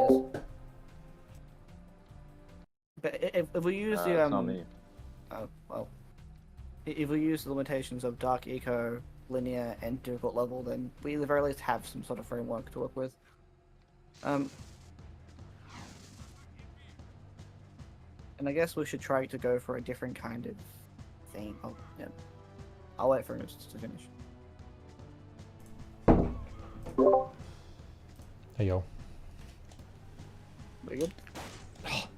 My sister was just asking me about food. Wow. Imagine. And that's the one that gets the laughs, okay. God.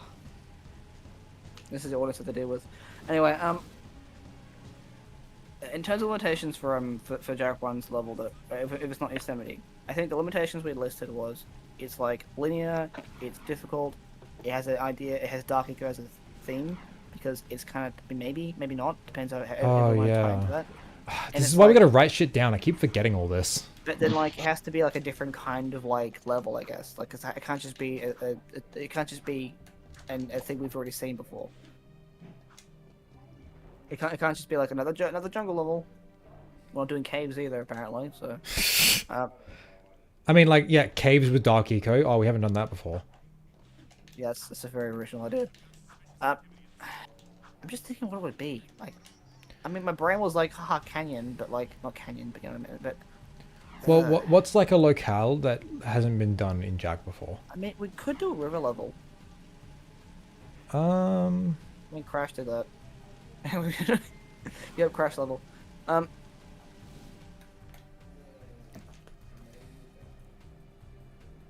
Dark Eco River would be so fucking weird. I mean, other than like a desert level, I can't really think of anything.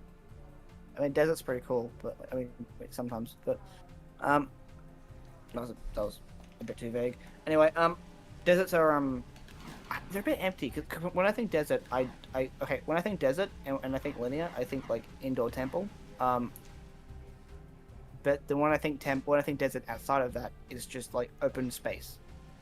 And it's like I don't think that works either. I mean, there are different levels of desert. Like, you're just talking about canyon. Yeah, but it's like I think if we had like I think part of the reason why can I say something? Sorry, someone says in the chat. I think part of the reason why we're having trouble like being set on Yosemite is because we had the idea of making it autumn themed, and then we were like, well then why is everything else not autumn themed? Like why is this one area autumn themed? Yeah, because we were gonna do Yosemite, which is like that cut level, but we were gonna make it our own spin on it by making it like autumn colored, autumn themed. But then it's just like, wait a sec, so like, how do seasons work in this world? And we didn't want to open up that can of worms, because like Jack 3's forest is like in autumn, I guess. Did you ever take a look at the manual? No, I didn't. I've got it right behind me, so I probably could if I wanted to. Yeah, so sorry about that, ladies. The chat was, yeah. It made sense to the conversation. Do you remember what we were gonna say? Yeah. In the user manual, there's concept art or there's art, and it shows I think it shows like a tree in what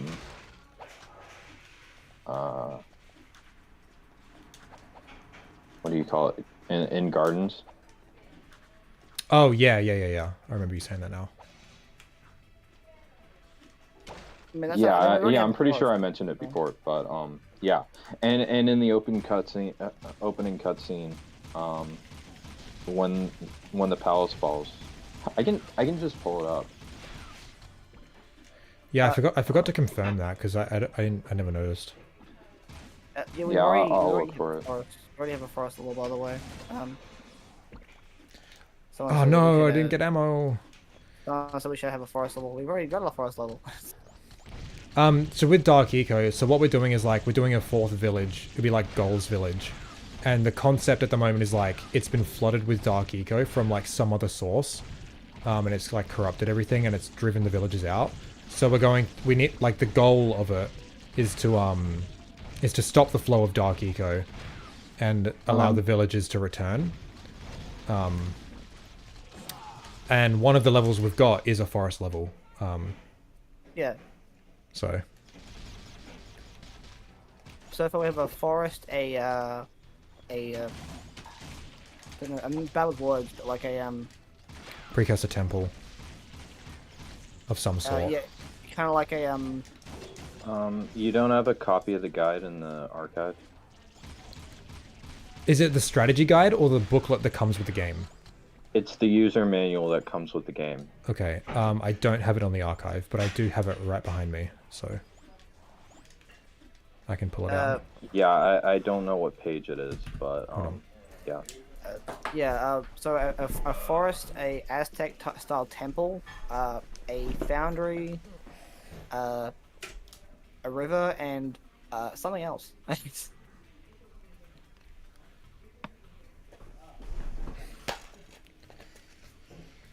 I had an idea for a level, which I think I mentioned it, but I'm pretty sure we didn't really get. I don't think anyone said yes to. Was the idea where it's kind of like a. Oh, sorry. I'm just asking, what am I looking for? It's a picture of the gardens, with I think there's like a flying metalhead, and there's one of the trees, you know, and it's autumn colored. There is a background image where it's got trees and what looks like a wooden bridge that we never see, and it's got autumn leaves all over it. Page 14. No, that's not it. No, but that is interesting. Yeah. I'm still trying to look for it, but...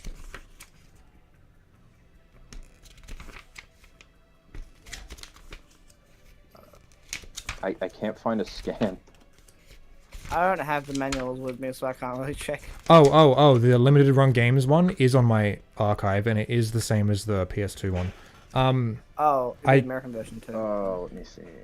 I can't find it, dude.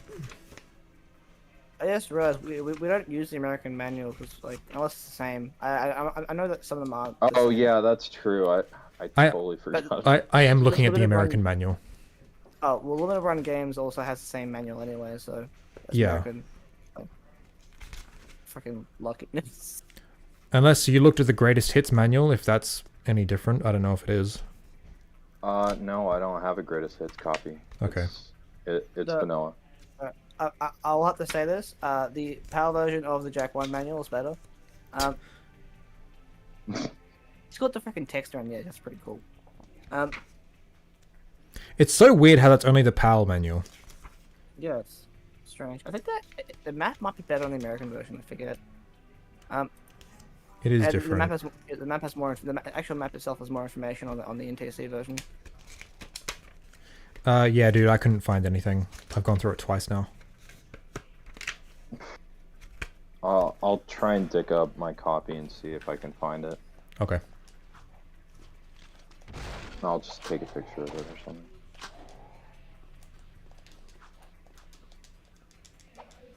Ah.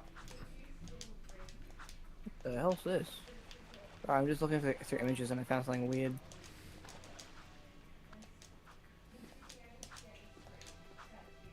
Oh, never mind. That's the that was the thing found on the Jack 2 files.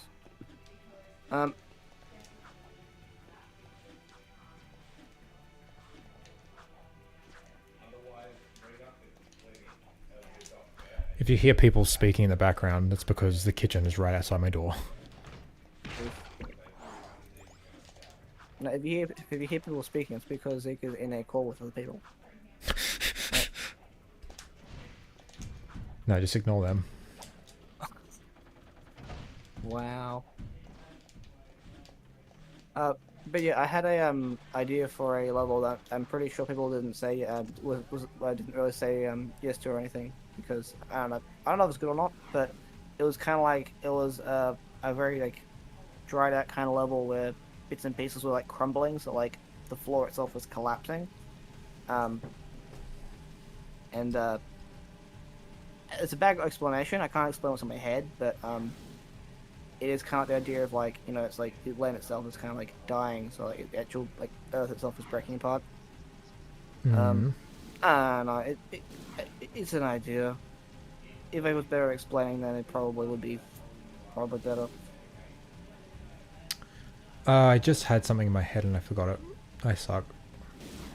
It's annoying because I have a very clear idea. I do think like an actual like dead environment would be interesting, because I don't think the forest is a dying forest, but again, like having a dying forest in the forest in the same kind of area would be a bit too much forest. Yeah. Because like so far nothing is particularly dying. Like obviously the Dark Echo would have an effect, but nothing is like particularly like. Well, I mean, Stilt Village kind of is, but that's the point. But yeah, it's like I guess like, do we want to have an area that like the actual environment is hostile? Like obviously yes, but like the level's dying or like it's just a hostile environment. I think just a hostile environment. Okay. I'm trying to think of what kind of environment we'd have then. Wouldn't it be distinct, obviously? I mean, we could try a desert type environment. We can have a mechanical environment, wanted, but we have the foundry. Yeah, so we've already kind of got that.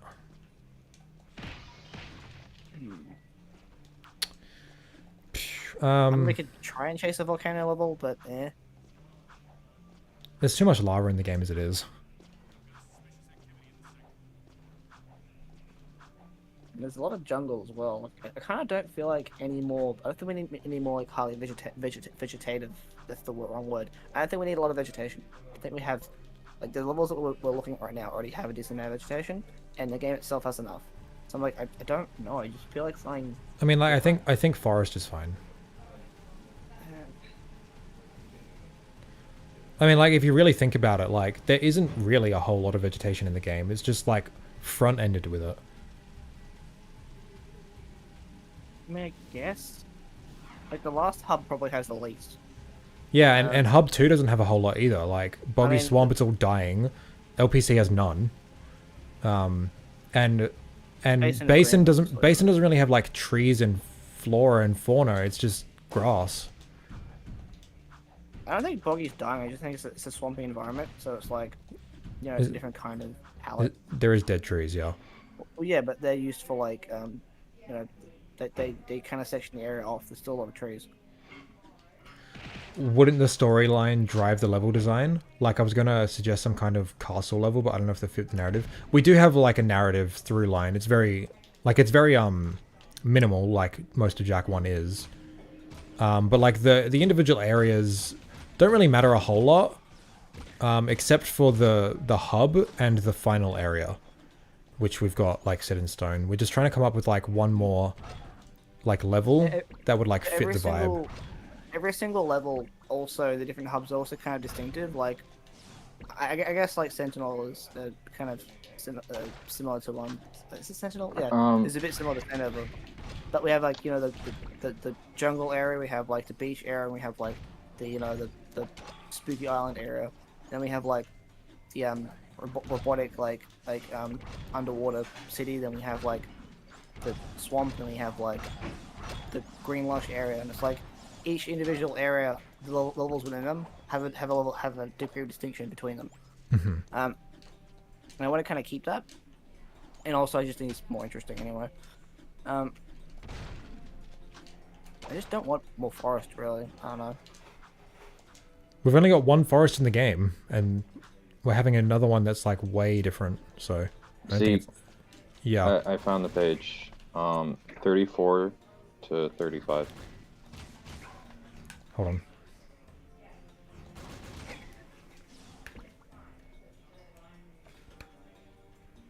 Yeah, sorry. Oh wow, that's. It's actually pretty cool. Hold on, I gotta figure out what I'm looking at. That's so... I'm not sure if those are. I'm not sure if those are the. Those look more like the Dark Makers that are in Haven Forest. Yeah, actually. It looks like that to me as well. Wait, what am I looking for? You can show it to the camera if you want. Yeah, I thought there was a tree somewhere in here. This is just Haven. This is just Haven City. It's just Haven Ruins. Yeah. But if you the page directly before is Haven Forest. That's true. I don't know. I feel like I've seen it somewhere, but it is in the opening cutscene. I'll have to double check that at some point. My back's getting stiff.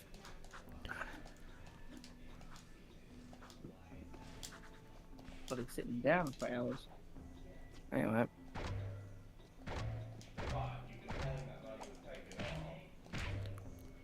Hey, we could maybe like stream in 1080p next time. That'd be Oh. nice. I've never done it before.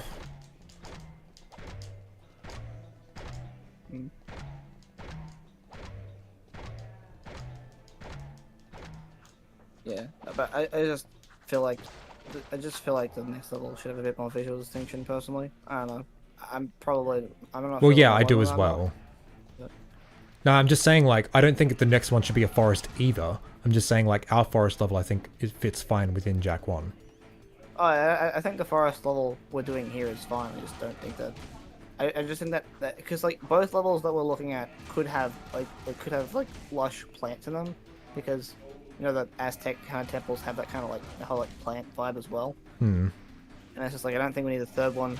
I mean, even then it's like it's fine because like the actual like buildings and that and it creates a distinction. And it's not like the games that had like 2 lush levels in the same area. I think having like a lot of focus on water could potentially be really cool for the Aztec temple. I guess so. Like maybe having I mean, technically a beach level would count as that, but I guess like a water level that's like not underwater could be interesting. Yeah, like we have to like traverse large chasms of water or whatever. Like we have to raise bridges or some It's like shit. it's a water level. It's like a water level, but Maybe- not like, you know, an underwater city or some shit like that. 'Cause we Well, have that. maybe like a dam. That is interesting, I guess. Well, you said you It'd wanted be like a to. wall. It'd be like a level on a wall. Well, you said you wanted it to be like the body of water and Sorry. in the level to. Breaking up. What? Sorry. No, keep going. Yeah. You said you wanted you wanted the body of water in that level to be a river, right? I think I had that That was- idea. Yeah. When I said that, Well, I was remember thinking, we had an Crash, idea but- about making all the levels connected by a river or something. Yeah, we had that idea pretty I think- early on. I don't think we've done much with it. I mean, it could be interesting to have like a Niagara Falls kind of level where it's just like, you know, like. Yeah, I'll also say right now, when I was saying that before, I was thinking more like, you know, like Crash Bandicoot River, but there's potential here, yeah. Like a waterfall level. I kind of had that idea for Stilt Village, but that was like really early in development. Yeah, I had an idea beforehand where I was like, oh, like we're climbing up the waterfall in the Stark Eco to get to like the foundry, but I don't think we ever agreed on that. Yeah, because we wanted to have like a wall level where like we use the flot to climb up it. It doesn't have to be flat really, but But that was the idea though. yeah, the whole Man, Niagara Falls concept is like my brain's like that's actually pretty cool. All the flip ideas just make me realize how fucking useless it is. You don't even need it. Like, of course you need 500% completion, but like you could finish the game easy without even touching it. Yeah, there's just not much variety. And maybe it's just the levels, but like even the movement and everything, it's just Like there. you could literally remove the flat from Boggy and still 100% level. Well, yeah. And not even without using like advanced tech either. Like, oh, you just roll jump and you make it. Yeah. I don't know, I just Yeah, feel snow is literally the only place where it's useful. yeah, I just feel like the flot doesn't really do anything like super special. It's not like incredibly fun to use. It's not super different from Jack's gameplay like the Zoomer is. I don't know. Yeah. It's kind of like a middle point, I guess. Yeah. Yeah, no, that's pretty much how I feel about it. It would be nice if we could include some sort of flot and Zoomer representation in this mod as like a final hurrah to the whole of Jack's mechanics for Jack 1. I just don't know where to put them. I do want to have sections at least. I think we'll talk about a section in like the Foundry at one point.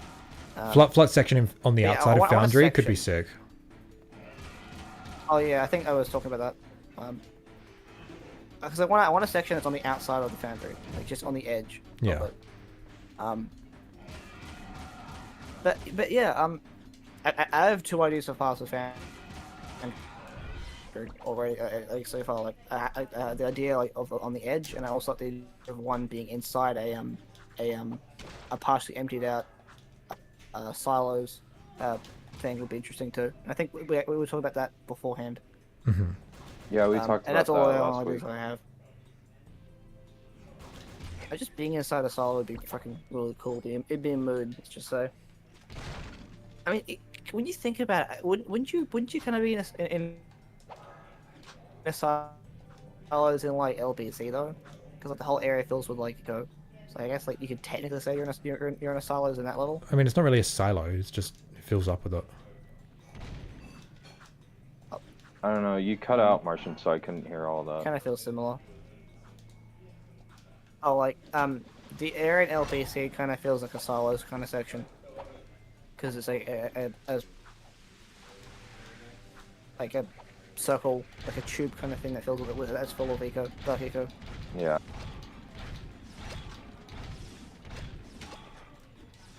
But if it is, then how many silos are in a Jack 1 game? Like, I'm thinking at least 3.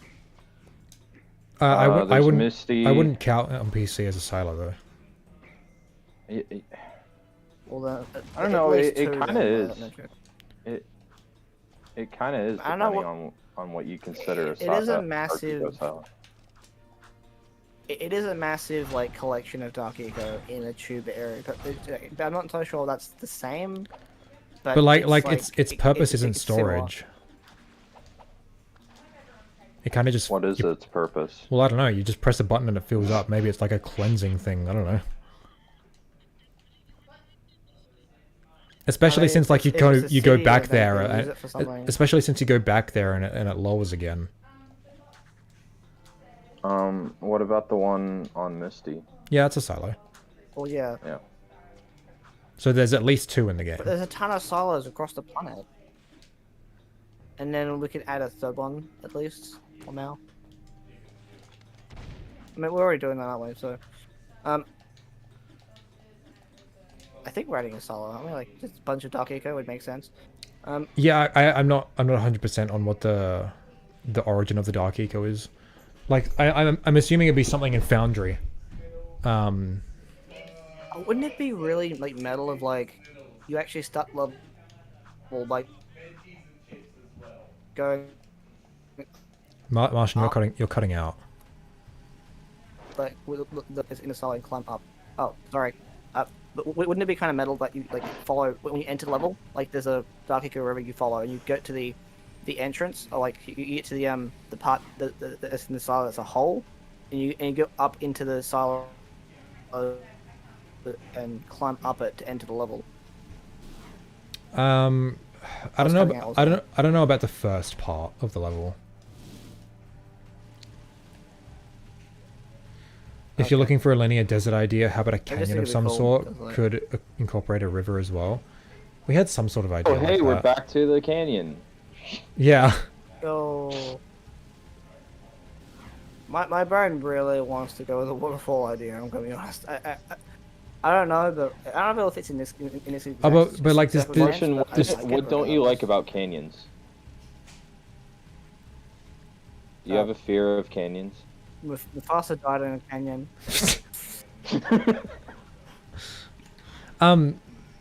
But this third level was going to be like the most dangerous of the 3, though, so I'm not sure. I guess a canyon works. I wonder how that works linear, like in terms of like it being linear. I guess it does work, but it's like. Well, they did it in eco mines in 3. Yeah. That's not a circle though, is it? Like I forget. Does it look back on itself? No, we're just talking about like the setting, not the level design. Well, yeah. Yeah. Or I didn't throw. We can't do it now. Sorry. Jack 1 met Jack 2. Oh yeah, sorry. I just never updated the title. We finished playing Jack 1 a while ago. We're kind of just vibing at the moment, talking about stuff. We are talking about Jack 1 still. Yeah, we are still kind of talking about Jack 1, in a way, but it's not Forgotten Lands. Yeah, I like how we just left the discussion. I guess Canyon is like well, I said all I had to say, so. I mean, we haven't done a desert in Jack, I guess. So I guess, yeah, Canyon would work. What do you mean? Jack 3's all desert, baby. I mean Jack 1.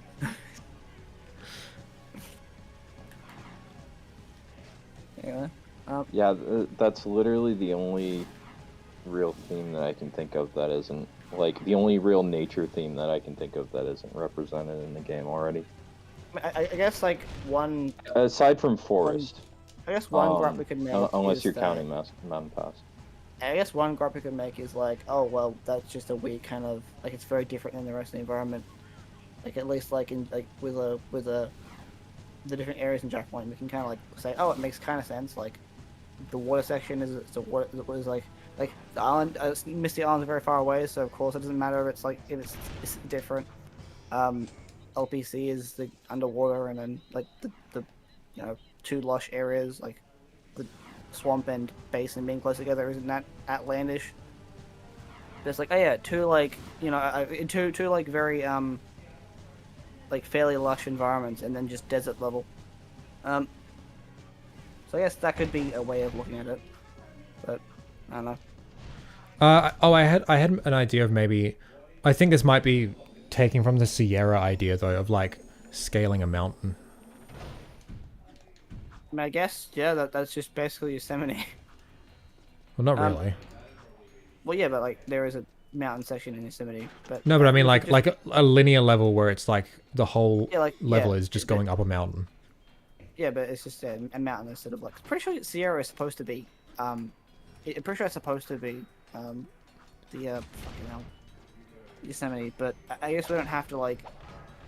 We can make it inspired by Sierras and not be Sierras. Yeah. And if it's outside a mountain, then it's technically a level that we haven't really done yet. It can still not. It isn't. It still makes sense in the context of the rest of the areas, and also, you know, it's like not underground at all. Yeah. So that ticks a lot of boxes. Like, and it's like completely outdoors as well. Whereas like forest is going to be kind of enclosed, and then temple is a temple, you know, and then foundry is like a building as well. I think temple is going to be a mix of in and out. Well, yeah, but still, like a fully outdoors level, I think would be good. Fully outdoors. And I think the idea of the temple being on a mountain is kind of cool, and it'll be easy to get back down at least, you know. So it can be linear, but also we can go back down easily. Yeah, I wonder if we could like, if we're just talking aesthetic, I wonder how that could fit in. Aesthetically, I think I deal with it. I guess the only problem is how do we, you know, bring in the Dark Eco, and it's like, and we don't really have to, do we? Well, no. No. Like, we can just save that for Stilt Village and Foundry. Yeah. Someone in chat said, doing like a small town, Wild West kind of thing. I think we could maybe do something like that for Stilt Village, but it'd feel kind of weird.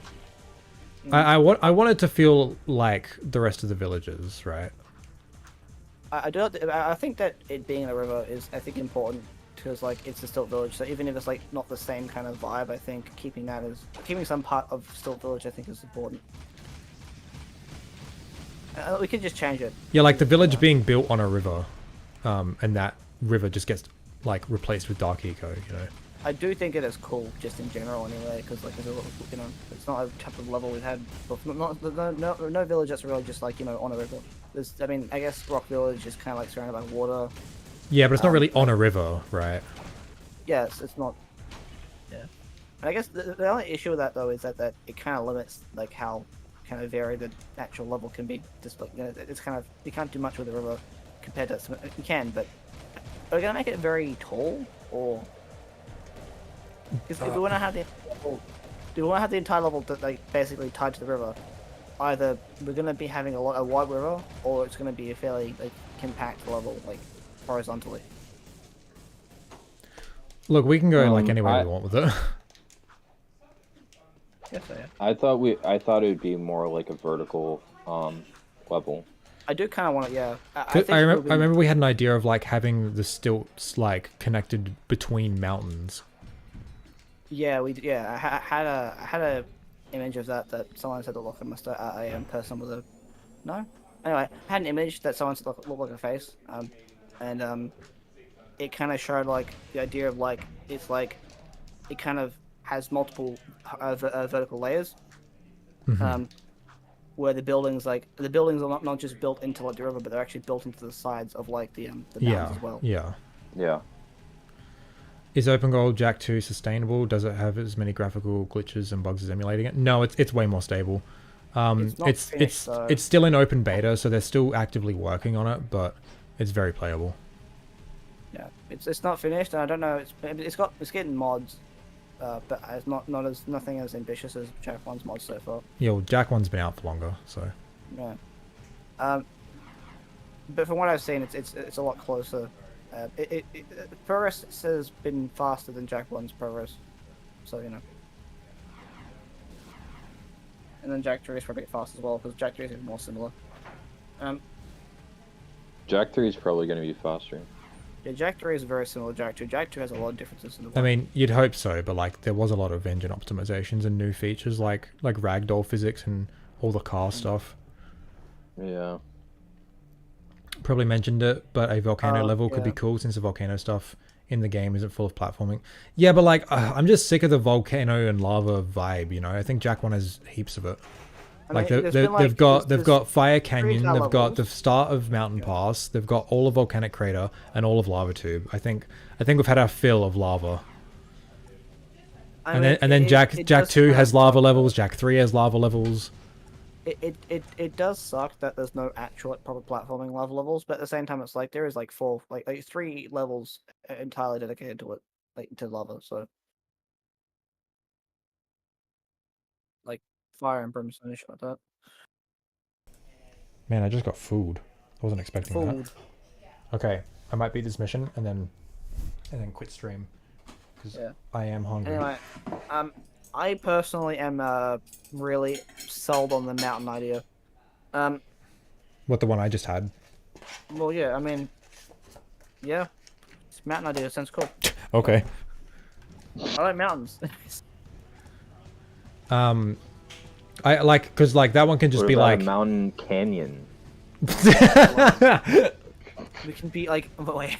But we've already got the Fire Canyon. No, it's just like, we just changed the name. Some sort of mountain pass. but a like canyon on fire. So we have a mountain and then we get to a point and it's like a canyon just on the mountain. Like, yeah, I don't know. Canyon on top of the mountain. Sounds like I'm on some sort of drugs right now with how like like what if a mountain and then a canyon.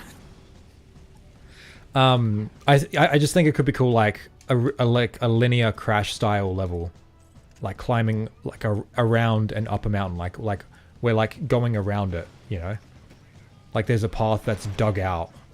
The thing about that also is we could have it so that if we fall down, we can actually lose progress instead of just dying. Maybe something like Krell Canyon from A Crack in Time. Oh, which one's that again? That's a desert, I'm pretty sure. Yeah, that's a desert one, I think. Is that the one where we fight with Azimuth? I believe so. I think it has those dragon machine things. Yeah, the dragon things. Yeah. That made a cameo in Resistance 3 for some reason. Did they? Nice. Yeah. That level, I'm gonna be honest, that level, the emotional set piece there, I actually think was done really well. And it's like I think that part there makes me realize to why I think that that part there makes me realize why I like Crack in Time a lot more than Rift Apart. Oh, that reminds me. I want to stream the PS3 games because I have not played them in years. Like literally since like high school, I haven't played them. It's been so long. One of the weapons was actually part of the competition, and so a bunch of people basically made weapon concepts and then something put the winner in the game. Right. What weapon was that? The one where you shoot the buzz blade out and it comes back. Like the one big one. I don't like that one much. Oh well. blame the fan, I guess. I think it feels really cool, but it's like a bit weird. That's pretty much every Insomniac weapon for me. It does kind of like fit though. Well, you don't like it. You don't like it much. They all just like they're fun to use, but they feel kind of weird. I just feel like after the PS2 games, like the Ratchet games never really like had many unique ideas of weapon types. It's all just like a formula. Yeah, it's a lot more noticeable in the future games, I feel. It's like the combustor, the combustor, the combustor. Yeah. Like we've got the pistol gun, we've got the bomb glove, we've got the shotgun, the rocket launcher. I mean, even the first. Yeah, I really first hate games how they had that never kind of- like that they never expanded on that formula. Yeah, I think there's one or every two single weapons game- here and there, like the Nightmare box from Nexus or like the Infector from 3. I think some of the like sheep-and type weapons are pretty clever. I feel like Deadlock did a pretty good job with the weapons. But they also did a really good job with the level design too, so that might have helped. No. Okay. I'm gonna go. Alright, cool.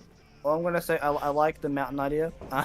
Okay, write it down. We have a stream. Okay, thanks for coming, everyone. I've moved so we can do more streams now. And the internet's good, so yeah. I'll see you guys later. Yay, good internet. Ooh. Yeah.